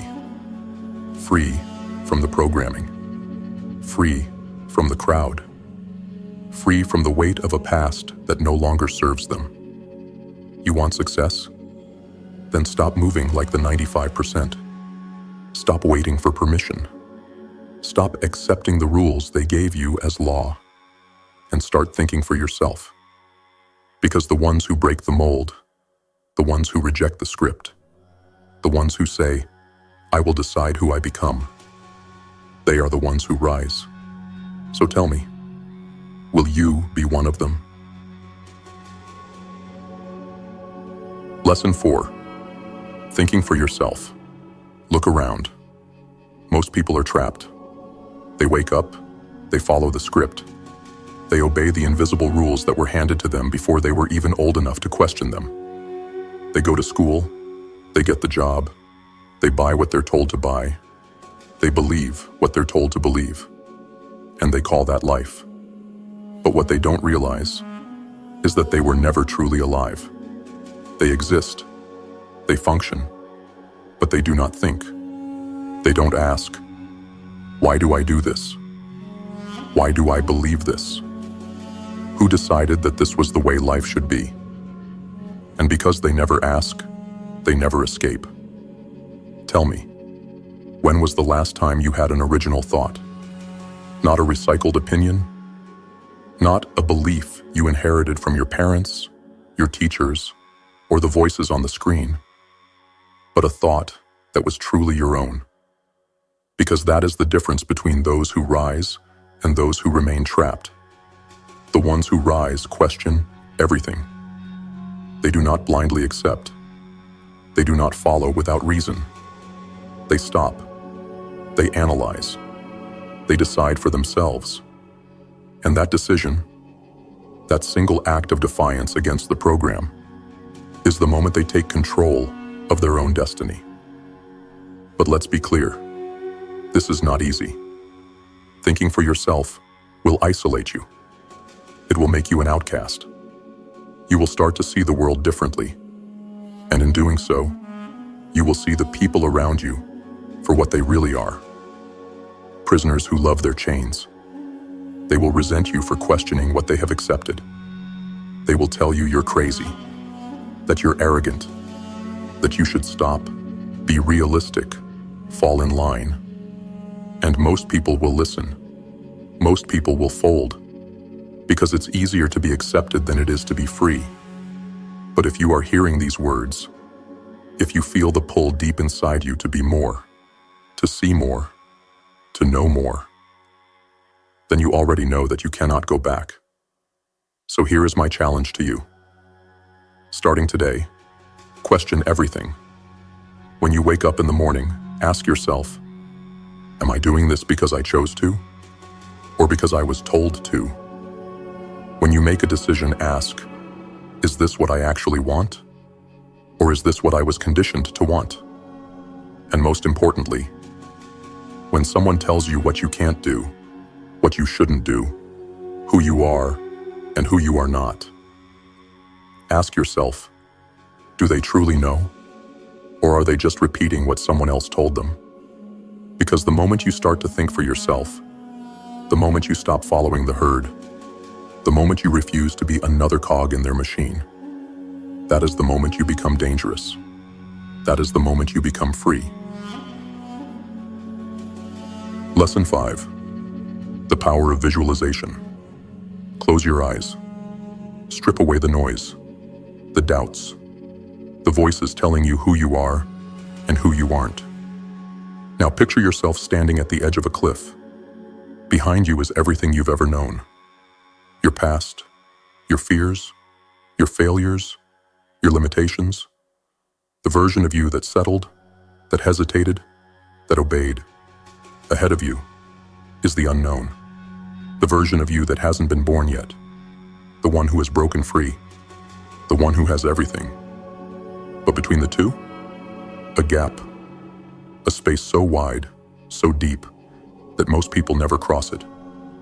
They stand on the edge, staring into the abyss, too afraid to take the first step. And then, they turn back. They go back to the job they hate, the life they didn't choose, the small, safe, comfortable existence that was handed to them. They tell themselves, one day I'll try again. But that day never comes, because they never learned the truth. The gap is an illusion. It isn't real. The only thing separating you from the life you want is the image in your mind. Because here's the secret they never taught you. Before you can create anything in the real world, you must first create it in your mind. Every skyscraper was once just an idea. Every empire was once just a vision. Every legend, every warrior, every success story, all of them started the same way, with someone closing their eyes and seeing it before the world ever could. And if they could do it, why not you? The problem is, most people never see themselves winning. They only see their fears. They visualize failure, disappointment, rejection, and then they wonder why their lives reflect exactly that. But you are going to do something different. You are going to see yourself as the person you were meant to be. Not the weak version, not the one society molded, but the real you. The one who stands tall, the one who does not beg for permission, the one who walks through fire and does not break. And when you see it clearly enough, when you feel it, taste it, breathe it, the world will have no choice but to bend to your vision. Because the universe does not give you what you want. It gives you what you expect. And if you expect small, you will get small. But if you expect dominance, if you expect greatness, if you expect to win, then nothing and no one can stop you. So I ask you one question. When you close your eyes, what do you see? Lesson 6. Setting clear, specific goals. Vague dreams create vague results. Most people walk through life saying they want success. They want money. They want happiness. But if you ask them how much money, they say, a lot. If you ask them what success means, they say, being better off. If you ask them what happiness looks like, they hesitate. They stutter. Because they have never truly decided. And that is why they fail. Because a man without a target will never hit anything. Look around you. Most people are drifting, waiting for life to hand them something. A break, an opportunity, a miracle. But life does not reward the passive. It does not care about wishes, hopes, or empty ambition. It rewards the precise. The ones who know exactly what they want, how much they want, by when they want it, and what they are willing to sacrifice to get it. So let's make this simple. What, doctor, you want? Not what your parents wanted. Not what society told you to want. What do you want? Say it. Write it. Carve it into your mind so deeply that it becomes part of your DNA. And don't you dare be vague. You don't want to be rich. You want to make $1 million in the next 3 years. You don't want to be successful. You want to build a business that generates $100,000 a month. You don't want to be happy. You want a life where you wake up every morning with power and purpose. And when you decide, when you commit to something so specific it burns, that is when the shift happens. Because your brain is a weapon, and like any weapon, it needs a target. The moment you give it one, it begins working to make it real. You will start seeing opportunities that were invisible before. You will attract the right people, the right circumstances, because your subconscious mind is now locked in. And if you don't believe it, try this. Write your goal on a card. A single, clear, undeniable goal. Carry it with you. Read it every morning, every night. Repeat it until it is burned into your soul. And watch. Watch as your mind bends reality to match the image you created. Watch as the world moves to clear the path for you. Watch as what once seemed impossible becomes inevitable. Because the ones who win in life, they do not wish. They do not wander. They do not wait. They decide. And once the decision is made, nothing can stop them. So tell me, have you decided yet? Lesson 7. Mastering your attitude. Your mind is a battlefield. Every day, thoughts flood in. Doubt, fear, excuses. A constant war between what you want and what you fear. Most people lose this battle before they even step onto the field. They wake up, check their phone, let the world dictate their mood before they even take their first breath of the day. And then they wonder why their lives feel out of control. But here's the truth. It's not the world that's against you. It's your attitude. Your attitude is the filter through which you see everything. It's the deciding factor between success and failure, between power and weakness, between rising and breaking. The weak wake up and ask, what will the world do to me today? The strong wake up and say, what will I do to the world today? Do you see the difference? Because here's what they never taught you. You don't have to react to life. You can control it. You can choose your thoughts. You can decide how you feel, how you act, how you respond. But most people never do. Because reacting is easier than controlling. The moment something goes wrong, they break. They complain. They blame their circumstances, their past, the government, their boss, their parents, anything but themselves. Because taking responsibility for your own attitude, that requires power. That requires discipline. That requires a level of self-mastery most people are too weak to develop. But not you. You are not weak. You are not average. You are not like them. So from this moment forward, you control your mind. You do not react. You respond. You do not complain. You adapt. You do not break. You bend reality to your will. If you wake up tired, you decide to be energized. If life hits you, you decide to hit back harder. If negativity creeps in, you cut it off at the root. Because your attitude is not something you wait for. It is something you command. And when you master it, nothing can stop you. Not setbacks, not failures, not fear. Because you will no longer be controlled by what happens to you.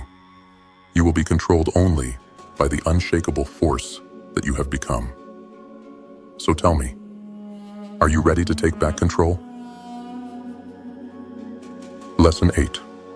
Reprogramming the subconscious mind. You think you're in control. You believe that your decisions are yours, that your actions, your habits, your desires, they come from you. But what if I told you? You've been programmed since birth, not by choice, not by force, but by repetition. They told you who you were before you could speak. They told you what was possible before you could think. And without question, you believed them. You were taught your limits, taught what success means, taught that life is supposed to be a struggle. And now, that programming runs you, like a virus in your mind, dictating your every move. You say you want success, but the subconscious beliefs you carry still whisper, you don't deserve it. It's too hard. You'll never be more than this. And because those thoughts are buried so deep, they feel like truth, but they're not. They never were. And that is why most people fail. They try to change their life without changing their mind. They chase money while believing wealth is evil. They seek success while believing they aren't worthy of it. They want love while believing they'll never be enough. It is impossible to escape a prison you refuse to see. But here's the secret. Your subconscious mind does not know the difference between truth and lies, between what is real and what is repeated. And if it was programmed once, it can be reprogrammed. So here is your new command. From this moment forward, you will no longer let the past dictate your future. You will rewrite the script. You will rewire the code. You will become who you decide to be. How? The same way you were programmed in the first place, through repetition. Every morning, before the world poisons your mind, you will feed it the truth. You will speak the words. You will see the vision. You will feel the power of who you are becoming. And you will do this every day until your subconscious has no choice but to obey. Because the mind is a machine. It follows what it is given. And from this moment forward, you will give it power. You will give it dominance. You will give it the command to rise. And then, watch as your world changes to match the new force you have become. Because you are no longer a slave to the old program. You are the architect of your mind. And nothing can stop you now. If you've made it this far, you're not like the rest. You're not here for comfort. You're here for truth, for power, for mastery over yourself and your life. To those returning, you already know what this is. You've felt the shift. You've embraced the fire. And you keep coming back because you refuse to be ordinary. You are the few, the relentless, the ones who rise. And to those who are new, welcome to the GrimFace movement. This isn't for everyone. This isn't for the weak. This is for those who dare to think for themselves, who dare to break free, who dare to become something more. Here, we don't follow the rules. We rewrite them. We don't wait for permission. We take what's ours. If you're ready to step out of the shadows, if you're ready to claim your mind, your power, and your future, then this is your call to action. Subscribe, stay locked in, and prepare yourself, because this is only the beginning. Welcome to GrimFace. Now let's go build something legendary.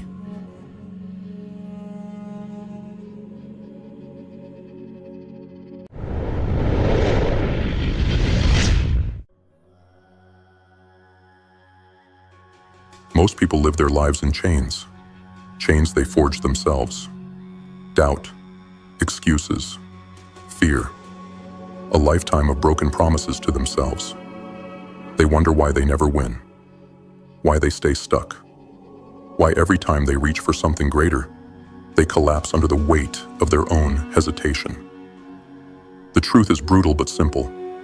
You are not failing because of the world. You are failing because of you. But that changes now. These lessons aren't here to comfort you.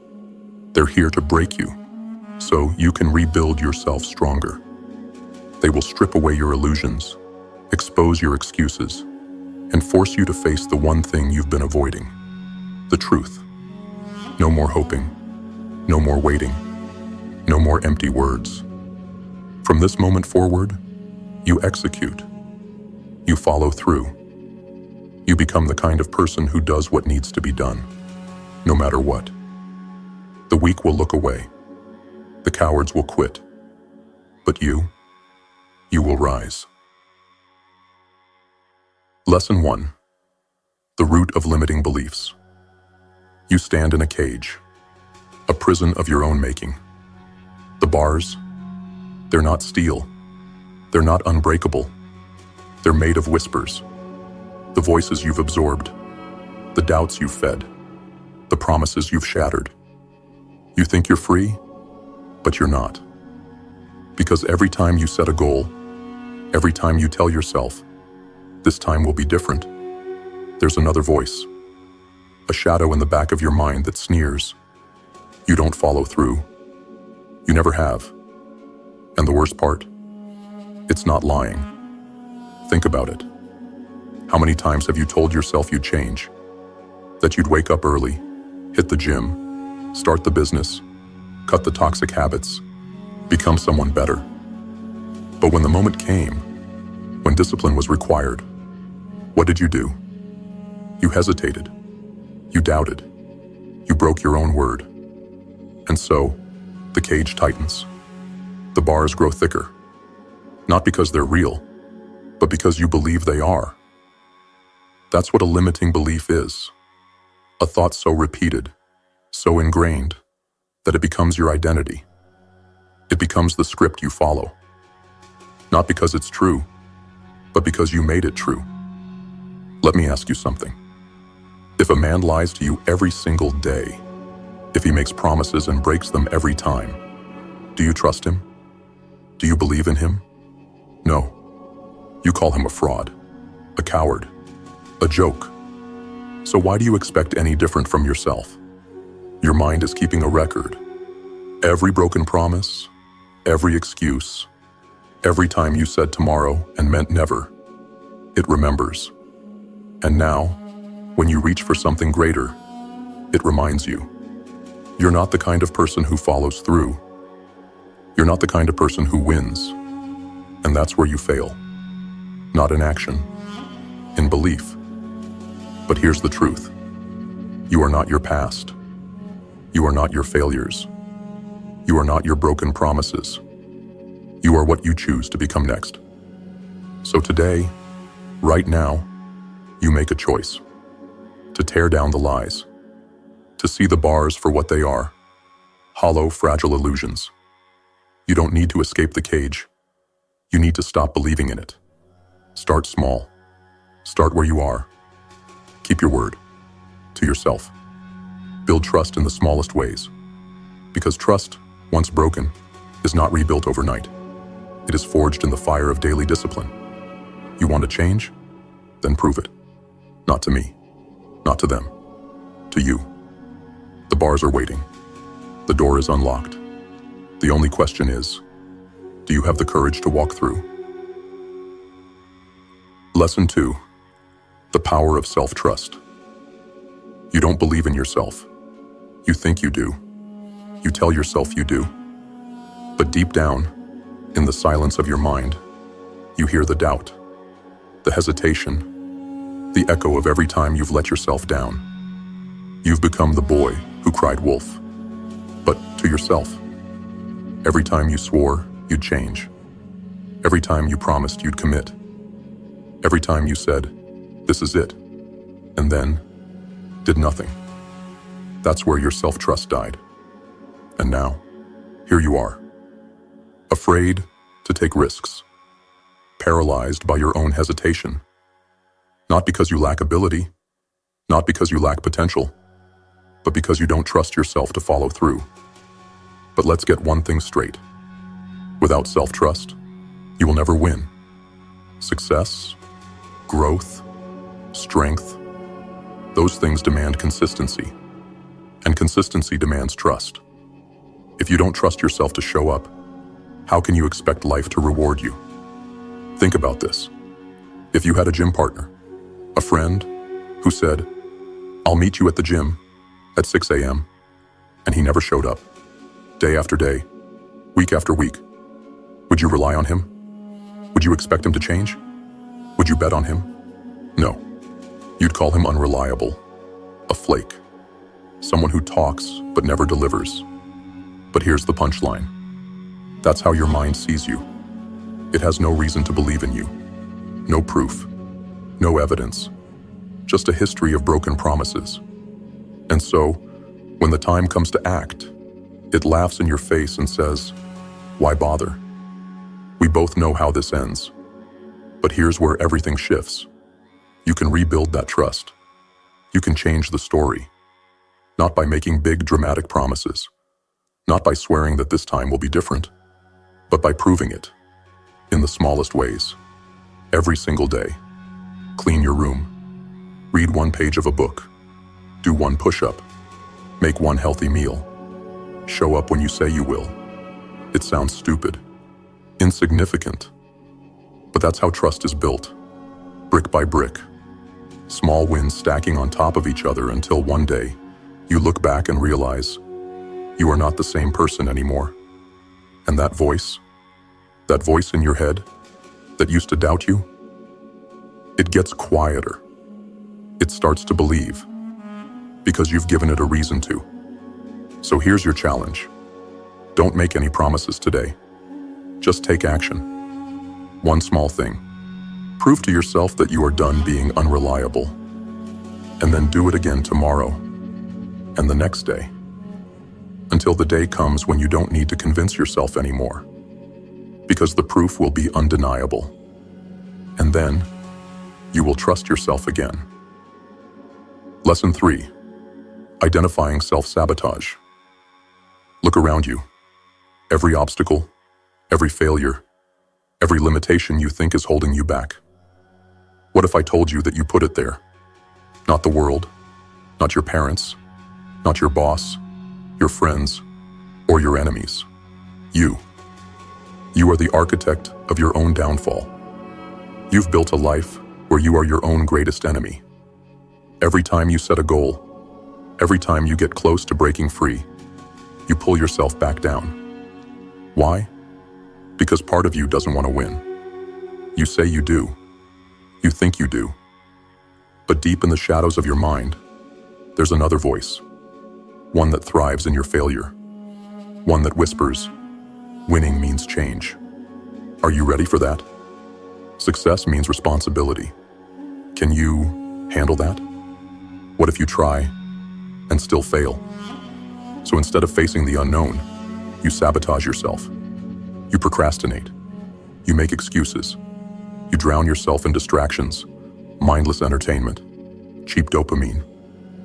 You destroy your progress before it even begins, just so you don't have to face the fear of what comes next. And the worst part? You probably don't even realize you're doing it. Self-sabotage doesn't scream. It whispers. It disguises itself as comfort, as logic, as harmless little detours. It says, you've worked hard today. Take a break. You'll start tomorrow. It's not a big deal. What's one more hour of scrolling? One more cheat meal? One more missed workout? It's death by 1,000 small cuts. And the result? You stay exactly where you are. Stuck. Trapped in a cycle of frustration, never understanding why you can't break through. Well, here's the truth. It's not bad luck. It's not the system. It's not fate. It's you. But that also means you can stop it. You can break the cycle. You can take back control. And it starts with awareness. Catch yourself in the act. Next time you make an excuse, recognize it. Next time you start self-sabotaging, call it out. Say it out loud. I am doing this to myself. I am choosing failure right now. And I refuse to keep doing it. Because here's the thing. When you see the pattern, when you know it's happening, you take away its power. And when you take away its power, you take back your life. So your challenge today? Identify one way you've been sabotaging yourself. Write it down. Expose it. Bring it to light. And then, destroy it. Lesson 4. The power of small wins. You think success is built on massive leaps, on overnight transformations, on grand moments where everything changes in an instant. But that's a lie. Success isn't built in a day. It's built in the small moments. The ones that no one sees. The ones that seem insignificant. The ones that, when you're in them, feel like they don't even matter. But they do. Because how you do the small things is how you do the big things. If you cut corners on the little tasks, you'll cut corners on the big ones. If you can't follow through on simple commitments, how will you ever follow through on the life-changing ones? If you can't control your morning routine, how will you control your destiny? Every day, you make a choice. Not just once, but hundreds of times. Will you wake up when you said you would, or hit snooze? Will you clean your room, or leave it a mess? Will you show up for your workout, or find an excuse? Will you eat something that fuels your body, or something that slows you down?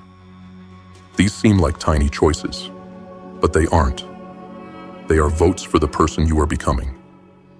Every time you follow through, every time you keep your word, you are casting a vote for your future self. The one who is disciplined, who is successful, who is unstoppable. And the best part? You don't need to win big today. You don't need to become a millionaire overnight. You don't need to build a perfect body in a week. You don't need to transform into a new person in a month. You just need to win today. One small victory, one promise kept, one brick laid.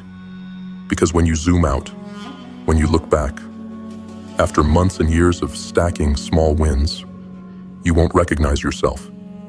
You'll have built something indestructible. And the people around you, the ones who are still waiting for their big break, they'll look at you and say, "Damn, how did he do it?" And you'll know. You didn't do it in one leap. You did it in 1,000 small steps. So here's your challenge. Win today. Do one thing, one small thing, that moves you forward. Lay the first brick, and then another, and another. Because when you master the small wins, the big victories take care of themselves. Lesson 5. Mastering daily discipline. Discipline isn't about motivation. Motivation is a liar. It's there when you feel good, when you're inspired, when the world is working in your favor. But the moment things get hard, the moment you're tired, frustrated, or uncertain, motivation disappears. That's why most people fail. They rely on something that isn't reliable. But discipline doesn't care how you feel. It doesn't ask if you're in the mood. It doesn't wait for perfect conditions. It shows up every day, no matter what. And that is the difference between those who succeed and those who stay stuck. Most people treat discipline like an option, like something they'll do if they feel like it. But that's not how winners think. For them, discipline is non-negotiable. There is no decision to be made. The work gets done, whether they're tired, whether they're busy, whether they feel like it or not. Because they understand something the weak never will. Discipline is freedom. When you master discipline, you take back control. You stop being a slave to your emotions, your excuses, your bad habits. You become the kind of person who does what needs to be done, no matter what. And that makes you dangerous. Because most people are ruled by impulse. They do what's easy, what's comfortable, what requires the least resistance. And that's why they stay the same. But you refuse to be like them. You refuse to be weak. You refuse to let your own mind sabotage you. So from this moment forward, you stop waiting for motivation. You stop making excuses. You stop giving yourself an easy way out.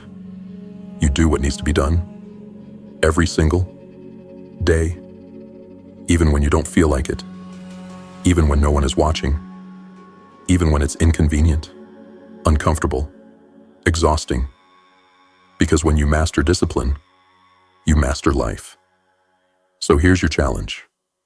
Pick one thing, one discipline, and commit to it, no matter what. Prove to yourself that you don't need motivation. Prove to yourself that you are stronger than your excuses. And when the weak ones quit, when they say it's too hard, when they beg for an easier way, you will still be standing. Lesson 6. Aligning actions with intentions. Intentions mean nothing without action. How many times have you told yourself, "I'll start tomorrow"? How many plans have you made? Dreams have you crafted? Goals have you set? Only to watch them fade into nothing? Not because you weren't capable, not because you didn't have the potential, but because you never took action. You lie to yourself. You say you want success, but your actions don't reflect it. You say you want discipline, but you let comfort win. You say you want to change, but you keep making the same choices. And then you wonder why nothing in your life is different. The truth? The universe doesn't reward intentions. It rewards execution. No one cares what you meant to do. No one cares about your plans. No one is coming to give you a trophy for thinking about working hard. What matters is what you do. So ask yourself, if I say I want to be strong, am I training like it? If I say I want to be successful, am I working like it? If I say I want to be disciplined, am I proving it daily? Because your life, the results you see, the success you achieve, the person you become, is nothing more than the sum of your repeated actions. Not your words, not your thoughts, your habits. And if those habits don't align with the future you want, then you don't actually want it. So stop fooling yourself. Either change your actions or change your expectations. Because you will never build an extraordinary life on a foundation of lazy, inconsistent effort. You want to be different? You want to be better? Then align your actions with your ambitions. Move with intention. Wake up and execute. Stop making excuses. Stop talking and start doing. Because the second your actions and your desires match, the second your effort finally aligns with your ambitions, everything changes. So here's your challenge. Look at your life. Identify where your actions don't match your goals and fix it. Because you don't deserve what you wish for. You deserve what you work for. Lesson 7. Transforming mindset through integrity. You say you want success. You say you want discipline. You say you want to be better, stronger, unstoppable. But let me ask you something. Do you trust yourself? Because if your own mind doesn't believe in you, nothing else matters. You can set all the goals you want. You can dream of greatness. You can tell yourself this time will be different. But if your subconscious hears those words and laughs, if it reminds you of every time you've quit, every time you've broken your own word, then deep down, you already know the truth. You're lying to yourself. And that's the real reason you're stuck. Not because you aren't capable, not because you don't have potential, but because you lack integrity with yourself. What is integrity? It's doing what you say you're going to do. It's following through, even when it's hard. It's keeping your promises, especially the ones you make to yourself. You wouldn't trust a friend who constantly betrayed you. You wouldn't respect a leader who never followed through. So why do you tolerate that behavior from yourself? Your mind keeps a record. Every time you say, "I'm going to change," and don't, it remembers. Every time you set a goal and quit when it gets hard, it remembers. Every time you take the easy way out instead of pushing forward, it remembers. And now, when you set a new goal, when you say you'll do better, what happens? That voice in your head, the one that knows the real you, it whispers, "We've been here before. You don't mean it." And that's why you fail. Not because you can't succeed, but because deep down, you don't even believe yourself anymore. So how do you fix it? How do you rebuild self-trust? You start small. You make a promise, and you keep it. Not a big one, not some grand declaration, Something simple. Something undeniable. Wake up when you say you will. Train when you say you will. Read that chapter. Make that call. Show up. Not because it's easy, not because someone is watching, but because you said you would. And as you stack those small wins, something changes. The voice in your head stops doubting. It stops mocking. It starts believing. Because now you have proof. Now you don't just say you're disciplined. You are. Now you don't just hope you'll succeed. You're proving it. Now when you look in the mirror, you don't see someone full of empty promises. You see a person of integrity. And that person can accomplish anything. So here's your challenge. Pick one thing. Just one. And do it. Every day. No matter what. Because once you prove to yourself that you can be trusted, nothing will stop you. Lesson 8. Overcoming resistance and excuses. There's a war inside you. A battle between the part of you that wants more. More success. More discipline. More power. And the part of you that whispers, stay the same. That voice, that resistance, it's the enemy. It's the voice that tells you to hit snooze. The voice that convinces you to start tomorrow. The voice that feeds you excuse after excuse, just so you never take action. And the worst part, you listen to it. You let it convince you that you're tired, that you're too busy, that you don't have what it takes. You let it chain you to the same life, the same failures, the same stagnation. But here's what you need to understand. That voice is a liar. It doesn't care about your potential. It doesn't care about your dreams. It only cares about one thing, keeping you weak. Because weakness is easy. Comfort is easy. Staying the same is easy. But here's the truth. Nothing great comes from comfort. No one becomes unstoppable by taking the easy road. No one builds greatness by making excuses. You think warriors are made in comfort? You think champions rise by waiting for the perfect moment? You think the strong, the disciplined, the powerful wait until they feel like it? No. They take action, whether they want to or not. They wake up and put in the work, no matter how they feel. They silence the excuses before they can take root. They fight resistance every single day. And they win. And that's what you need to do. Because the longer you entertain your excuses, the weaker you become. The longer you let resistance win, the harder it is to break free. But the second you stop listening, the second you push forward despite the voice, that's the moment you take control. That's the moment you realize you were never tired.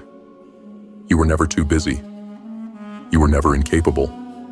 You were just trapped in your own mind. And now you break free. So here's your challenge. The next time you hear an excuse, destroy it. I don't feel like working out. Too bad. Do it anyway. I'll start tomorrow. No, you start now. It's too hard. Good. That means it's worth doing.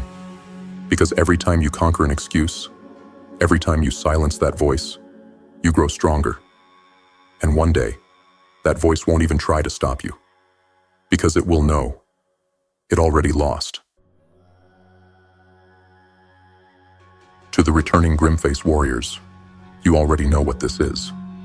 You've stared into the abyss, embraced the grind, and chosen discipline over comfort. You're not here for motivation. You're here for execution. And to the new ones, consider this your initiation. If you're tired of the lies, the excuses, the weak mindset that's been keeping you chained, then it's time to wake up. This movement isn't for everyone. It's for those who are ready to tear down their limitations and build themselves into something unstoppable. So if that's you, subscribe now. Join the GrimFace movement. Because weakness dies here, and only the relentless remain.